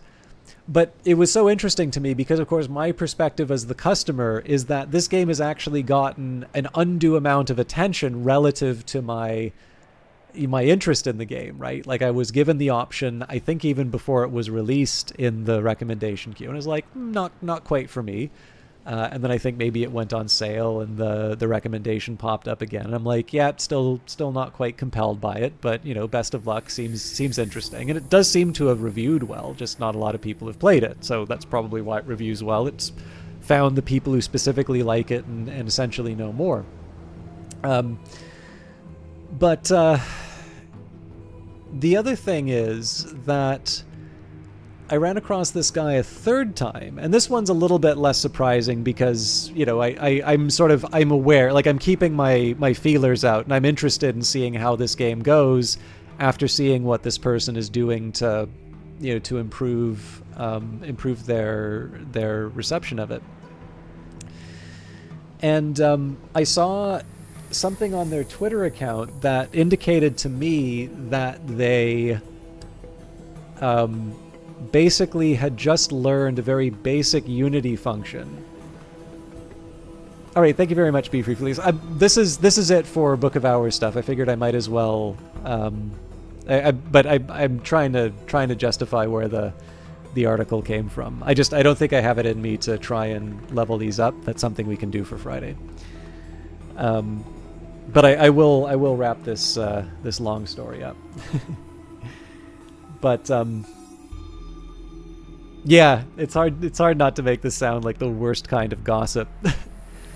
But yeah, so seeing this thing on Twitter, and they kind of gave this indication. Essentially, they talked about this cool new thing they learned about Unity, which allowed them not to have to do something by hand. And again, to me, I'm looking at that, I'm like, on one hand, I think this is great news. This person has become significantly more productive. And as a result, they're going to be able to realize, the kinds of games that they want to make. And yet, the other thought that I had was, hang on a minute, this is a basic Unity function. What else don't they know? And the reason why I care about this is that this is a very different kind of problem for developers to overcome. And what interests me is that this developer's focus has been on the discoverability problem, which is a real concern for developers. And yet there is quite a bit of evidence based on what they've talked about that discoverability isn't necessarily the biggest concern that they have right now. I think the line that I use in the article is basically to kind of say, there aren't a whole lot of industries in the world that will support people who haven't learned sort of the fundamentals of their craft. And again, this is not saying that this person is kind of uniquely deserving of, financial hardship. This is more of a statement of saying, this is like, this is a solvable problem. This is, but it does mean that, you need to make sure you understand the tools that you're using. So, like, the reason I kind of care about this, right, is because I see, and again, part of this is a function of the places that I'm reading and things like that. But basically, I read a lot of stuff about discoverability, like, go on TikTok so that, thanks, yep. Go on TikTok because it's a high growth area and you're going to get your game out in front of a whole bunch of other people. Or, don't include links in your, Twitter messages because, the algorithm's not going to, it's not going to pick them up as much. Or, like there's a lot of those articles, and there is this perception here that, because the marketplace is so crowded, there is a big discoverability problem that developers need to overcome. And I don't even disagree with that statement, because there are a lot more developers out there, and there's also a whole back catalog of excellent games that people haven't played yet. And so you're not just competing with new releases, but you're also competing with all the great games. Like, I've never played Fez. I could play Fez and probably have a really great time. And yeah, I think to a certain, it's a difficult question about whether or not they're scapegoating yet, because I think the big challenge here is that if the only thing that you're reading is that indies are struggling because Valve isn't providing them enough support, and you're hearing that from industry experts, then, to a certain extent, this is the only real knowledge you're working with. And yet, to me, it could not be more clear that someone who has indicated through their messages that they are doing like everything in Unity by hand, when there's actually built-in functions in Unity to do these sorts of things. Like, this is such an obvious thing that you want to work on first. So then that invites the question, why do you need to focus on that, right? Like, there's lots of functions in Unity that, I don't know about, and you can, I've made a successful game and so on and so forth. And I think the reason why this is important is that when we're thinking about the kinds of indie games that still motivate people to make indie games now, and I'm sort of thinking of like the mid-2000s, the Xbox Live and the Steam stuff, there are fewer entries, and so you can sort of afford to be inefficient in the way that you're making the game, because in the end there are fewer choices, and essentially, as long as you don't price yourself too high to the next best alternative, people are still going to buy it, right? So it's not that these are developers that are sort of twisting their mustache while going, wahaha, we're maximizing profits. What they're doing is they're setting what to them is a fair price for what is, from a more abstract term, an inefficient production process, right? And the thing is that with the arrival of new games, new developers, and that higher level of competition, the gap between someone's game and the next game is potentially very small, especially if you're not doing something that's, one of a kind. So, like, I don't know exactly where you go. Like, I don't know, maybe Weather Factory sends you an email that, like, makes fun of your haircut or something like that. And you're like, I'm never going to play a Weather Factory game again. I don't know what your alternative is for Book of Hours, right? Like Counter-Strike, Counter-Strike's great, but it's not Book of Hours. So, but the other thing is that I don't necessarily think Weather Factory is inefficient in terms of making games. I think they're actually quite efficient. Even though this game took a longer time than I think they were expecting, they've delivered, right? It is a huge game compared to Cultist Simulator. And it is a really amazing experience. So one thing I'm worried about, and this is something I'm going to address in the follow-up article, the argument in terms of productivity is not like find every efficiency and get rid of it. It's more, make sure that the effort that you're putting in is actually translating into value, right? So like, if there's only a few games in the marketplace, you can afford to spend a couple of weeks polishing something that maybe didn't need that level of polish. If there's 1,000 games, Kree's arrived. I guess I have to spend a little more time in the game. All right, we'll do one more day. I will unpause then. I almost got away.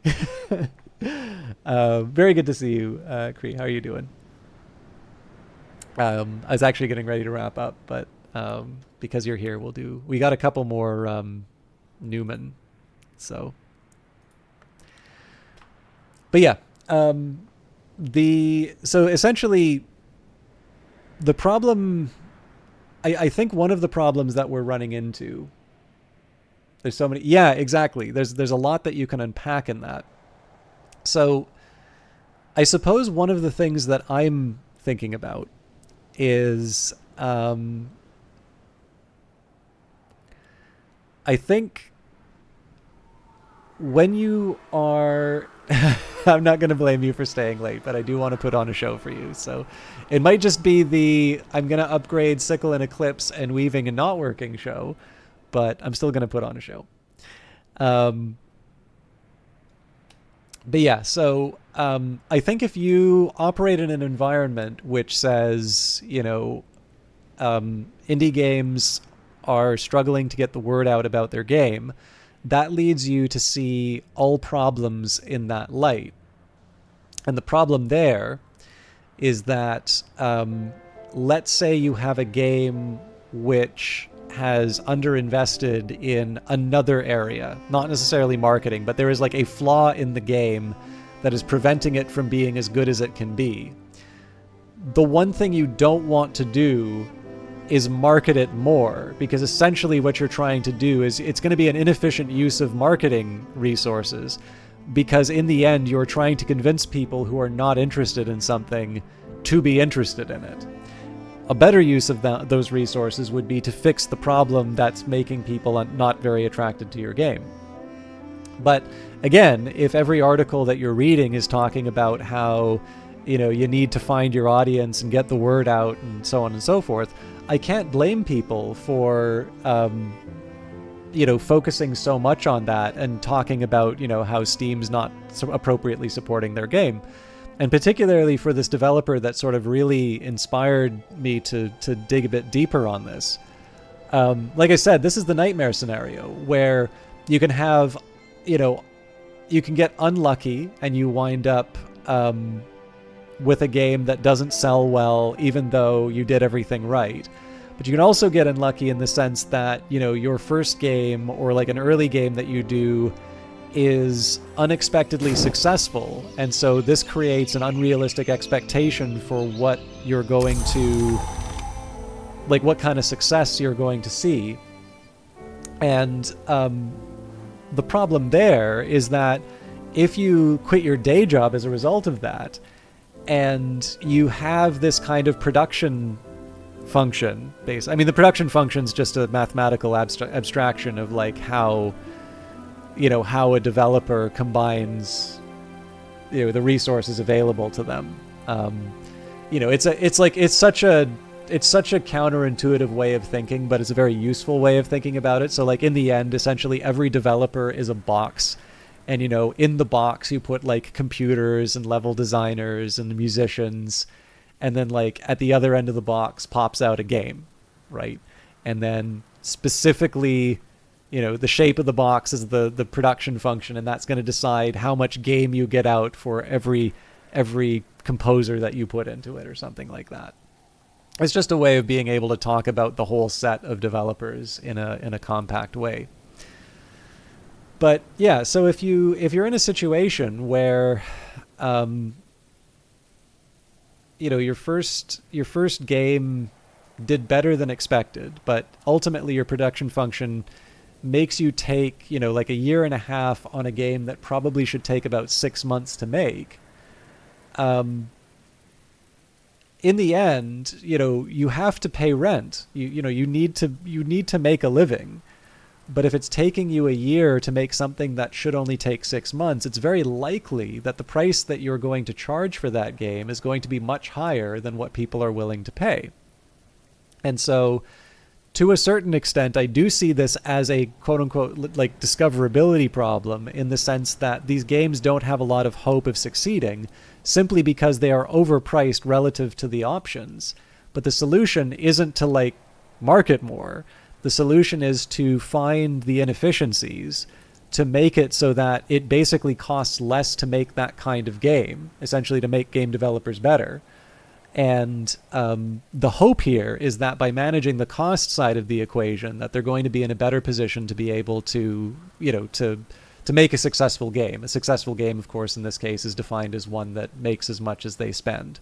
Obviously, there are ambitions other than than profit, but I don't know. I feel like the people who are talking about discoverability have already said that they're going to be talking about profit. So as a result, I think it's for sure. I mean, like the reason why I kind of ranted a little bit about the article is that it's an article about productivity that I've spent more time than any other article that I've written, and it has like less than 20 people who have read it. And like, maybe it's not a very good article, right? Like, I don't exactly have a large readership.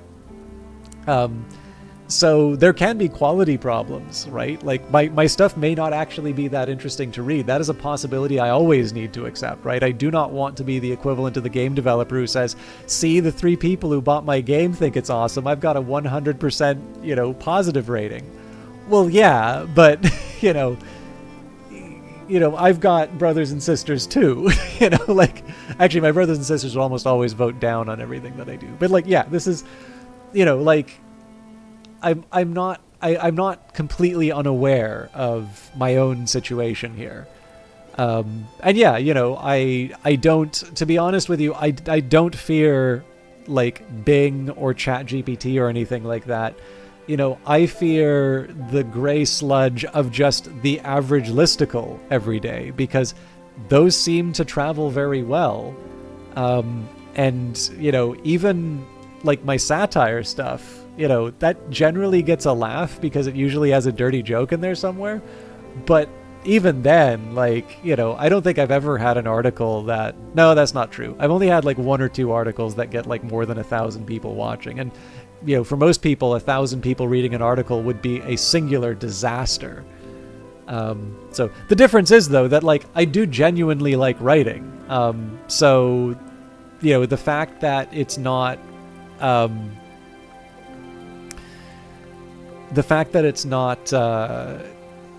you know, connecting isn't like, sure, it would be nice to have, it'd be nice to have more people reading, and it would be nice to get, you know, like the feedback and the accolades and the money and, you know, the women, all the things that you know, writers obviously get.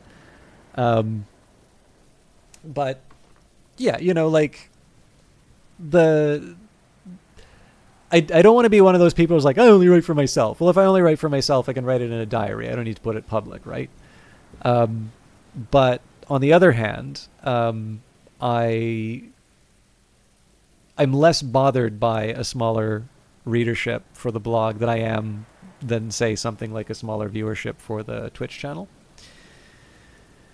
But on the other hand, like I am in this weird spot where I'm trying not to sound like really pompous saying that, but I think the productivity problem is, like, I actually think it's a serious problem. I think it's actually an important topic.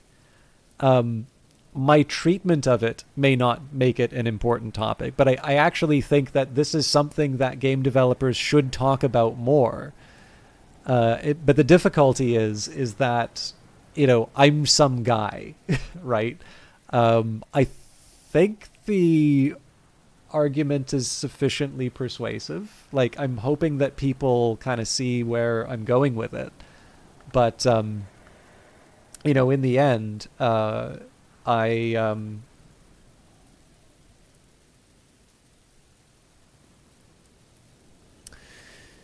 do I put it?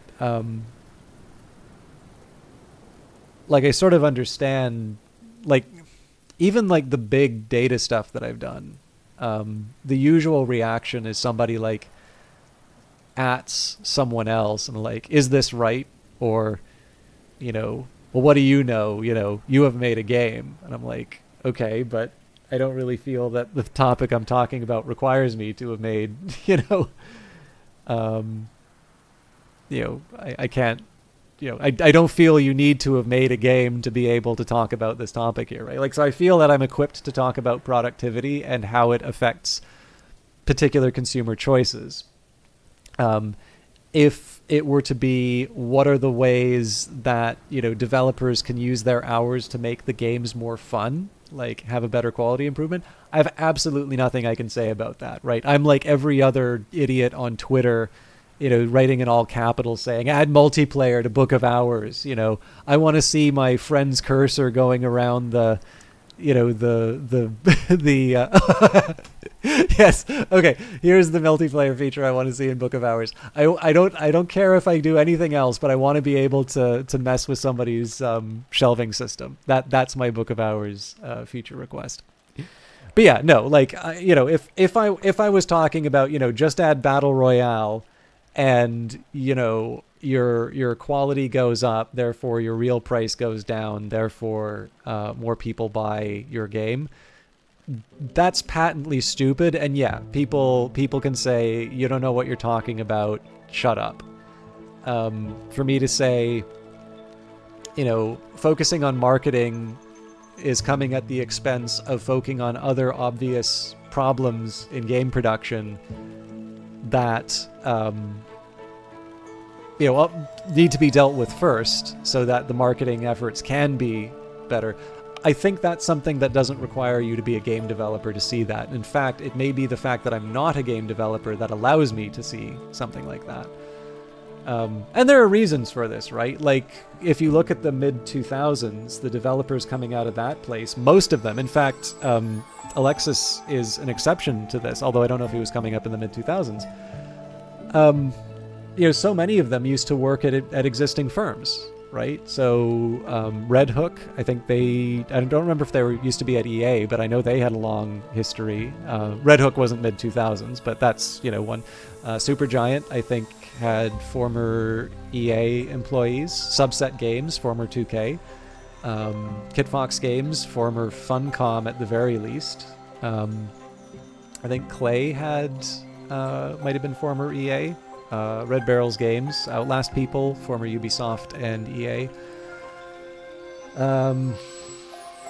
Bay 12, the Dwarf Fortress people, I don't think have prior gaming experience. But yeah, I mean, like, the thing is that a lot of I think if you were to come up with a top 10 list of like indie developers that people sort of aspire to be, I'd say the majority of them are actually people who worked in the games industry prior to going indie. And I think the majority of game developers who are starting now don't have that experience. And I'm not saying that it's a necessary condition that these people have this experience. In fact, it might be a waste of time for them to work at a large firm to develop those skills. But it is fair to say that they are coming in with a different set of skills, and definitely without a set of skills that their peers had. And this would be a fairly intuitive reason to see why there would be a productivity problem. Yeah, for sure. I mean, it's not an easy industry. I think there are some things about it that are very good, and I think, in general, it's nice that this kind of creative expression is being rewarded. Like, so Book of Hours, right, seems to have done quite well. I like the fact that there is still the possibility for interesting and unique things to find their place in the world and to do well. But by the way, hen's egg, delicious when cooked, alarming when dropped. But yeah, it's just, I think the big thing is that with all the competition, you do actually need to worry about the specifics like this. Like the time where you could afford to ignore it or sort of learn as you went, I think those times are kind of in the rearview mirror. So I definitely don't want people to like give up, but I don't know if we're really helping anyone by giving them unrealistic views on what they need to do. So, that's kind of why I definitely don't want to say that discoverability isn't a problem. But like I said, that developer that I sort of had in the back of my mind when I started writing this stuff, I do use them sort of as an example, but I definitely don't go into as much detail as I do here.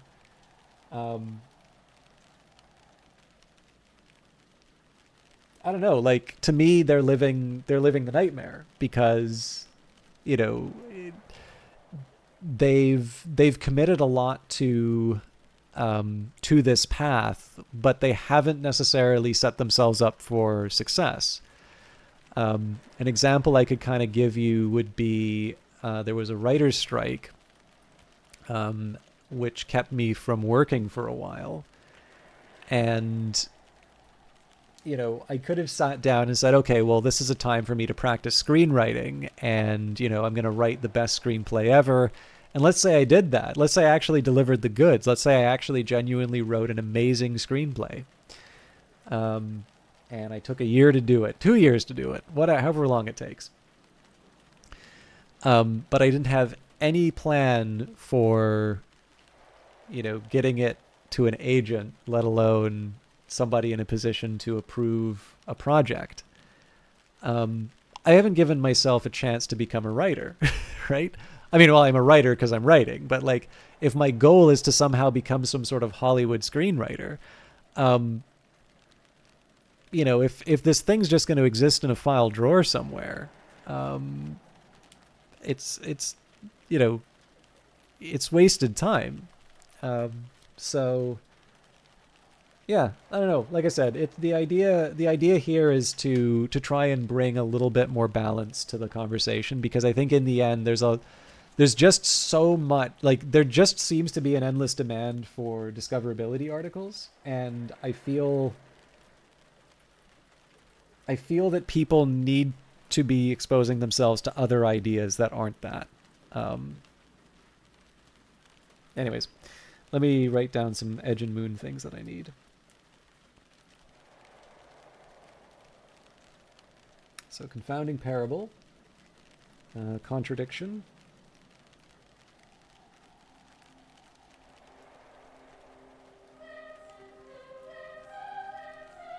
fear,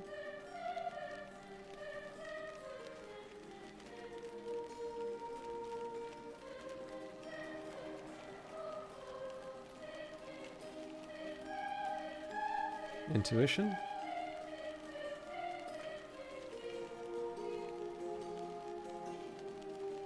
oh, by the way, Kree, did you see the image for Back into Balance?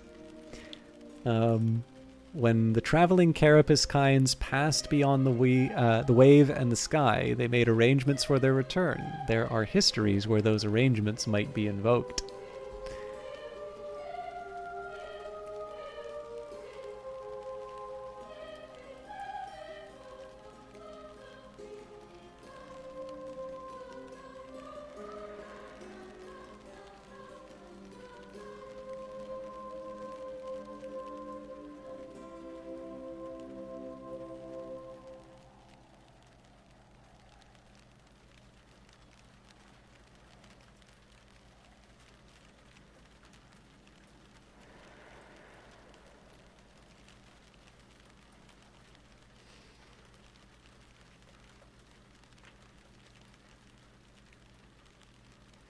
Okay, so I actually have all my work cut out for me today because I just took a look at what it's going to take. So for my edge and my moon,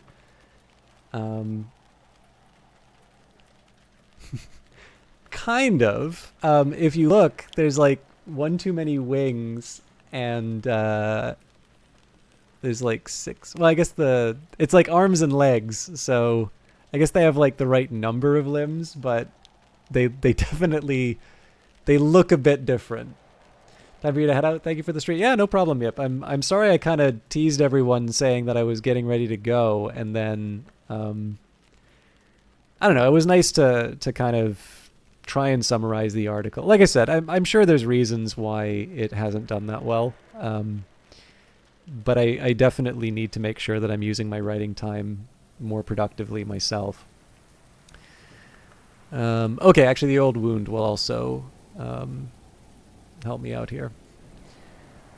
But yeah, so I've got 9 potential memories. So confounding parable, contradiction, fear, intuition, weaving the world, salt, stolen secret, Torg's cleansing, and an old wound. And honestly, bringing in Reverend Timothy's probably not going to help. But let's give it a shot. So speak with Reverend Timothy. Reverend Timothy's door is always open to me. Timothy will offer help for free as a friend. So let's start with the confounding parable, weaving the world, salt, and maybe Torg's cleansing. I don't know.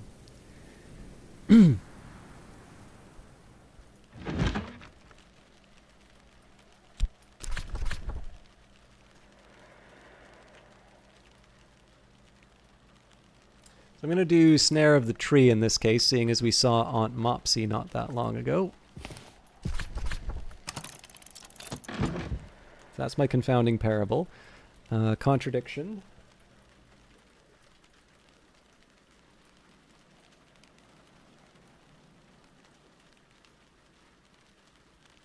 Let's say, as the sun his course, if I can.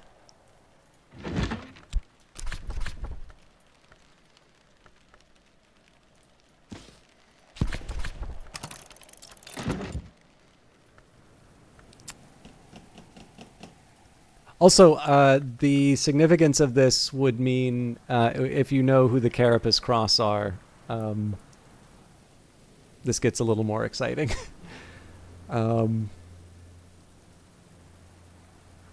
leave the fear, because we might get that from Timothy.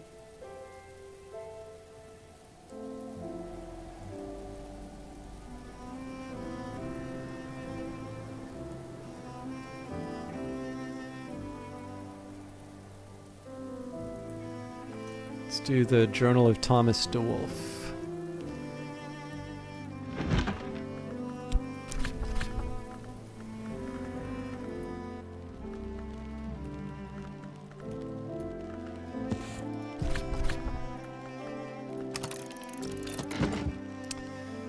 Okay, tryst with I don't even know what.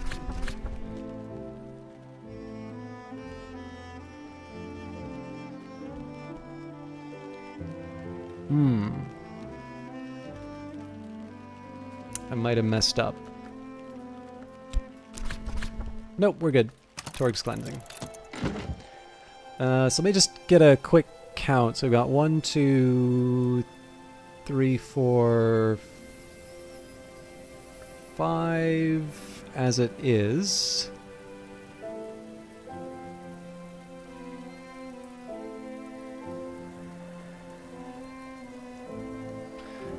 I kind of didn't want to do this, but I think I will get Weaving the World as well. I think that's going to replace Back into Balance, but...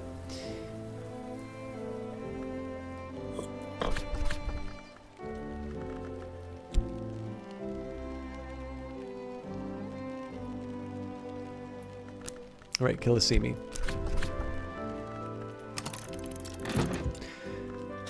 Okay, let's see how we go.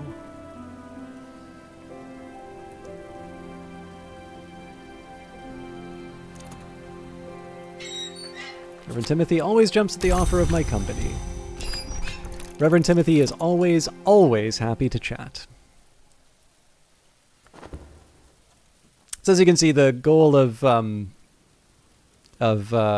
feeding the orphan chick, I mean, that's there, but it's not a top priority right now. I already have a pet gull, as noisy and demanding as it was in its youth, but much bigger.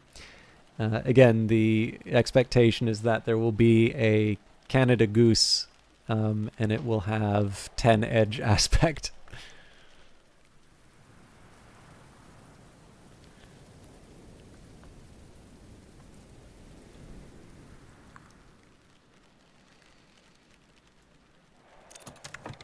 Okay, so yes, we've kind of verified that you can only have one Newman at a time. Every timber has its knots, the straight and crooked both. Every weave is more absence than thread. You can't keep nowhere out any more than you can keep somewhere in. When the cuckoo learns the nightingale's songs, our sleep is sweeter than honey. Alright, as the sun is coursed, Joel of the Bridge, a retired soldier and sometime tollkeeper, wrote this epic poem about Alexander's famously inexplicable decision at Issus to withdraw from the war with the Achaemenids, and his subsequent return to Macedonia. Alexander meets at Issus with Darius, king of kings, for 3 days and 3 nights. On the first day, the two men trade threats. On the second, promises. On the third, secrets. Darius tells Alexander something so shattering that he retires to his tent to consider matters of strength and matters of mastery. At dawn on the 4th day, Alexander announces the sun has his course upon which he returns, and so do I. He returns to Macedonia, executing 2 of his captains when they dispute his decision. He brings with him the names of a blind god and a rite of sacred betrayal, for, Joel opines, without betrayal there would be an end to war.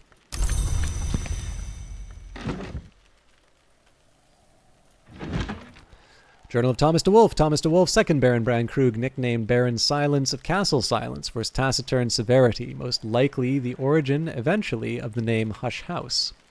There are very few personal details here. Thomas, a talented astronomer and aeronoscopist, dispassionately details his observation and the building of the observatory atop the Watchman's Tower. As he records the passing of the Great Comet in 1576, the tone finally becomes more animated, but also more obscure. Thomas cites his dawn period namesake, Abbot Thomas, as an authority on wind, moon, and shell in the heavens inferior.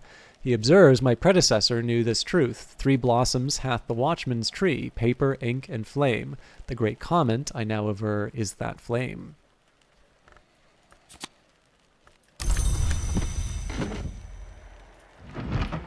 The cleansing has left my skin burning, my teeth throbbing. The chorovality rumbles beneath the membranous surface of the waking world.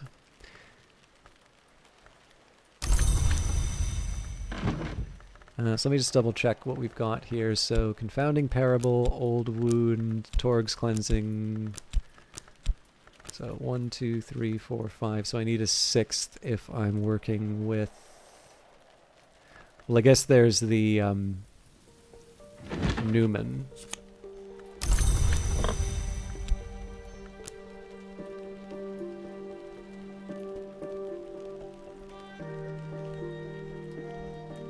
Okay, so here's how I'm going to handle this. I am going to rest at the Sweet Bones.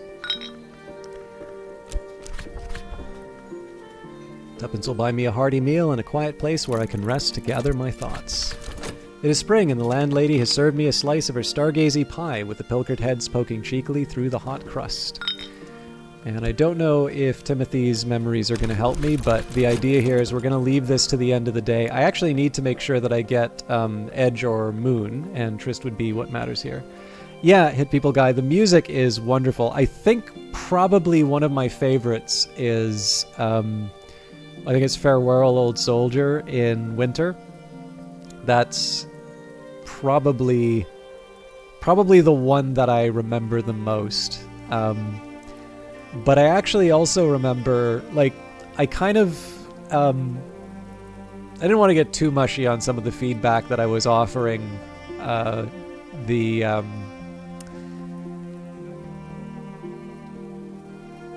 developers of this game, but I did mention to them that one thing I really like about the music of the game is that they gave me like an early copy of the demo. Not just me exclusively, like basically streamers, an early copy of the demo version of the game. So there could be like a little bit of lead in to the you know, the time when everybody got to play. And there's the kind of the opening moments. There's this, you know, when you first wash up on the beach and it's the storm, and you know, you read about the storm, and there's this very specific passage. I don't even know if it appears anywhere else in the game, but there's this sort of synthesized vocal component at the very beginning. I could probably hum it out, but it doesn't really matter. Like, if you've played the beginning of the game, you know what I'm talking about. And one thing I really like about the music for the game is that the excitement that I felt at finally being able to play, you know, this game that I'd been anticipating for a very long time, for, you know, developers that I occasionally get to, you know, hear from, and I've gotten the chance to interview and so on and so forth. That sort of, all of the excitement and the anticipation, that's the vocal sound I'm referring to, by the way. Not the same notes, but just the sound. But like, that little passage of music at the opening always brings me back to that feeling, right? And of course, because this game deals a lot with memory and sort of feeling and so on and so forth, I think that's a real, like, it's a testament to the game that they've built, but it's also something of a comment on the music and how suitable it is, because I have a feeling that probably every single time I hear that piece of music, I am going to remember that feeling when I first played this game. Now, if the game wasn't as good, I'm sure probably it would give me very different feelings than what I do. But this is the sort of stuff that is very hard to put in reviews, right? Because, you know, you can almost imagine some like overly sensitive, you know, lickspittle just, you know, completely out of their mind, you know, falling over themselves trying to get Senpai to notice them or something. But that is my honest assessment of the game, right? Like, there are very specific memories that I have, you know, discovering things for the first time, playing things for the first time. And they're very much reinforced by music. I mean, that's what good music does too. So yeah, it's a really special soundtrack. I'm slightly disheartened by the fact that it does seem that there are a few YouTube channels that decided to rip the soundtrack, and, you know, like, obviously they're doing well for advertising with that. I sort of understand the desire to do so because the soundtrack isn't available now, but I mean, like, the composer needs to make a living too. So it is a little disappointing that people aren't supporting it through the official soundtrack. I believe they've made an estimate in terms of when it'll be coming out. It'll probably be coming out with the first DLC. But you know, all I can do is follow by example, right? Like I do not ever intend on creating content. Like, it's kind of hard to call it creation, to be honest, but like I have no intention of making content which is simply just taking something that someone else has done and putting it up with my name on it on another platform. I don't like that sort of thing, and I understand some people don't have a problem with it, but I kind of want to, I don't know, for lack of a better term, I want to be able to look myself in the eye like when I get up and look in the mirror. So yeah, I don't know, like I do have a bit of a problem with it, obviously.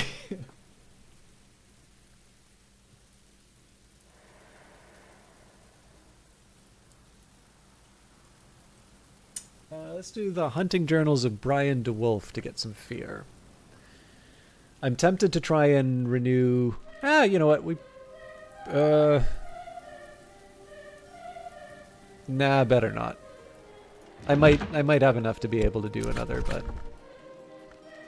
why risk it?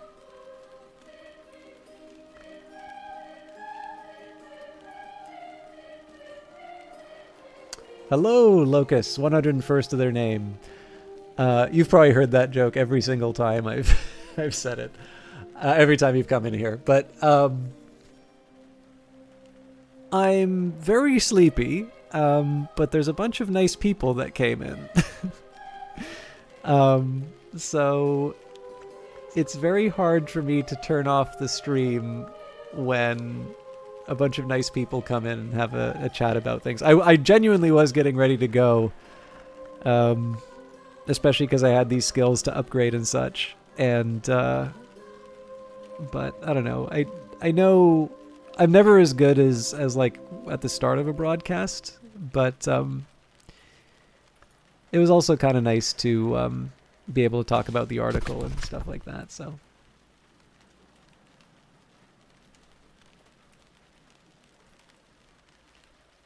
yeah, it's actually, I will say it's kind of funny because I don't want to be like too catty about it, but I'm pretty sure a publisher that I had, you know, what I thought was a fairly good relationship in terms of getting keys, they've kind of like ghosted me, and on something that I actually was a little like, so I'm never like, I'm not entitled to keys, right? Like that's not really the issue. But of all the things that I would be kind of like, nah, you're too small for, I'm actually a little surprised it's that one, because it's the one where I actually, it feels like one of the things I hear people would like me to do more of. But you know, it's their choice, right?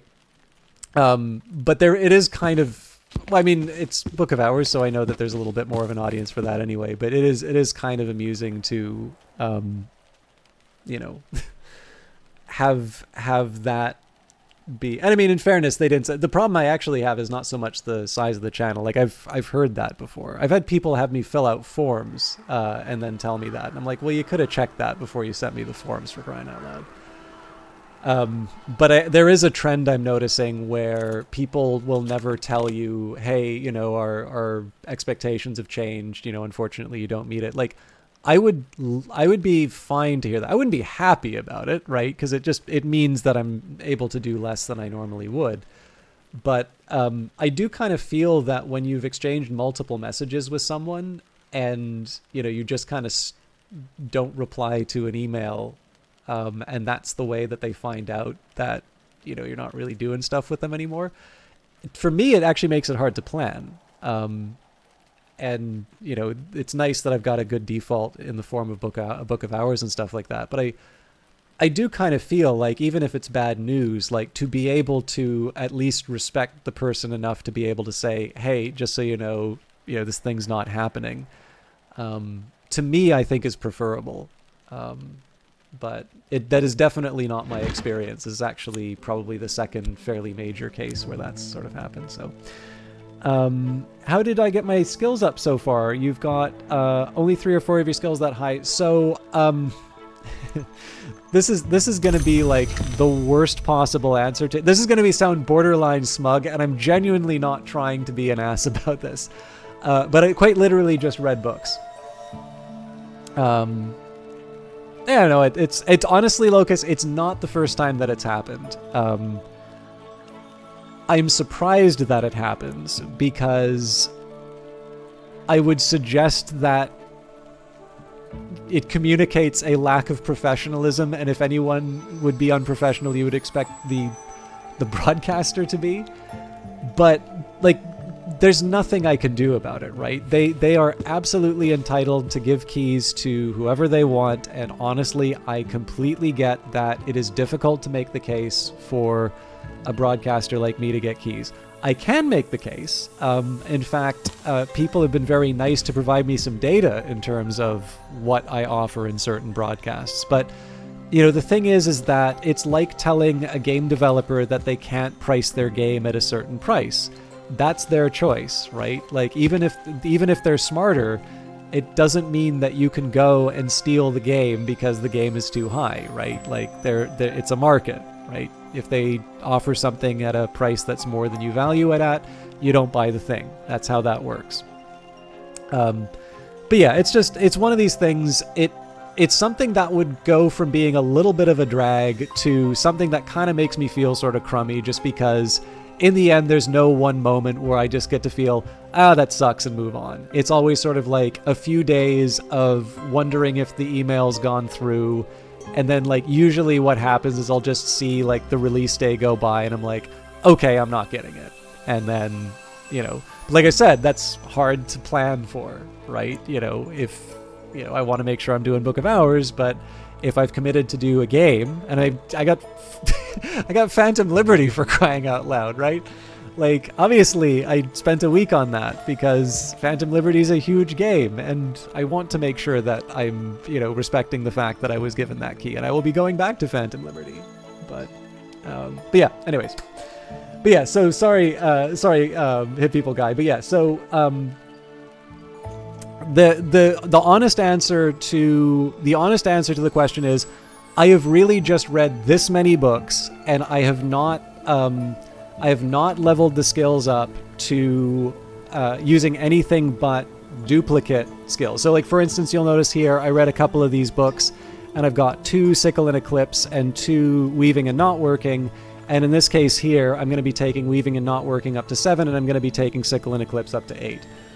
But I think you already know that. So this is the reason why I said you're probably going to hate this answer, because it's a lot of words to say everything that you already know. Yeah. But I will let you know something that I haven't done, but you can do. So the specific requirement, and you probably already know this, but I want to make sure. Something I've learned as a TA is if one person asks the question, there's actually like 10 people in the class who have the question. I do know some people use these videos to learn how to play the game. Although, if you are using this video to play the game, I'm really sorry for ranting about productivity and game development for like half an hour or however long that was. But let's say here that I wasn't interested in Sickle and Eclipse. Now, why am I not interested in Sickle and Eclipse?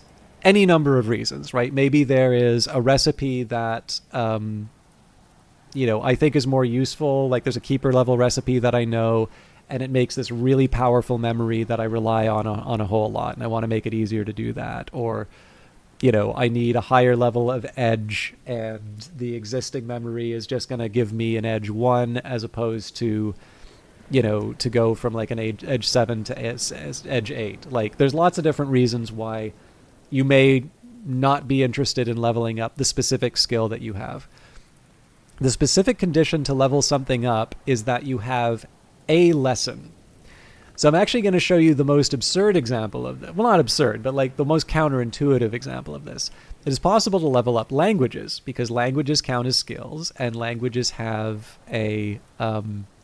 aspects. So in this case, Edge and Grail. So let's say I want to level up Hyksos. Well, the recipe for leveling up Hyksos is the same as leveling up any other skill.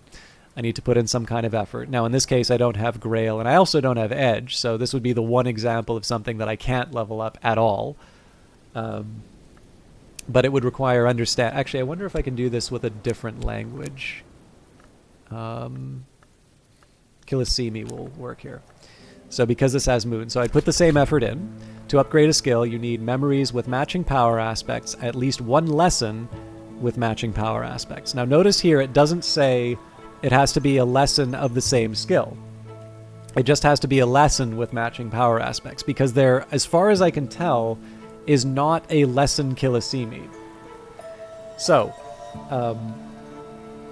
as a hypothetical, we add the old wound. To upgrade a skill, use at least one of the memories you're using. At least one of the memories you're using must be a lesson from this skill or from another which shares a power aspect. So, I could in fact level up a language, even though there's no lesson Kilisimi. You can actually use this, and likewise, you know, it doesn't have to be a language. If you wanted, you could, and I see in chat that you already get this, but just to reinforce the point, let's say I wanted to bring Sea Stories up to level 9 and I could not wait for another lesson on Sea Stories.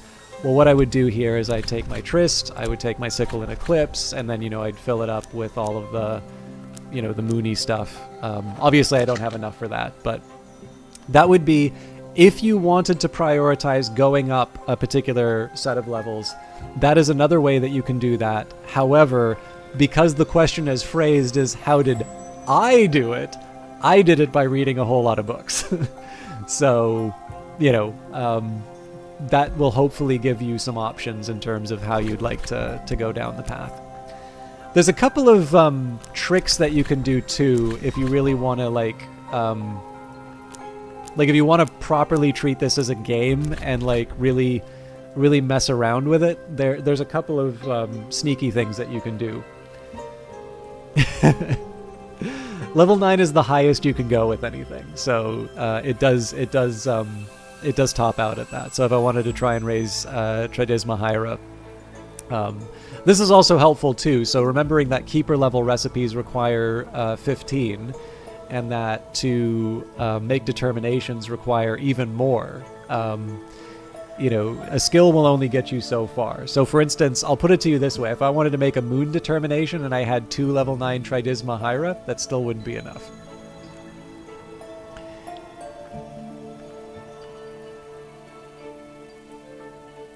Alright, when I thought I'd understood, I'd only begun.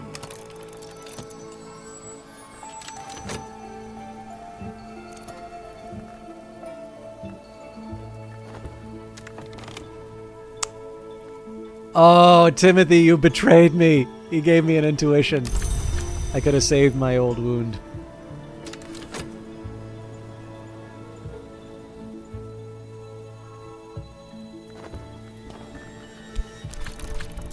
Reverend Timothy is always happy to chat. I suppose I could have waited for the night to fall. That's on me for not...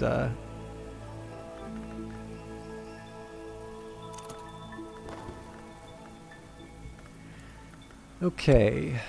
I think while we finish out the day, let's... this will be level 8 when all is said and done.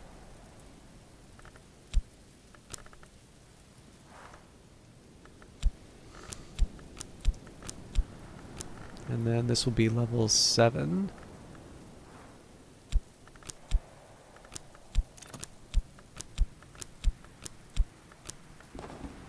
And he gave me fair. Oh god. Yeah, so I could have saved two memories out of that. Oh well, we'll do the same thing tomorrow.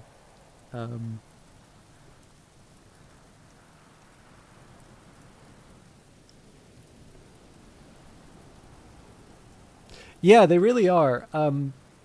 This is a bit of a mess down here, but on the YouTube series that I'm doing, I've actually decided to dedicate a shelf to each memory. So I have like a few anchor books. So for my own part, I have like a whole spreadsheet that I consult for this playthrough, but like I happen to know that 108 provides like a confounding parable, and Fekri's Herbery provides satisfaction. Exorcism for Girls is a fear text. I think Book of the Centipede gives an intuition. You know, a couple of other anchors that I have. So there's like Traveling at Night, and I know Volume 2, my heuristic is there's the sky here, so that gives the solace. Whereas Traveling at Night Volume 1, I know gives impulse. So there's a few that I just happen to remember. Kioned Abydos is a regret text. I use that a lot for winter this playthrough. But over time, you just kind of you just have a few that you remember, right? You got a couple of go-to texts, and so what I do is I try and seed each shelf with one of those texts that I remember, so that if I need a Grail, I have like a shelf of Grail text, so I'm not necessarily just reading the same Grail text every single time and getting the same little bit of, of tech, like reading. But instead what's happening is I'm getting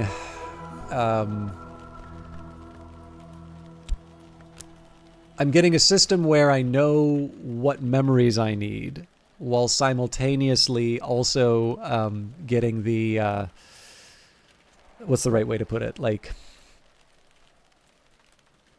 I'm getting the variety in terms of the information from texts, because obviously what I think about certain things in the world of the Secret Histories will change over the course of the playthrough. Like, I'm really trying to resist the Gods from Nowhere, but there do seem to be a lot of associations with them from, important figures. So I'm like, are they really all that bad? And the answer is yes!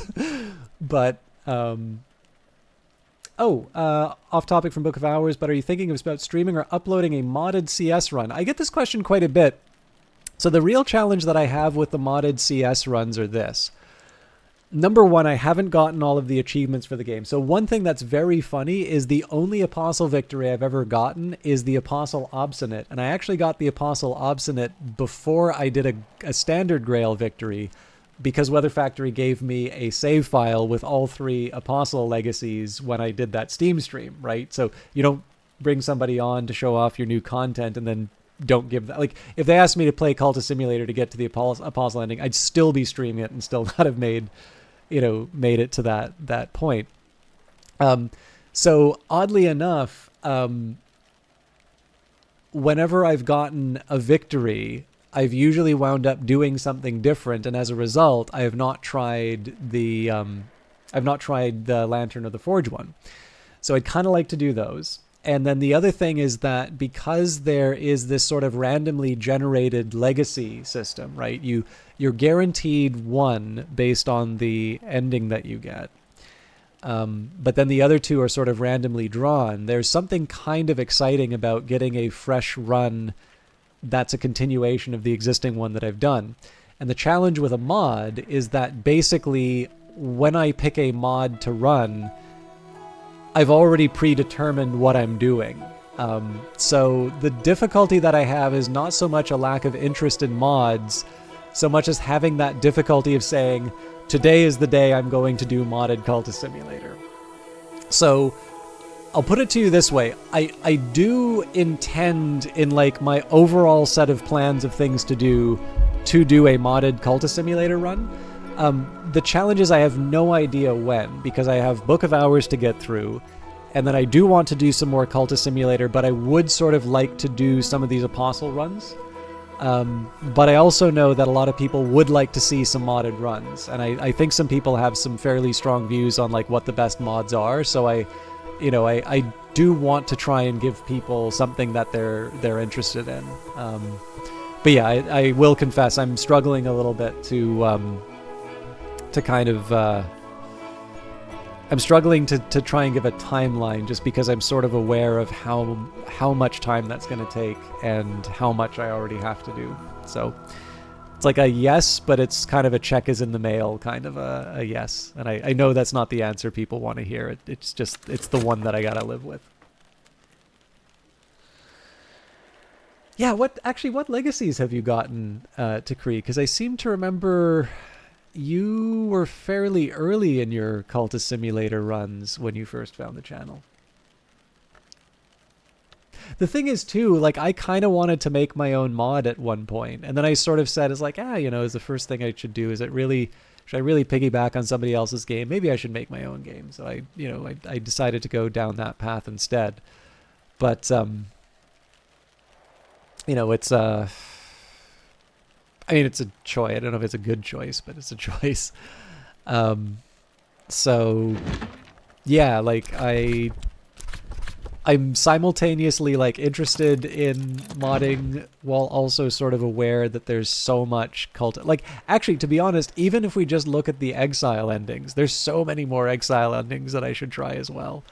So yeah, it's one of these ones where I need to actually probably, I think after I get a couple of my big projects, and I'm going to sit down with like a piece of graph paper and just work out like what my plans are and realistically what I can do and when. So, oh, that's really cool.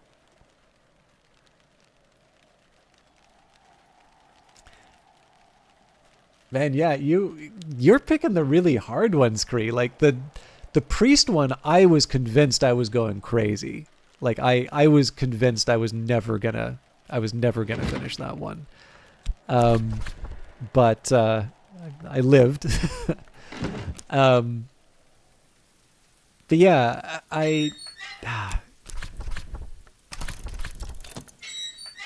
the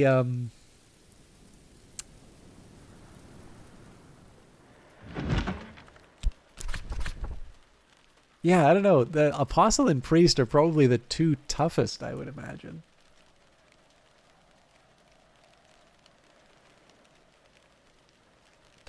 Yeah, I didn't find Gould too. There were a couple things that were a little tricky, but Apostle has a really narrow path for me to go through.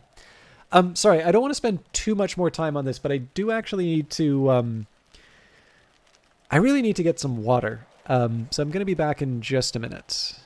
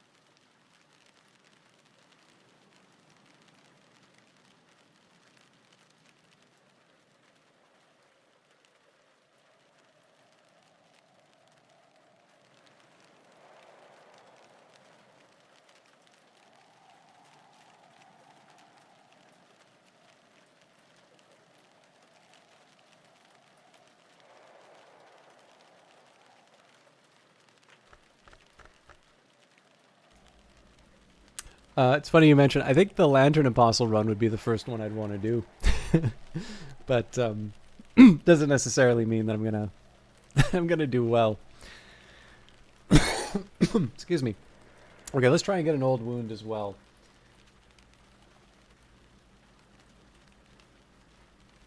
So that would be Edicts Martial. Ah, hell. I think I needed the Trist for that.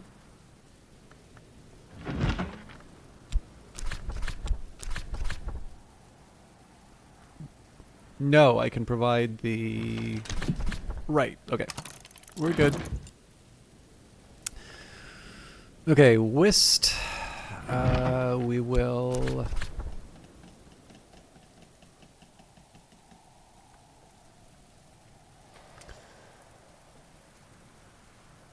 Okay, Old Wound, Torg's Cleansing, Salt.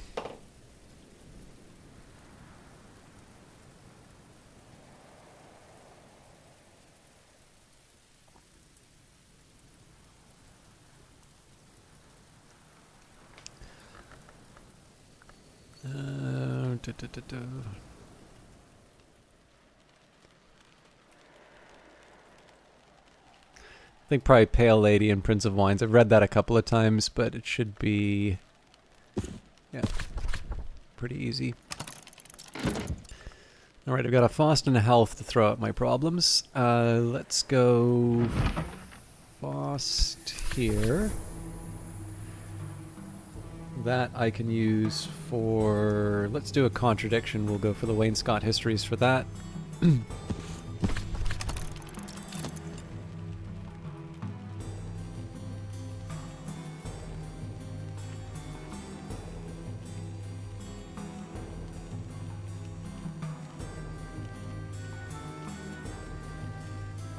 You know what? I'm going to start going over...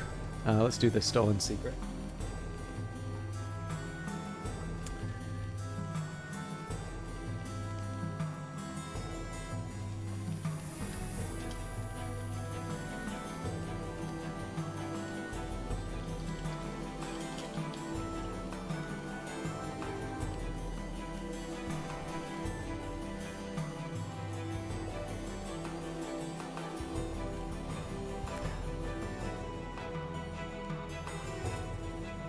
I am curious, have any of you had JC as the rival that's,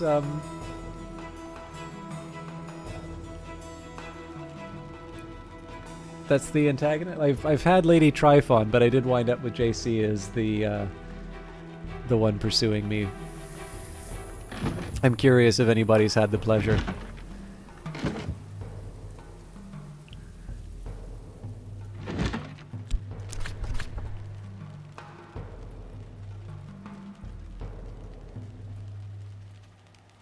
Gospel of Zacchaeus will give me a Stolen Secret, so we'll start with that. It's possible Reverend Timothy may give us that, but honestly, at this point, I think we just need to get as many many memories in as I can.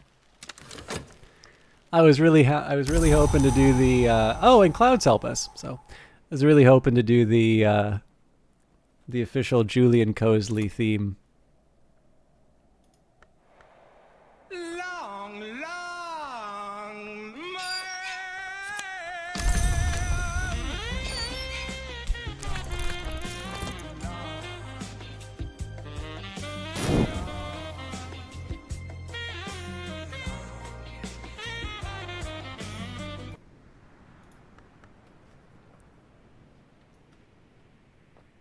I will continue to make that joke until one of you laughs.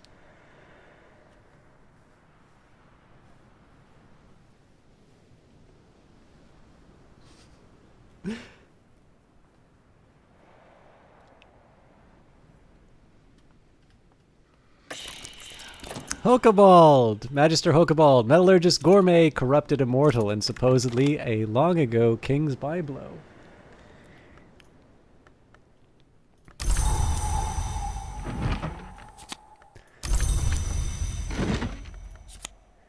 I should be reading the text here, so A Pale Lady and a Prince of Wise, an anonymous biography of Ava DeWolf, last of the DeWolfs, focused rather salaciously on her personal troubles and intrigues. Ava DeWolf is engaged to one Abraham Wheelock, but he leaves her at the altar. Furious and humiliated, she returns to Brandkrug and is not seen in London again. 3 days after her departure, Abraham Wheelock's body is washed up near Gravesend. His face is so badly pecked by birds that he is only identified by his belongings. These include a waxed pouch containing a letter addressed to Wheelock. Those contents seem to show he is a spy in the pay of Austrians.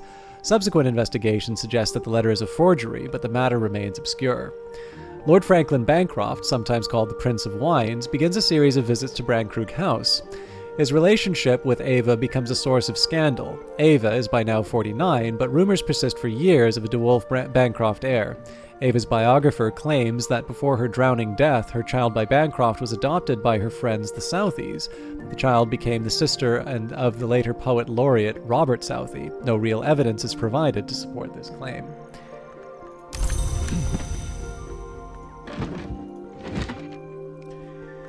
Gospel of Zacchaeus, an extremely heterodox account of the Nazarene Messiah and his works, describing his ascension to the mansus through the opening of his body. 7 were the wounds of his body, 7 the doors of the house, 7 the lesser aspects of the hours, and knock the aspect above all, for the mother of ants is the mother of salvation. The book includes a description of a rite which can be used to raise a corpse to half-life, in memory of he who bled for the wood, but the marginalia claim that the mother of ants no longer permits use of this rite. Move gingerly while the pain lasts.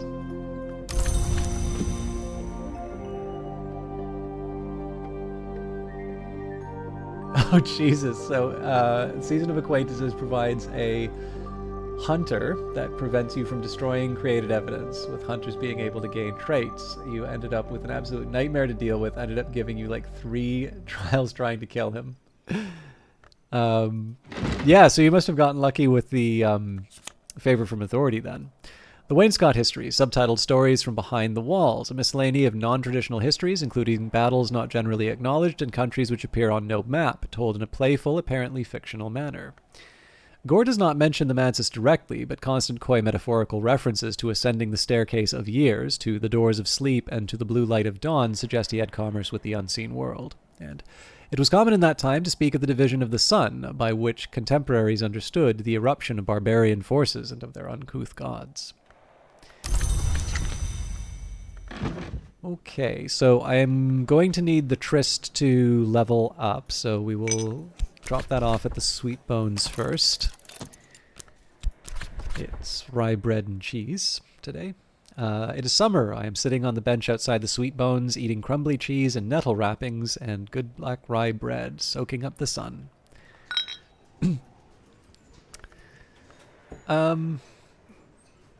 I guess I still don't have, like, my deeds, my... whatchamacallit. That's...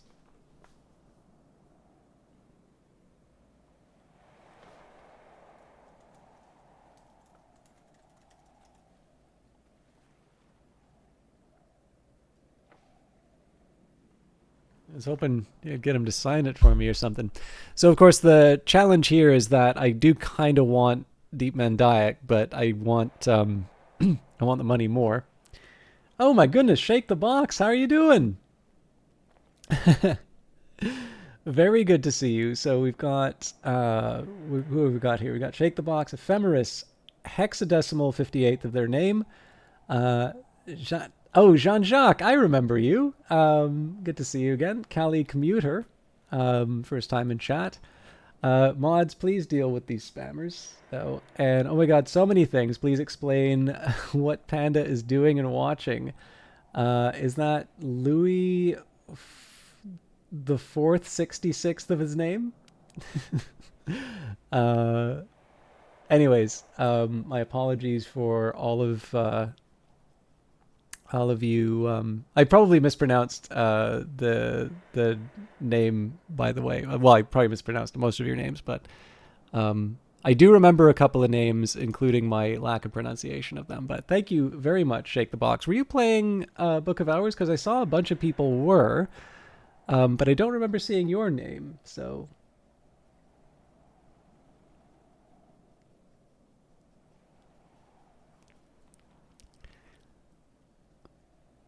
Lies of P and Untold Stories. I'm sure I've already told you. Like, I've actually seen a few people stream Lies of P now, and if you had told me at the start that somebody, and I will, by the way, I will explain the game, but I do want to take a minute here and let's do a proper shout out here. But if you had told me that they were going to be doing like a gritty adaptation, like Dark Souls-like adaptation of Pinocchio, I would have sworn that it was like some kind of satire and like a very good and funny one. But it actually looks like a really solid game. Like, it could be that they have fun with the whole premise of it, but like, yeah, there's just something about the premise that just immediately makes me think of parody. Mind you, it doesn't really take a whole lot to get me thinking of like parody. So, but yeah, like it actually seems to deliver. So, I'm sure I'll try it. I'm pretty sure it's on Game Pass. But okay, so Rift Wizard 2 got a trailer and a Steam page today. Very excited. I've not heard of that actually, so I will check that out. But let me try. So first of all, I will just caution everybody from Shake the Box. Shake the Box is remarkably generous in terms of their hosts, particularly this many people. But I'm sleepy. I'm already 2.5 hours past when I would normally finish, and I was going to be wrapping up a little bit, but I'm in the middle of trying to work with the basics here. So I recognize that there are some people who are completely unfamiliar with Book of Hours, and there are some of you who are like Book of Hours fanatics. And if I can, I'd like to try and make it so that everybody, however long we have together, that everybody can come be in the same page. But more importantly, for those of you who maybe are intrigued but not sold on this game yet, that I can at least give you enough knowledge that when you see somebody else playing Book of Hours, you'll be up to speed, and you can find somebody who's a better streamer than me, let's be honest. So long ago, we started this game in the middle of a storm. We had just washed up on a beach called St. Brendan's Cove, and we had very few memories. Essentially, we had a memory of the storm. We knew that we were on our way to become the librarian of a place called Hush House. And the very start of the game is essentially, getting off of the beach and finding your way to safety, which in this case is a place called Brandkrug Village. You usually have a friend in the village. In this case, our friend was Reverend Timothy, who we're currently enjoying a conversation with. And eventually you find that you are, in fact, in the general area, and you're at Hush House. But Hush House has apparently been abandoned after a fire. And in fact, has been abandoned for 7 years. And so one of your first duties will be to essentially rebuild the library, find and catalog the books inside them, as well as acquire new ones. And so each of these individual rooms, not only do you need to sort of unlock the village and get across the bridge and all that, but each of these individual rooms, you need to do something to unlock them. And so a very large part of this game actually captures the feeling of being in this ancient house full of interesting and sometimes delicious things. So we've got the pantry here, and for those of you that are looking for some tea, we've got the Veiled Goddess Lapsang Suchong packet, named for an enigmatic minor deity whose charge is the healing of burns. Or perhaps you would prefer some drinking cocoa. TRN Spices and Savors Department markets this as the secret sacrament of the last Inca. If you'd like a snack, may I suggest mackerel? Eat it while it's fresh or keep it while it's salted. Or perhaps, the golden marrow. In Brandkrug, they take marrow seriously. This is accounted a beauty among its kind. Obviously, I'm focusing so much on the food, but the man, libraries are really great. And yeah, some of the like modern trends for libraries have been things like makerspaces. My library has video games, so if you want to get something for like an Xbox or a PlayStation, they've got a nice catalog there. But I still use the old analog books, but there's some really cool stuff there. But yeah, so a very large part of the game is restoring the library and just generally finding out what happened, because there is absolutely no evidence of a fire for a very, very large part of the library. There is, however, evidence that people have put up sort of wards and sort of snares and traps that you need to overcome. There is also this Grand Ascent, which has sort of niches for all of the librarians, and one of the side things that you can do is sort of find these different busts and put them in place. Here's Thyrza Blake. This bust is carved from malachite. So how did I know to put Thyrza Blake in her place? Well, sometimes it would come from the books that I read, and sometimes I would learn about what had happened. So, for instance, in the Flood Gallery, Thyrza Blake, 7th librarian of the house, extended this space, decorating it with semi-precious materials and filling it with the finest art Hush House's money could buy. Of course, after her enthusiasms brought the house to the brink of penury, much of it had to be sold off. And we, of course, later learn as we get to this more grim part of the house, because of Thyrza's Thyrza's spendthrift. There was a deal that was struck between the kind of Hush House and a group known as Nocturnal Branch. I will summarize Nocturnal Branch in this little room here. Lesser Bridge, Brandkrug Jail, built in 1896 at the behest of Nocturnal Branch to contain troubles unseemly and occult. A mere 6 years later, after the Ortuccio incident, the branch came itself to be considered unseemly and occult, and its functions were absorbed into the Suppression Bureau, but the jail still stands. Over the gate is the Bureau's motto, Alice si licet, tibi non licet, commonly rendered as, it is permitted to us, it is not permitted to you. So I'm kind of nerding out about all of this, but the way that this game works is that you are given little bits of information on this massive world filled with secret gods and sort of hidden principles sort of underlie just beneath the skin of the world.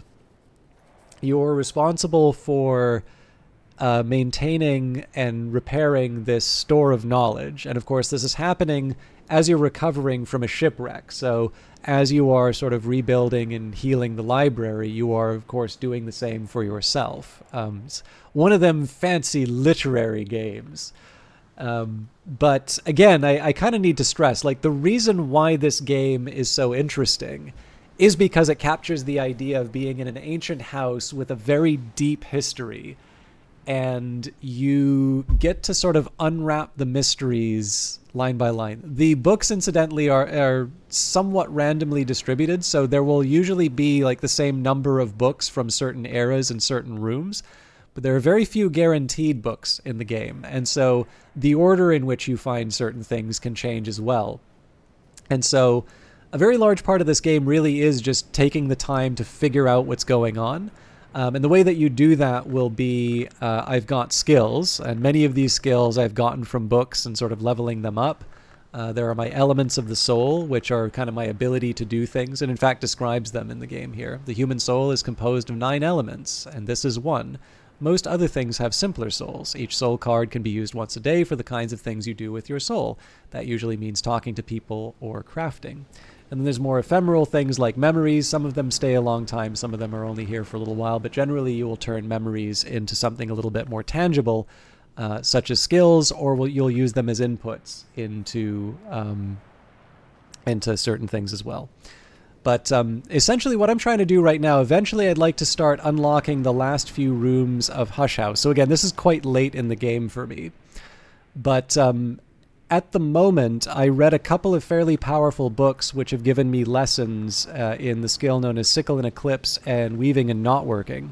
And so in this case here, there's no like experience points in the game. Essentially what you need to do, the experience is in fact your own experience, which is sort of realized through memories and knowledge. So in this particular case here, what I'm trying to do is level up Sickle and Eclipse and eventually Weaving and Knotworking by accumulating a certain number of memories that are relevant to it, raising it up, and then once I finish that, I'm going to go and focus on unlocking these different rooms again.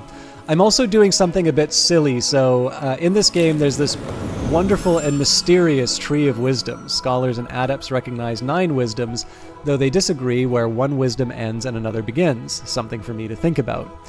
So if you want to get more elements of the soul, you can commit skills to the Tree of Wisdoms,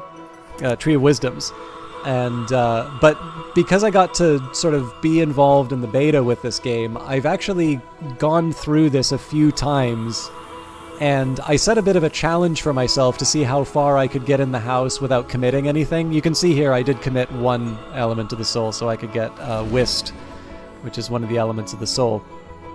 But basically, I've been doing a little bit of a challenge for myself to see how far I can get in Hush House without actually committing any skills beyond what I already had. And it turns out you can get very far, but I wouldn't necessarily recommend it. So, yeah, and I mean, the Sixth History, for those, Locus 101 here is referring to something special. The setting for this game is called the Secret Histories, but the developers behind this game created what's known as the Sixth History.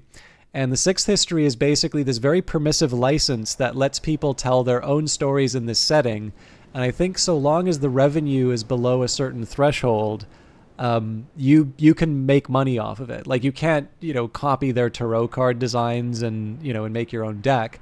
But if you wanted to make your own game in this setting, right? If you said, okay, well, Hush House is one of the 7 libraries of the Watchman's Tree. I want to make a game about one of those other libraries.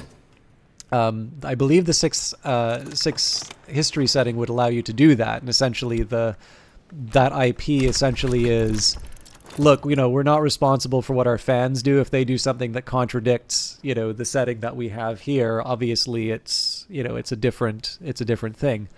But it's obviously a very compelling sort of story. Again, it's weird. It's full of strange gods and barons and librarians, and the gods are called hours, and servants of the gods are called names and long, and so on and so forth. So, oh yeah, sorry, I should probably talk about the character I'm playing. I'm sorry, I should just be playing the game at this point. But who am I? I am the Twiceborn. There's a kind of a personality test at the start of the game.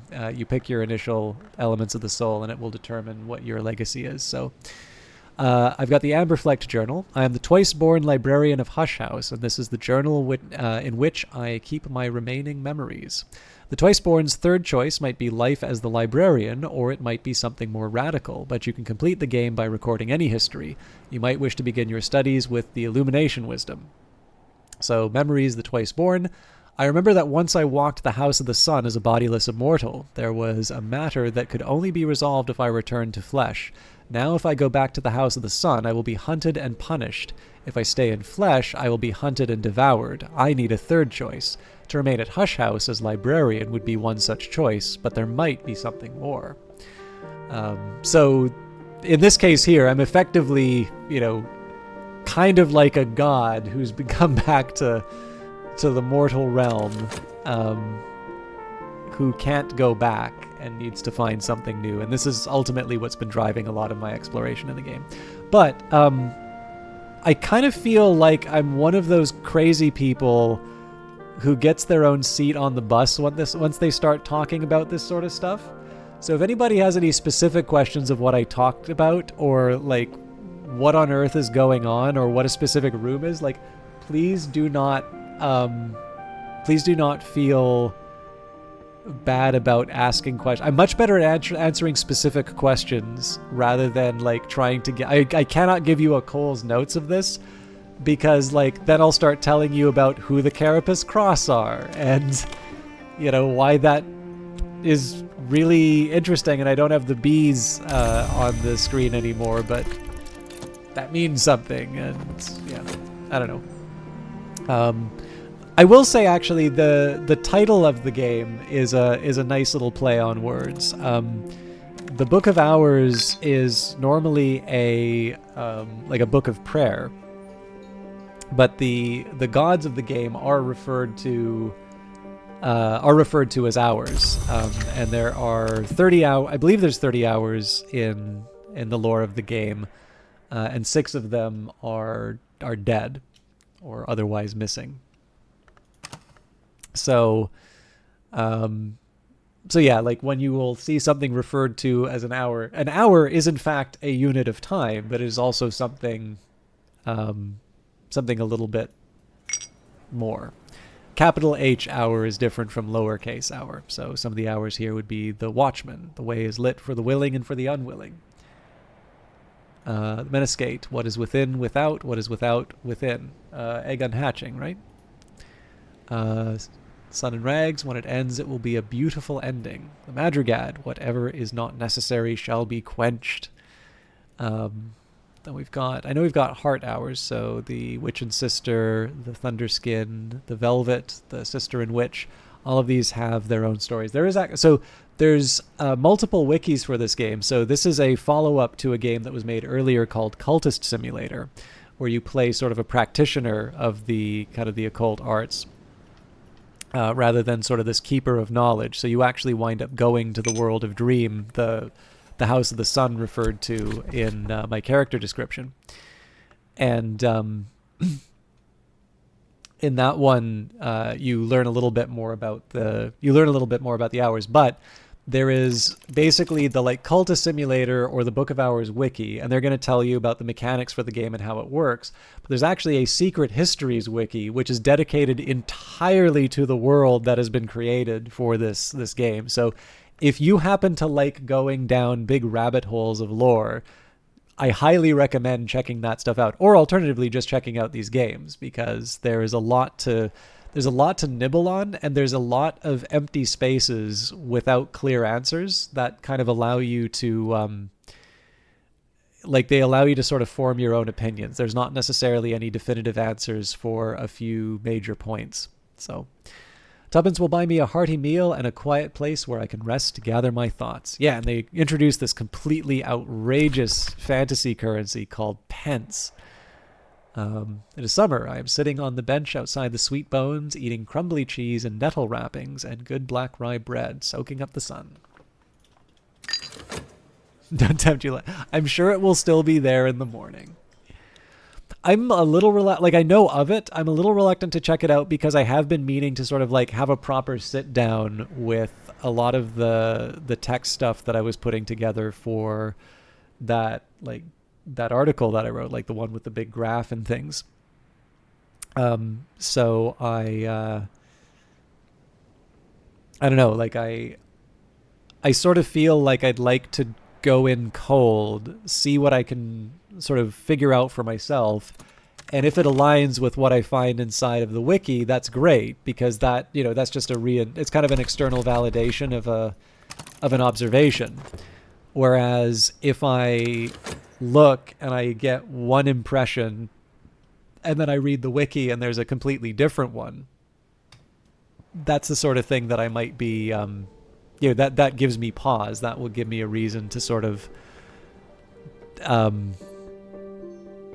how do I put it? Like,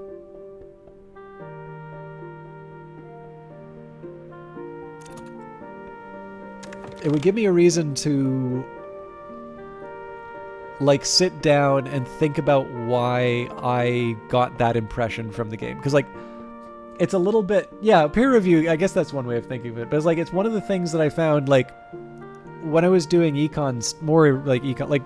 my research in econ now is pretty focused on a set of things. But like when I had a little more freedom in terms of school, like one of the things that was kind of nice was, you try and follow an idea as far as you can, and sometimes you'll run into something you're like, well, that doesn't really make any sense. And then you sit down and you work through it, and like 9 times out of 10 you find out, oh wait, no, I was mistaken, that actually does make sense. Or it's like, oh, okay, no, I see what it is. It's not ideal, but it's the best of the options we have available, right? Like, I'm the least drunk driver on the road.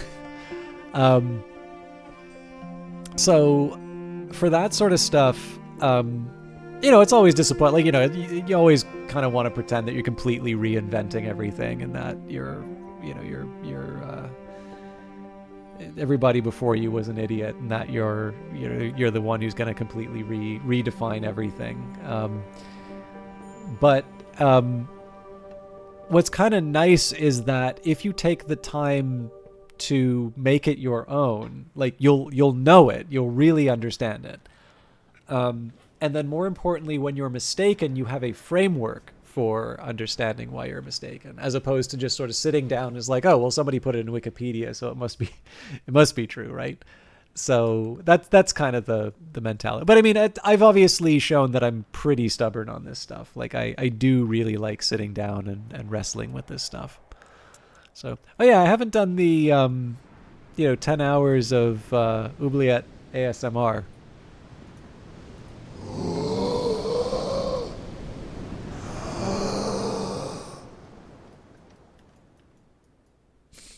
I'm sorry, Cree. Just gives you a reason not to visit the nocturnal side of the house. Okay, so I need 7 moon or edge memories for Sickle and Eclipse. So let's make sure we've got, so moon here, edge here, 3 with salt, 4 with stolen secret, 5 with the contradiction, and then it's 6 and 7 with the old wound and the weaving the world Newman. So what I'm going to do here, I'm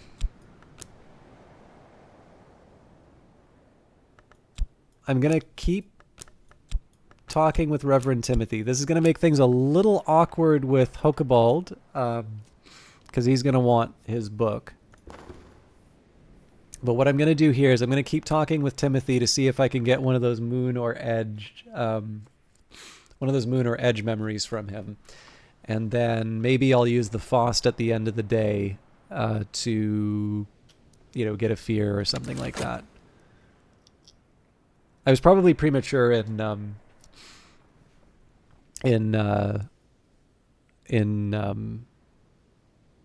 oh, actually, hang on. Okay, that has heart, so I can't hang on to it. Yeah, it's probably premature in terms of getting the Faust back, but that's fine. Incidentally, we did talk about how Reverend Timothy was my friend. Reverend Timothy, rector of Brandkrug, ordained by the Church of the Unconquered Sun, a learned man, blessed in the tally, the gate and the light. Reverend Timothy is always, always happy to chat. One nice little secret about this character, that's not so much a secret, but this character, in most of the time when you talk with a character, it takes 30 seconds. And then they'll give you a memory which you might be able to use in your inputs. Reverend Timothy is a bit like me. Maybe he doesn't quite know when to stop talking. And so he takes 45 seconds to produce a memory instead of 30. And I think that is very amusing, even though I may feel slightly attacked.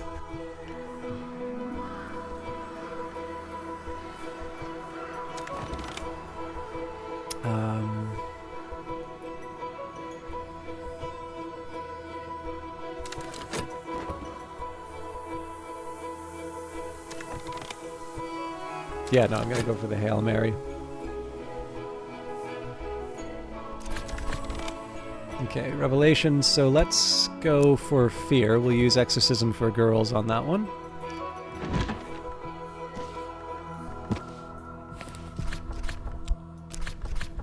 I've already mastered this, but I could reread it and perhaps recall a memory. Not a bad thing, I promise. Yeah, it's it depends on who you are. Some people like it, some people find it endearing, some people find it tedious. I do my best. Like, I don't go out of my way to like I try not to babble, but I recognize my default. So, but I hope to.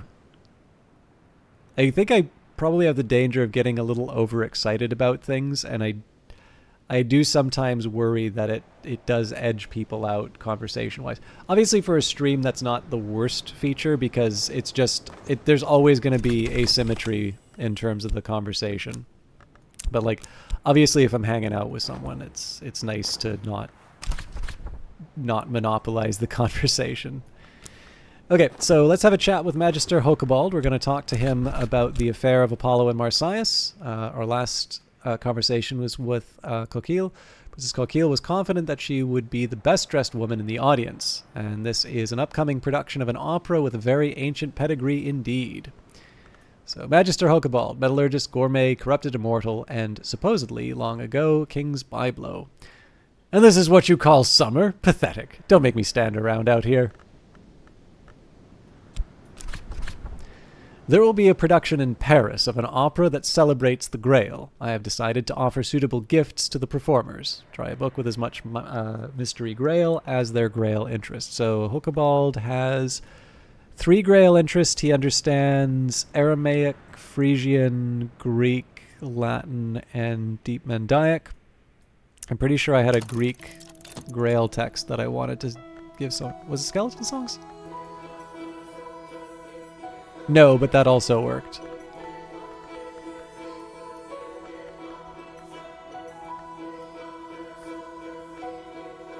Could have sworn there was one that...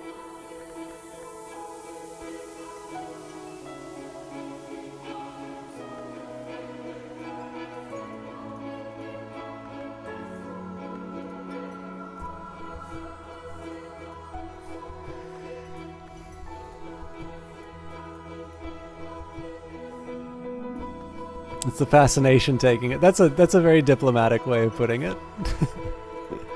I'll use that the next time I'm talking with someone who's an initiate into the world of the secret histories. I could have sworn it was in this first layer of the library I put together. Okay.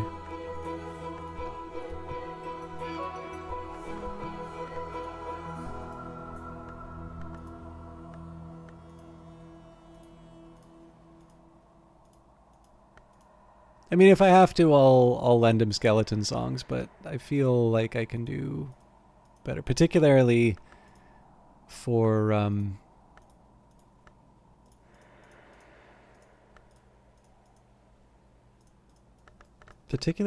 text that no,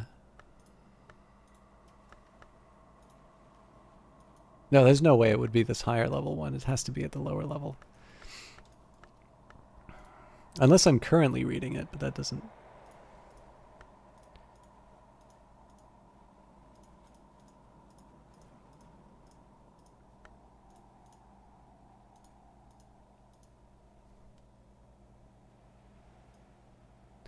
So the challenge here is that I have a big spreadsheet to keep track of all of this. On my YouTube playthrough, I have a specific set of shelves that I dedicate to specific memories, and that makes it a lot easier to keep track of this stuff. And you can usually keep track of the mysteries by the spines, but not always. So I think the big thing is that I've duped myself into thinking that I have a level 4 Grail text somewhere on this level, and now that I've clicked on every single book, that is obviously not true, and I don't even have that many texts on this level, so I should be able to verify that there's only one. But I'm utterly convinced that there was a level 4 Grail text in Greek that I wanted to give to the previous visitor.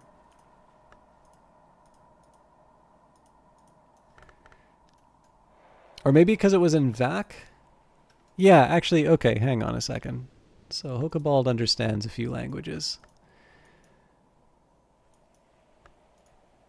I can't see why I'd have a Grail text like that, but stranger things have happened. Okay, well, I don't need to go crazy about it.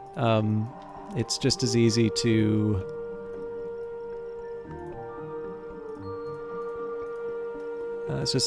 give the Skeleton Songs. So, the poems of Greedy Delight, composed by the possibly pseudonymous Arbella Dusk, the rumored heiress turned madam turned poetess. I would like to determine which gifts would be most in keeping with the opera's subject matter. Delicious. I am certain now of a generous and memorable feast. You might yet prove more useful than your predecessors. Yeah, sorry, I never really finished the description of the name. Anyways, I'm sure you all can read up about what a Book of Hours is, and now that you know that the gods are called hours, you get the idea. All right, exorcism for girls. Simple but forceful techniques for rousting unbefitting spirits, written in straightforward and colorful language. Blake seems uncertain at points whether the techniques are intended for use by or on girls. She clearly regards children as a nuisance.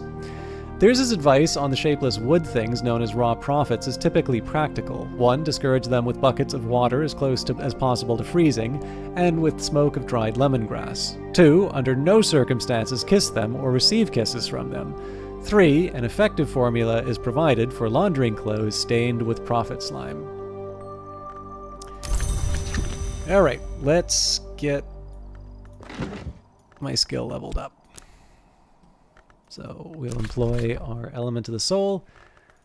There's the lesson, clouds, Torg's cleansing, salt, stolen secret, contradiction, fear, and I only need to add in one of these. So the real reason why I was happy to use the Faust here is that an old wound is a fairly minor item, which will only be relevant to Sickle and Eclipse, whereas the Newman of Weaving the World is something that I can use with weaving and not working when the time comes.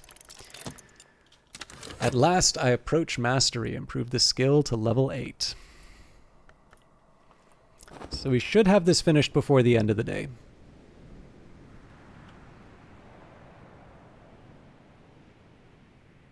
Also, there were a few of you who followed me, Jean-Jacques, Kali Commuter, and Ephemeris, and I need to figure out what's going on with Streamlabs because absolutely none of that came through. But I did notice you all following, so thank you very much for that.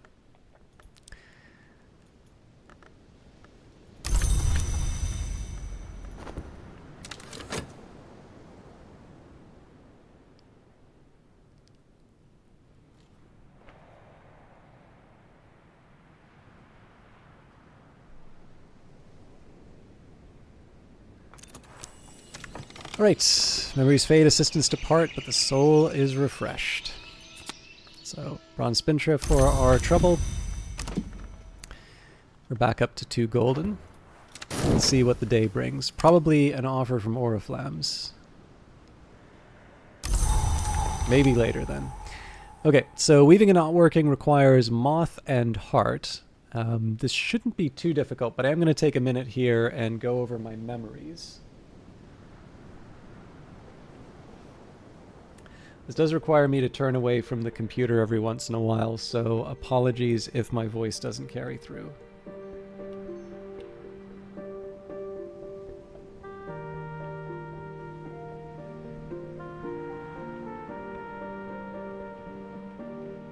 This is the kind of game that really benefits from writing on like paper, so I'm using a tablet, but same feeling. Okay, so again, I'm looking to level up Weaving and Not Working, which requires Heart and Moth, and I'm going to be leveling up from 5 to 7. So I need 5 and then 6, so basically a total of 11 across those two. And I'm sure you've noticed, but memories are unique, so I can't just keep the same memory popping up every now and again. Okay, so a cheerful ditty.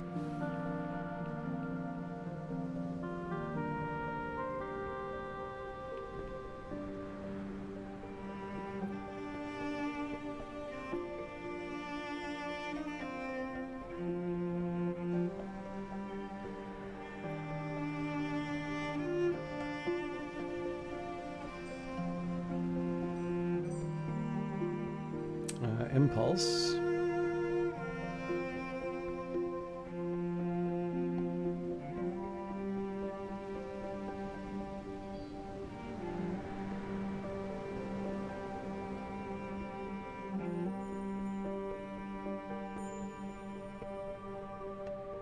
Satisfaction. There's not that many.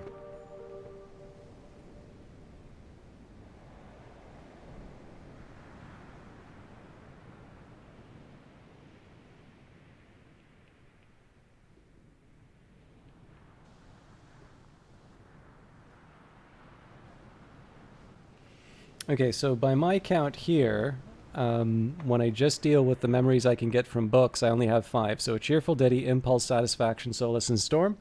So I'm gonna double check this one more time from bottom to top. So Storm is 2 heart, 2 sky, so that's useful. Stolen Secret is 1 knock, 1 moon, not helpful. Solace, 2 heart, 1 sky, so we already have that down. Secret to the Threshold is 2 knock, 1 rose, not helpful. Savage Hymn, 2 scale, 2 sky, not helpful. Satisfaction, 2 grail, 1 heart, helpful. Salt, 1 knock, 1 moon, 1 winter, not helpful. Revelation, 2 lantern, not helpful, although lantern's obviously the best. Regret, 2 winter, 1 forge. We've got the Newman, but clearly I can only have one of each of the... sorry, I can only have one Newman at a time, so we've already got one there, and I'd rather not rely on that if I can avoid it. Intuition, 2 moon, 2 rose, not helpful. Impulse, 2 moth, 1 nectar. It's helpful, but I've written that down. Hindsight, 2 winter, 1 scale, not helpful. Gossip, 2 rose, 1 grail, not helpful. Foresight, 2 forge, 1 lantern, not helpful. Fear, 2 scale, 1 edge, not helpful. Earth sign, 2 nectar, 2 scale, not helpful. Contradiction, 2 edge, 1 moon, not helpful. Confounding parable, 2 moon, 2 rose, 2 sky, not helpful. Cheerful Ditty, 2 heart, 1 sky, helpful. Bittersweet Certainty, 2 winter, 1 lantern, not helpful. Beguiling Melody, 2 grail, 2 sky, not helpful. So the other thing that we can appeal to are our individual skills. So again, remembering here, with what I have already, this is actually sufficient to move up to level 6. Once I get level 6, that's going to be a bit more of a challenge. Although, I suppose one way I can look at this, we've got, what is it, 1, 2, 3, 4, 5. Yeah, I actually do have enough to be able to bring me over the top. So here's what I'm going to do. I'm going to take a risk with Reverend Timothy because I do have some money. So we're going to talk with him. Reverend Timothy's door is always open to me. And while we do that, I'm going to use the...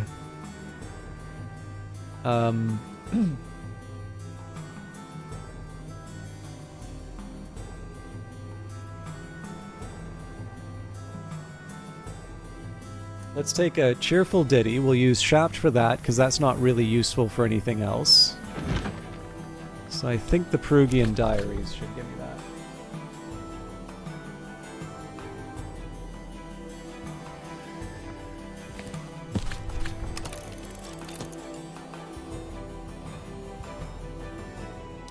Now, technically, the rest of these are something that Reverend Timothy is capable of producing on his own.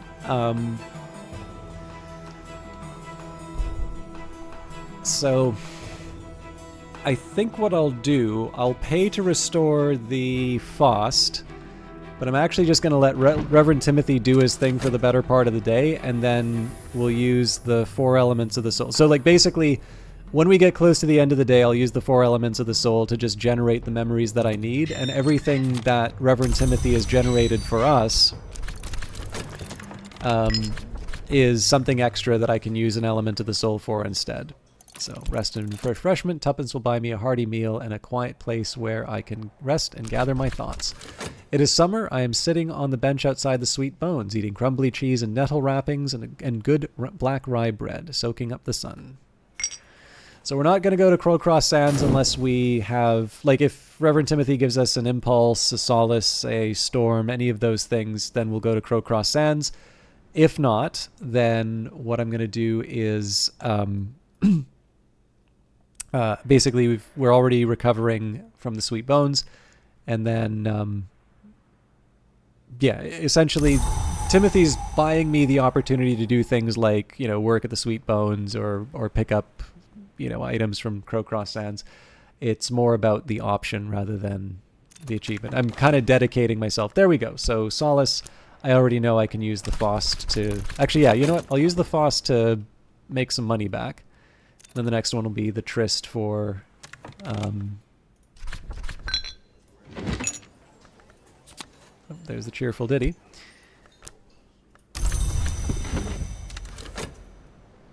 So I'll make the Faust at the Sweet Bones for... I think I want the mackerel. Better now.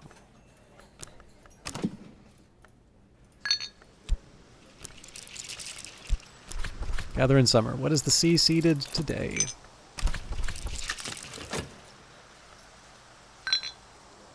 So remember, we just need 3 memories now to level up weaving and not working. So we have the 3 elements of the soul that we need here.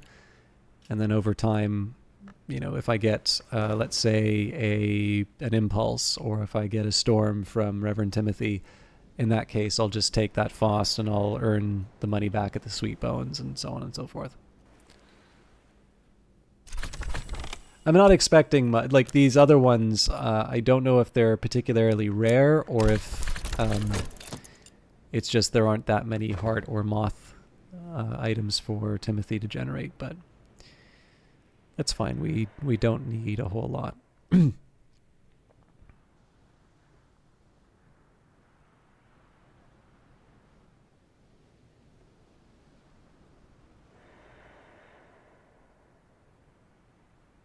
It does feel a little bad that I'm not progressing in terms of the rooms. If nothing else, it'd be nice to open up some of these containers.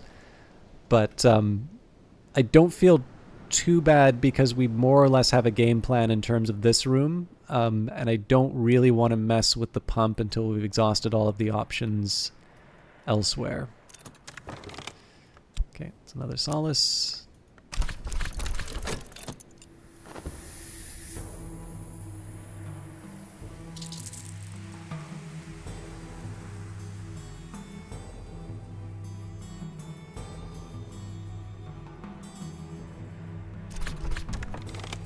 Sea-strewn, salt-snared stuff. I don't even know where I can put Ava's locks anymore. Not quite where I wanted to go. Oh, because there's wood.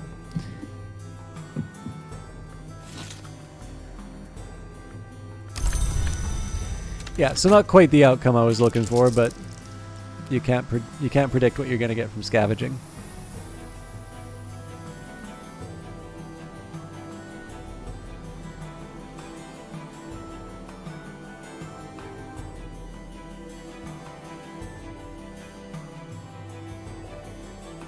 So once I hear the bells ringing, basically once we hit the crossover from afternoon or kind of evening, we'll lock everybody into to reading the relevant texts. So we probably have one more run with Reverend Timothy, and then we need to commit the Faust and the Whist to other uses.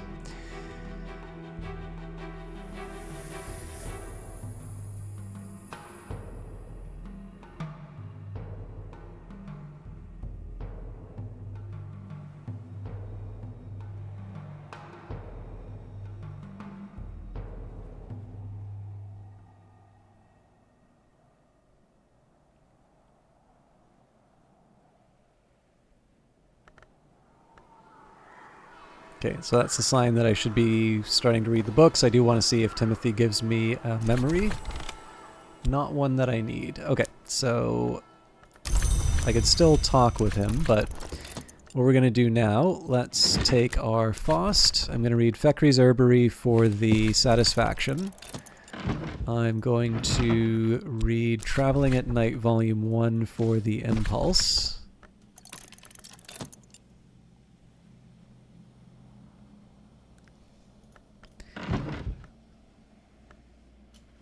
Yeah. Tuppence, thruppence, fruppence, crowns. Can't run an empire on that.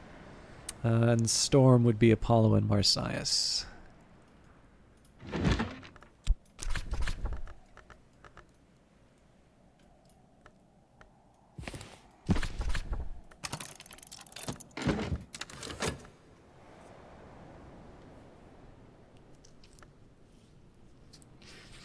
I did apparently I did have a spy in the home of the developers, so apparently I did get a small chuckle from the writer when on the Steam stream I said fantasy writers, man, how do they come up with this crazy stuff in reference to the pre-decimal currency system in Book of Hours? So I was reasonably happy to get a chuckle out of that.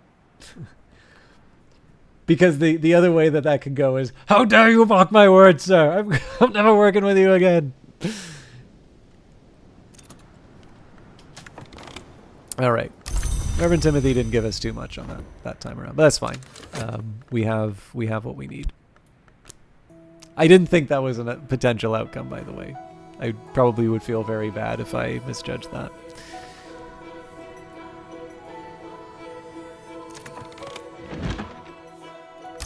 Okay, as much as I want to read the text, I do probably need to wrap this up and go to bed. So we're just going to collect the relevant memories. Let's throw them all into a big pot.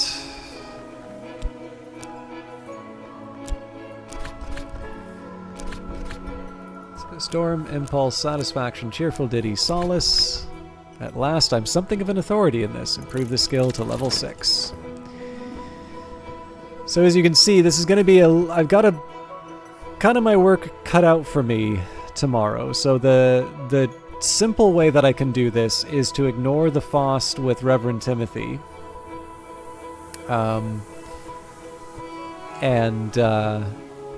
Have you been enjoying Counter-Strike 2? I've actually noticed I've been spending a lot more time in Counter-Strike now that they've released number 2 than previously. It's probably just because it's the new thing. Weaving and not working. Valentine DeWolf.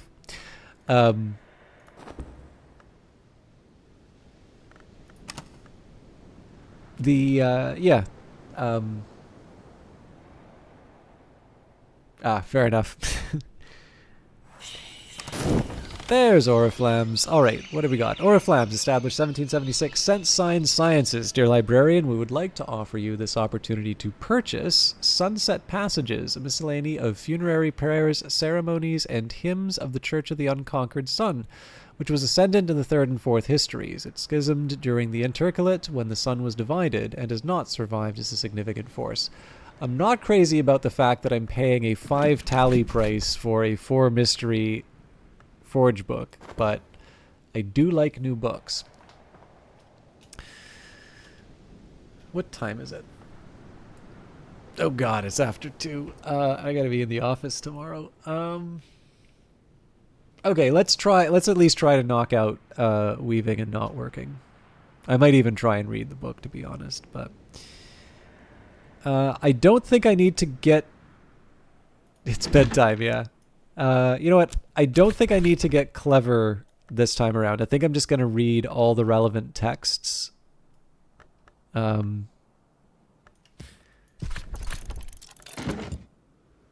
let's see what the weather is first.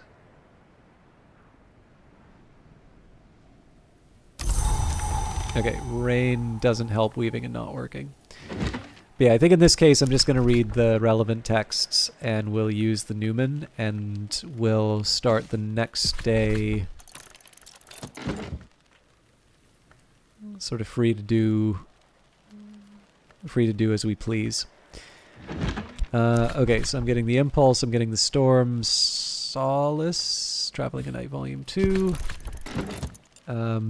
Sorry, Impulse, Storm, Solace... Cheerful Ditty.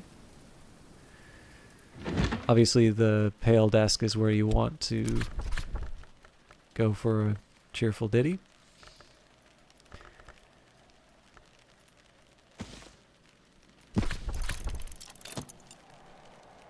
And Fekri's Herbery. Again, I'm not really reading the texts because I'm sort of rushing through things, but we will go back to reading the texts with some more variety in the next episode. So again, there is the small possibility that I could have saved a little bit of effort here by recruiting Reverend Timothy. But honestly, losing a day, particularly in summer, isn't that big of a deal because the person who visits in summer is the traveling barber, the sort of person who I need to be able to open up the rattling tunnels is either a poet or a nun, and preferably the poet because it's easier for me to make Solomon's preparation.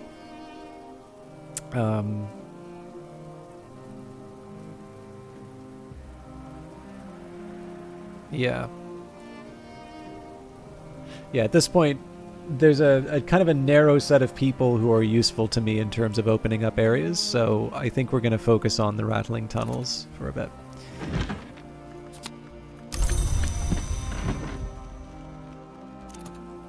Alright.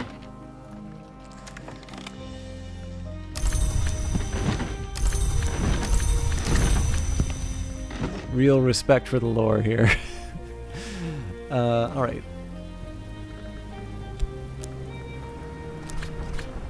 So, Storm, Satisfaction, Cheerful Ditty, Impulse, Solace, the Newman, and the Health. When I thought I'd understood, I'd only begun. So, what do we do for the next few days? Number one, I want to read this forge text, and in fact, I probably don't even need to worry about using Shapt in that case. I could probably use... yeah, bells and braziers and any element of the soul is good. I suppose it doesn't really matter though, because as long as I don't use the whist, I'm fine. The skill is now level 7. Its power aspects have also increased. So yeah, let's think about this. This is actually one of the rare times I'm going to fast forward through the day. Just because if I can read Sunset Passages, that gives me an idea about what I'm up against for future improvements. And I think what I'll do, so Oriflammes, thanks you for your custom. So I think what I'm going to do is I will read Sunset Passages, which technically knocks me down an element of the soul, but I am going to try and hire a poet or a nun for tomorrow while I read that book.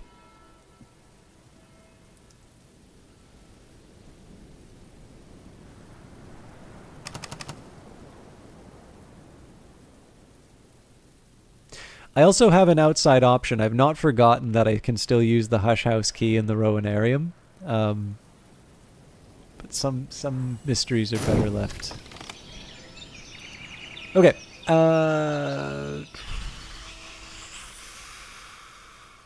Let's say Faust and the Sweet Bones.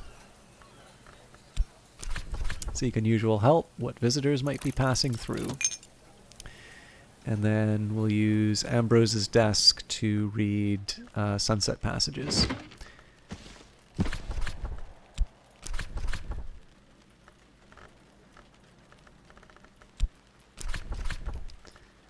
I can master this mystery. Okay. Let's see what the day brings.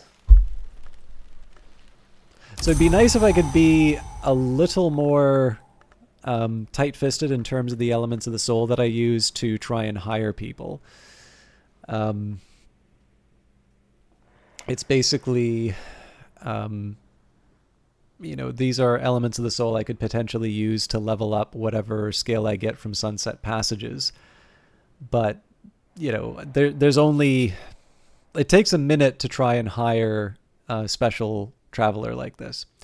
So the time that it takes for me to find a potentially suitable candidate and then the time that it takes me to actually level them up is a consideration. So I kind of can't afford to just sit back and not hire. And in the end, right, if I do need to restore an element of the soul that was helpful, in that case, it's tuppence, right? It's not that much.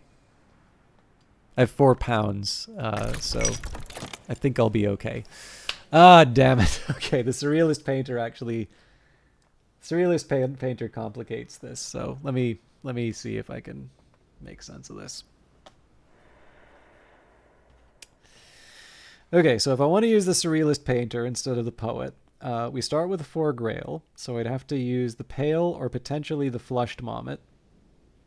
I'd feed them Grail. Yeah, see, I really don't want to give up the Mommet, but I don't think I have an option otherwise.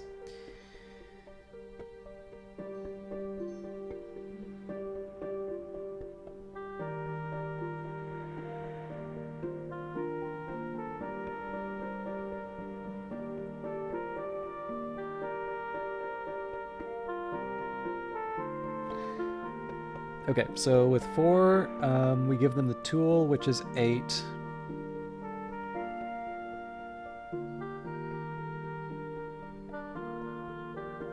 $14 with the Grail drink, and then 15 with the tool. Yeah, you know what? Let's just do it. I don't need to hoard everything. So, passing Surrealist Painter. Hire a visitor. If I meet their price, I can hire them for a day. I'll hire this one for a day. Now, I'll have some options in terms of my elements of the soul, I suspect, but let's get the... I think I'm going to let the... I'm going to level up the painter before I go too far, because I may still need a memory. So I'll start with the Mommet. And again, I was hoping to do a little bit more with that before moving on, but the opportunity is in front of me, so... I'm also a little bit curious about the interactions with this item. So it's a 4 Grail tool. The painter will accept elements of the soul, beverages, memory, pigments, sustenance, and tools. Wait a minute. 4 Grail, 4 from the tool is 8. I do need one more element of the soul. So Fekri's Herbery is the answer for that. But yeah, so it does say that this is a machine that will operate once. If it's an infernal device, that means it'll explode, so be careful. So proffer a device, I can lend my assistant something to help, increasing their abilities. This is a device, a one-use tool, so you won't get it back. It's a shame, but it's 4 Grail, right? So gently twitching little cloth doll with melancholy button eyes and a frill of colored ribbons. So let's get working on Fekri's Herbery. We'll use Faust for that.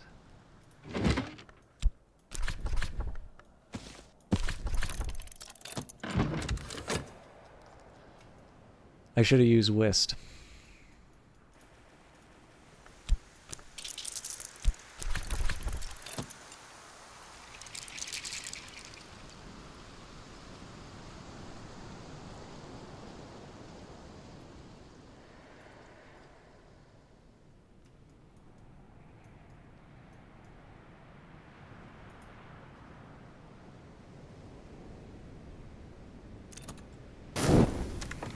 Device has boosted their aspects appropriately.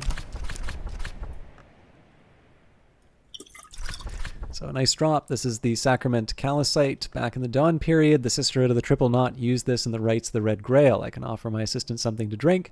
This will increase their aspects. They'll also be glad of the refreshment.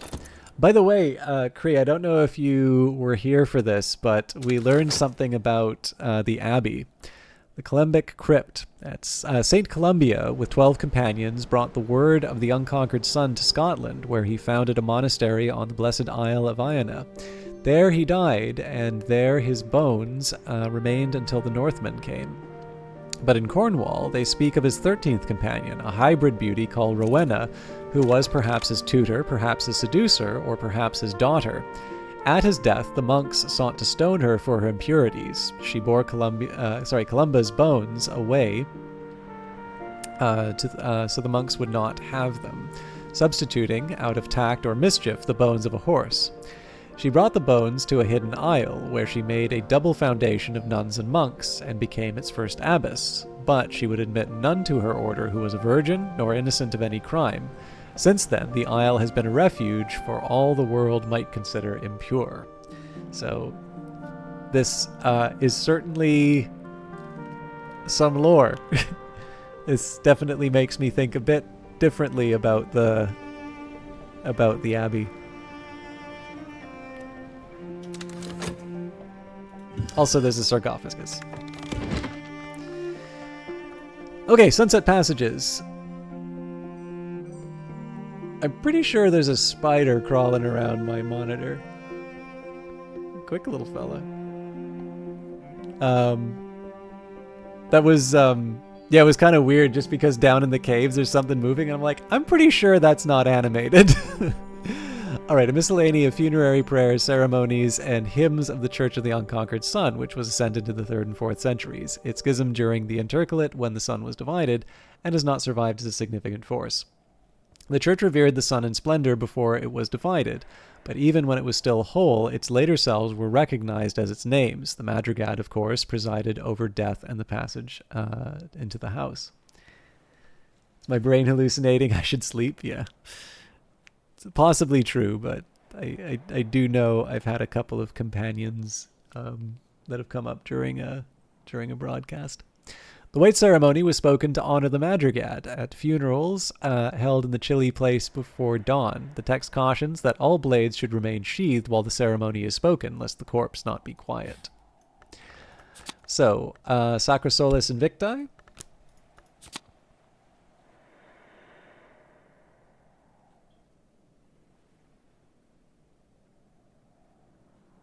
All right. If you can just give me a minute. There's actually yeah. I do have a box of open food that it's sort of making its journey towards. So if you don't mind, I actually am not that bothered by spiders, but every once in a while they do become a little bit of a nuisance. So I'm going to take a very small break to deposit this this little fellow, very eager. Maybe they were sipping my coffee, I don't know. I'm just going to deposit them in a less obnoxious place. So I will be back in just a quick minute.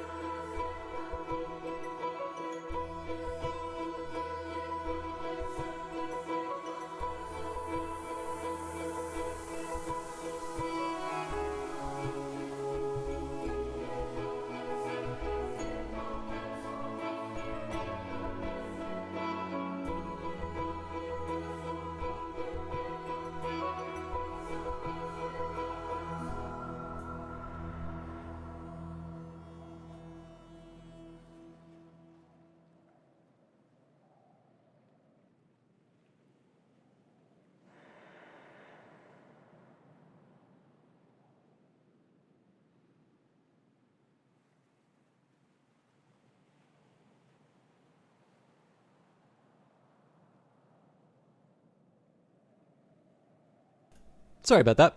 Yeah, no, it's. I mean, it's a fair sized fell. I mean, for me, I'm I'm much bigger than it. So I used to be as a kid. I was definitely pretty upset by them, but I've more or less chilled out. I think the real sin for that fellow was he's quite pale, and he loved my monitors. Like just the worst possible combination for being distracted during a stream. And then when I noticed, the one thing I don't want to be doing is like losing track of where one is, and if I decide to have like a snack, all of a sudden I'm enjoying a few extra bits. I don't think that's in anybody's interest. So, yeah, I figured, yeah, I may not have a whole lot of time, but it's not too hard to just put them in a glass and put them somewhere where perhaps there are more more amenable foods. Anyway, this is going to be a bit of a dilemma. Because I do have a revelation, Sunny, and my whist will probably work. Yeah. Oh, perfect. So we take the Sacra Solis Invicti.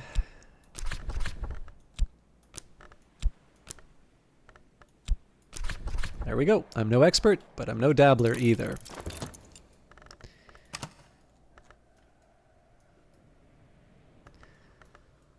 I am running out of room for books, though.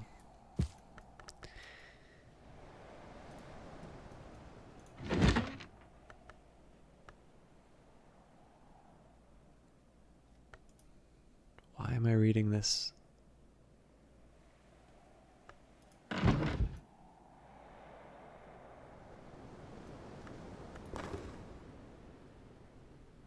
Right. So that I can boost the Grail. Because I need 15, and I've already given her a tool.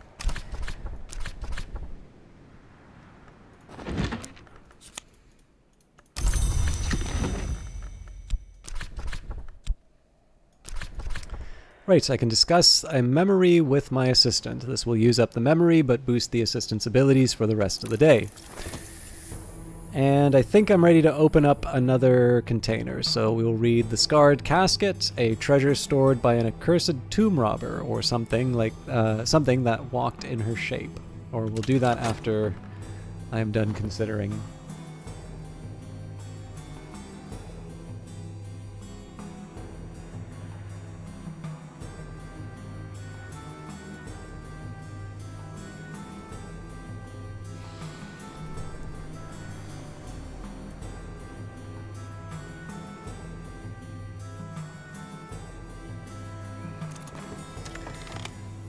Okay. Should probably reorder the...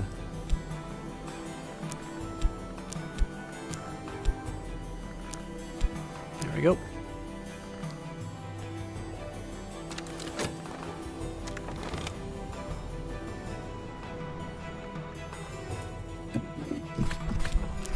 Something dark. What midnight gift?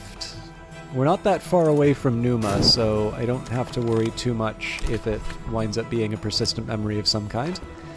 And what painter worth their pigments wouldn't want to spend a day at Hush House? The dead do not walk here, but their eyes are upon me. I can quell them, or I can feed them. Fair enough. I figured it was a Bill Nye reference, but... And more contraband flotsam. So I'm happy to open that, but that's obviously something we will open tomorrow. So in terms of things to open, 1, 2, 3, 4, 5, and then of course if it's a package in a package, I will shake my fist at the developers and then move on. Still, I'd say, like, it worked out a bit differently from how I was planning, but I'm not entirely unhappy with how today turned out. I do have some work ahead of me in terms of the pumps. I really have sort of hit a wall in terms of languages here. Serpent milk.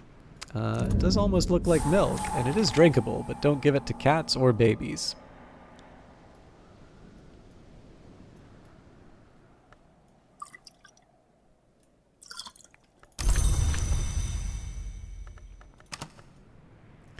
This is such a cool looking room.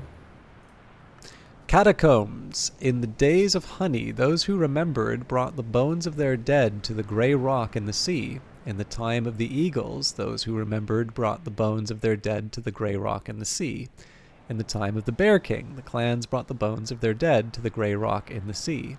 When the Wolf Kings came, those who remembered brought the bones of their dead to the grey rock in the sea. Through all the years of sun and bronze, those who remembered brought the bones of their dead to the grey rock in the sea. Much is taken, much abides.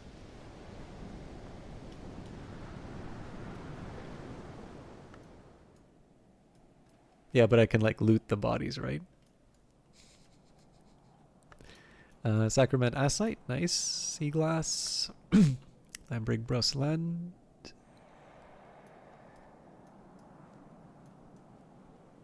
It's very decorative in the closing levels, I've noticed. Catacombs Altar. Bone is the memory that does not die. Okay. I'm noticing, too, so when we have the Rowanarium, the Catacombs Altar, like when we're taking a look at these, we have... You know, they may be unfamiliar names, but at least we're kind of familiar with the entities associated with with these. This level of worship is... I have, like, a couple of impressions, although this is intriguing. But yeah, like, it's definitely... it's definitely getting quite vague in terms of the specifics of these altars. So, Sealed Vault, another Curia. This is 16 edge or 16 knock. So I suppose I'm lucky that I've got the Sacrament Asite here. But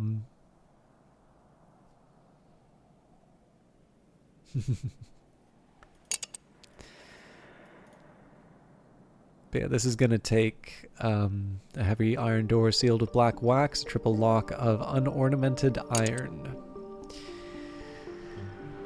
So unless I come up with some bright idea, and I mean, there is something to be said with the... Okay, well, I'm going to try something... I'm going to try something kooky. I'm not going to go through to the end of tomorrow, but I do want to... I want to take a flyer with the existing memories that I have. And I'm most likely going to play on Friday. I'd say probably the most relevant symbol would be the symbol of Sol Invictus, which is up here. Sol Invictus symbol, the eternal symbol of the unconquered sun, all the way back to the Shadowless Empire, even through the wild heresies of the Intercalate. And probably one of the relevant features here is the division into 4.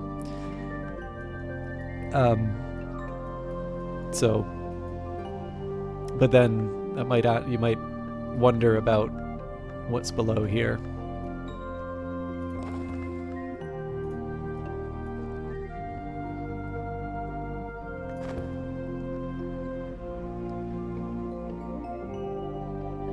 But then again, I mean, if you go to Sol Invictus, then of course you have Rome, and then you have Rome eventually leads to Catholic Church, so you know, the connection isn't entirely unwarranted either.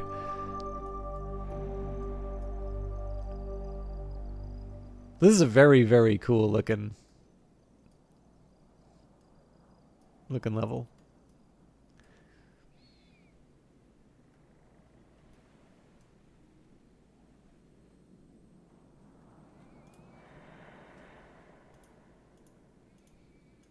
Should I put the cat down here in the horned axe?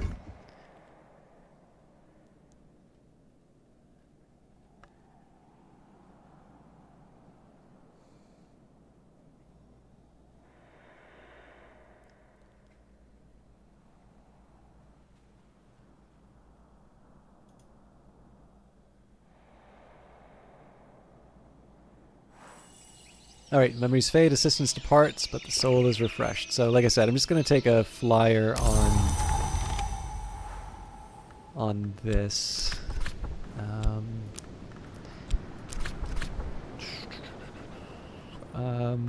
This earthquake name, that does count as a... Well, I guess it doesn't really matter either way. Remnants are kind of tough. I'm suspecting this isn't going to do anything. But I do want to try each of my scales. Essential Peroist. Okay. So yeah, I want to try each of the scale ones, and specifically the scale ones, just because it's the most powerful that I can have with the Catacombs Altar. And it's not a definitive test. Old Moment will eventually get me an earthquake name if I so choose. Oop.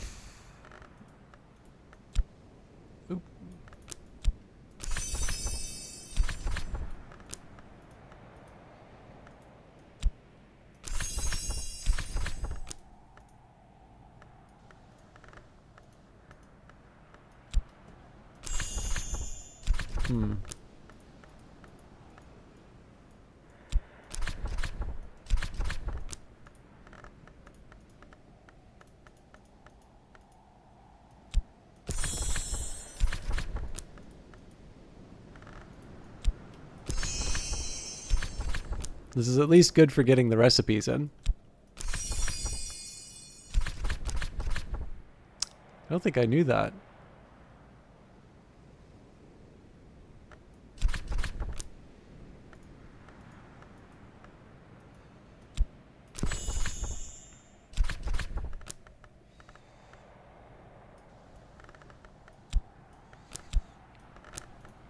Okay, so what I was really thinking about here was the possibility of...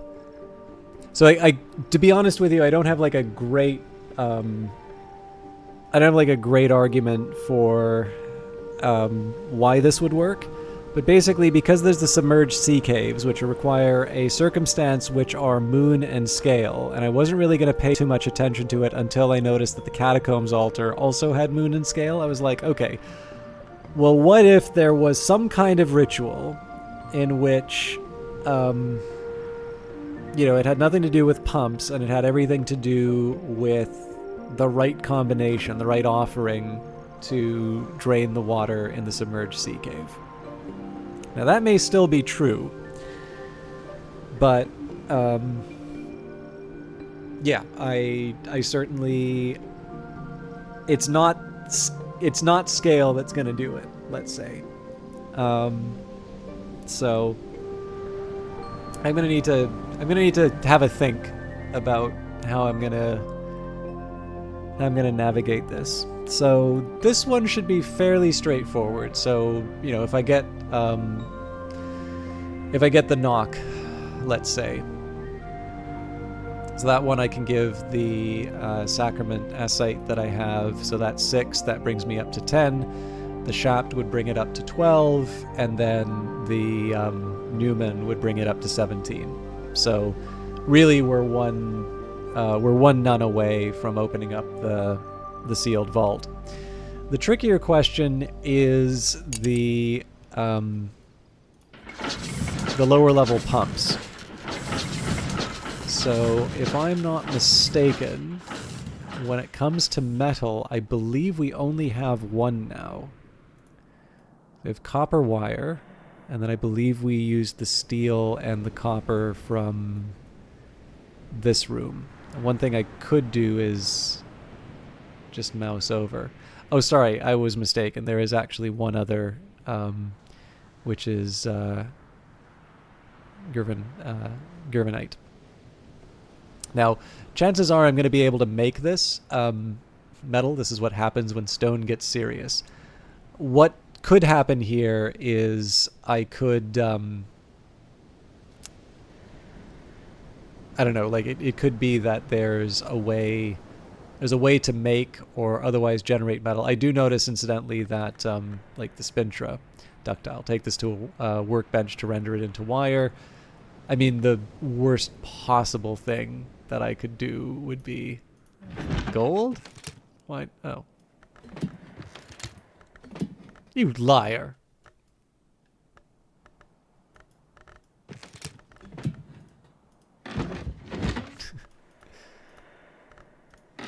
Which workbench? This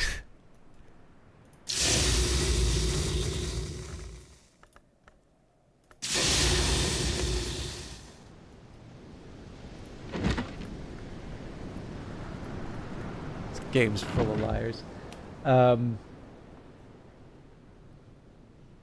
This game's 1938, I think, so alchemy would be out of fashion, but not necessarily completely ruled out, I suspect. Like, the thing is, I'm not... with things like secret societies and such, I suspect that probably... the difficulty here is that I suspect alchemy, as, say, Newton might have practiced, probably was not a thing. But it would... the difficulty I have in completely dismissing it is that I would not be surprised if certain ideas that have their origins in alchemy or had this alignment, let's say, found their way into some of the other occult practices. So, like, the idea, what is above, so below, I'm pretty sure has its origins in the Emerald Tablets, Hermes Trismegistus. That's certainly an alchemical text, but clearly that has meaning and application, beyond its alchemical origins at this point, I think. Oh no, yeah, this would be a proper sequel. There's actually some fairly significant developments that have occurred. And depending on how far you've gone in Exile, there is actually a hint. There are locations in Book of Hours that are actually talked about in Exile. I can go into more detail in another stream if you want, but sometimes these things are fun to see on your own. But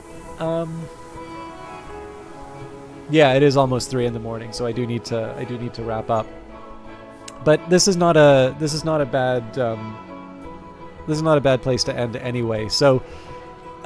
Like I said, I do want to do right by the Phantom Liberties key, and I do know that I still have that, like, if I'm playing Phantom Liberty, people can come in and sub or gift subs and get a special sniper rifle. So, I do want to respect the fact that, excuse me, they did. Yeah, they did put me on that list. Actually, the guy who gifted the sub, like, really put some effort into finding me, it turns out. I really appreciate... Like, I don't want to make a big deal about it. I was actually really torn about sending them a quick thank you message just because I literally had no idea I was on that list, and it was very helpful to know that. So they were quite gracious about it, which I appreciate. Because, like, I don't know, like, if I had some guy messaging me, when I came in to get a reward rather than, like, necessarily see the show, like, I'd feel they were being a bit of, maybe crossing a bit of a boundary there. But I really just wanted to let them know. It's like, hey, I would not have known if you didn't do that. So thank you. Like, it's obvious you put some effort in. So I really appreciated that. So yeah, I mean, there's a couple of push factors in terms of keeping me on Cyberpunk, but I don't want to leave Book of Hours. I was okay doing the week for Phantom Liberty because it's obviously a big thing, and I don't get opportunities like that very often. Ubisoft's not going to call me up and tell me to play the new Assassin's Creed when it first comes out, right? So. Being able to do Phantom Liberty, especially because I like Cyberpunk, was nice. But, I mean, I'm not going to lie. Like, Weather Factory has been very, very nice to me, and I really like their games. So in addition to, like, the alignment between a game that I really like playing and developers who have really been respectful and have taken a shot on me when they have far, larger streamers interested in their games, and showing them support, you don't want to just say, oh, hey, I've got my bigger opportunity, see ya. I really wanted to try and make sure that I had a proper balance between the two of them. So one of the reasons I spent so much time on Phantom Liberty was partly so that I can feel justified in being able to spend a little more time on Book of Hours. So I will try and find a better equilibrium, because I have to, I didn't stream on Monday, and I probably won't stream this next Monday. I may just mainline Book of Hours again, but if nothing else, there will always be the YouTube videos. Whatever we wind up doing, main goals will be open up the sealed vault. I'll probably take a shot with this last pump, although I will also probably I'll probably see if I can generate metal. If nothing else, if I can just find a way to generate this metal without needing metal, because if I get rid of that and the copper, I don't actually have a way of generating that right now, and I want to see if there is a way for me to generate it, or alternatively generate some other kind of metal. If this does not allow me to open up the submerged sea caves, so much the worse for me. If it does, then we'll open up the remaining 2 rooms, and at that point, it's really just a question of me getting the remaining languages and the remaining books. But that obviously is still a few more weeks of gameplay ahead for us. But yes, as you've all kindly pointed out, it is late, and I do need to get some rest, and you've all been a very wonderful audience. So, let's see who's still online.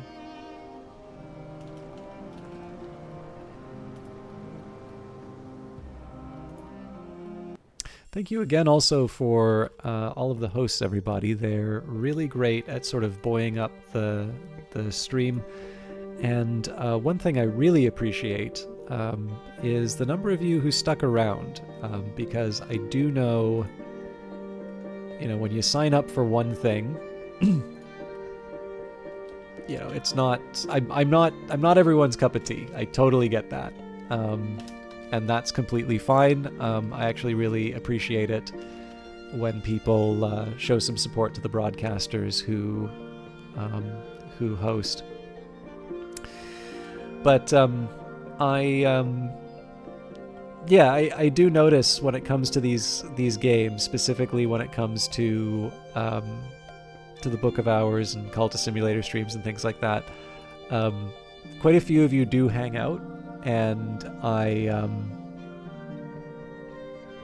noticed that, and I really appreciate it. It makes me want to do these games more often, and it does sort of speak to the, how do I put it? There is a reason why I dedicate so much more time to doing YouTube stuff now, specifically Weather Factory stuff, than I previously did. And it is largely the fact that people are showing up and showing that kind of support. And again, I never want to take that for granted, and I do think it's always good to appreciate this stuff. Now, unfortunately, all the Book of Hours streamers have sensibly gone to bed. I am going to raid a streamer named Katako, and one big reason for this is that Katako's actually had a really tough time of it lately. Apparently her workplace has been quite disrespectful, I think would be the diplomatic way of putting it. And I know, I think she's feeling a little bit better now, but there's been an extended period of time where just things have been sort of grim overall. And I know usually my hosts are not going to be putting a big smile on anyone's face. Usually the people I host are bigger streamers than me. But I do think, especially because you're all so very nice, I figured that Katako could definitely use some nice people in their orbit right now. So whether you stick around for a long time or just say hi, I'd appreciate it if you do that. As for me, I will be back streaming Friday, whether it's Book of Hours or not. I'll try and say that on Twitter as soon as I can, but I'll try and make it Book of Hours. And otherwise, thank you for making it a worthwhile night, a stream worth spending so much extra time on, and I hope you all have a lovely couple of days. Until next time, see ya.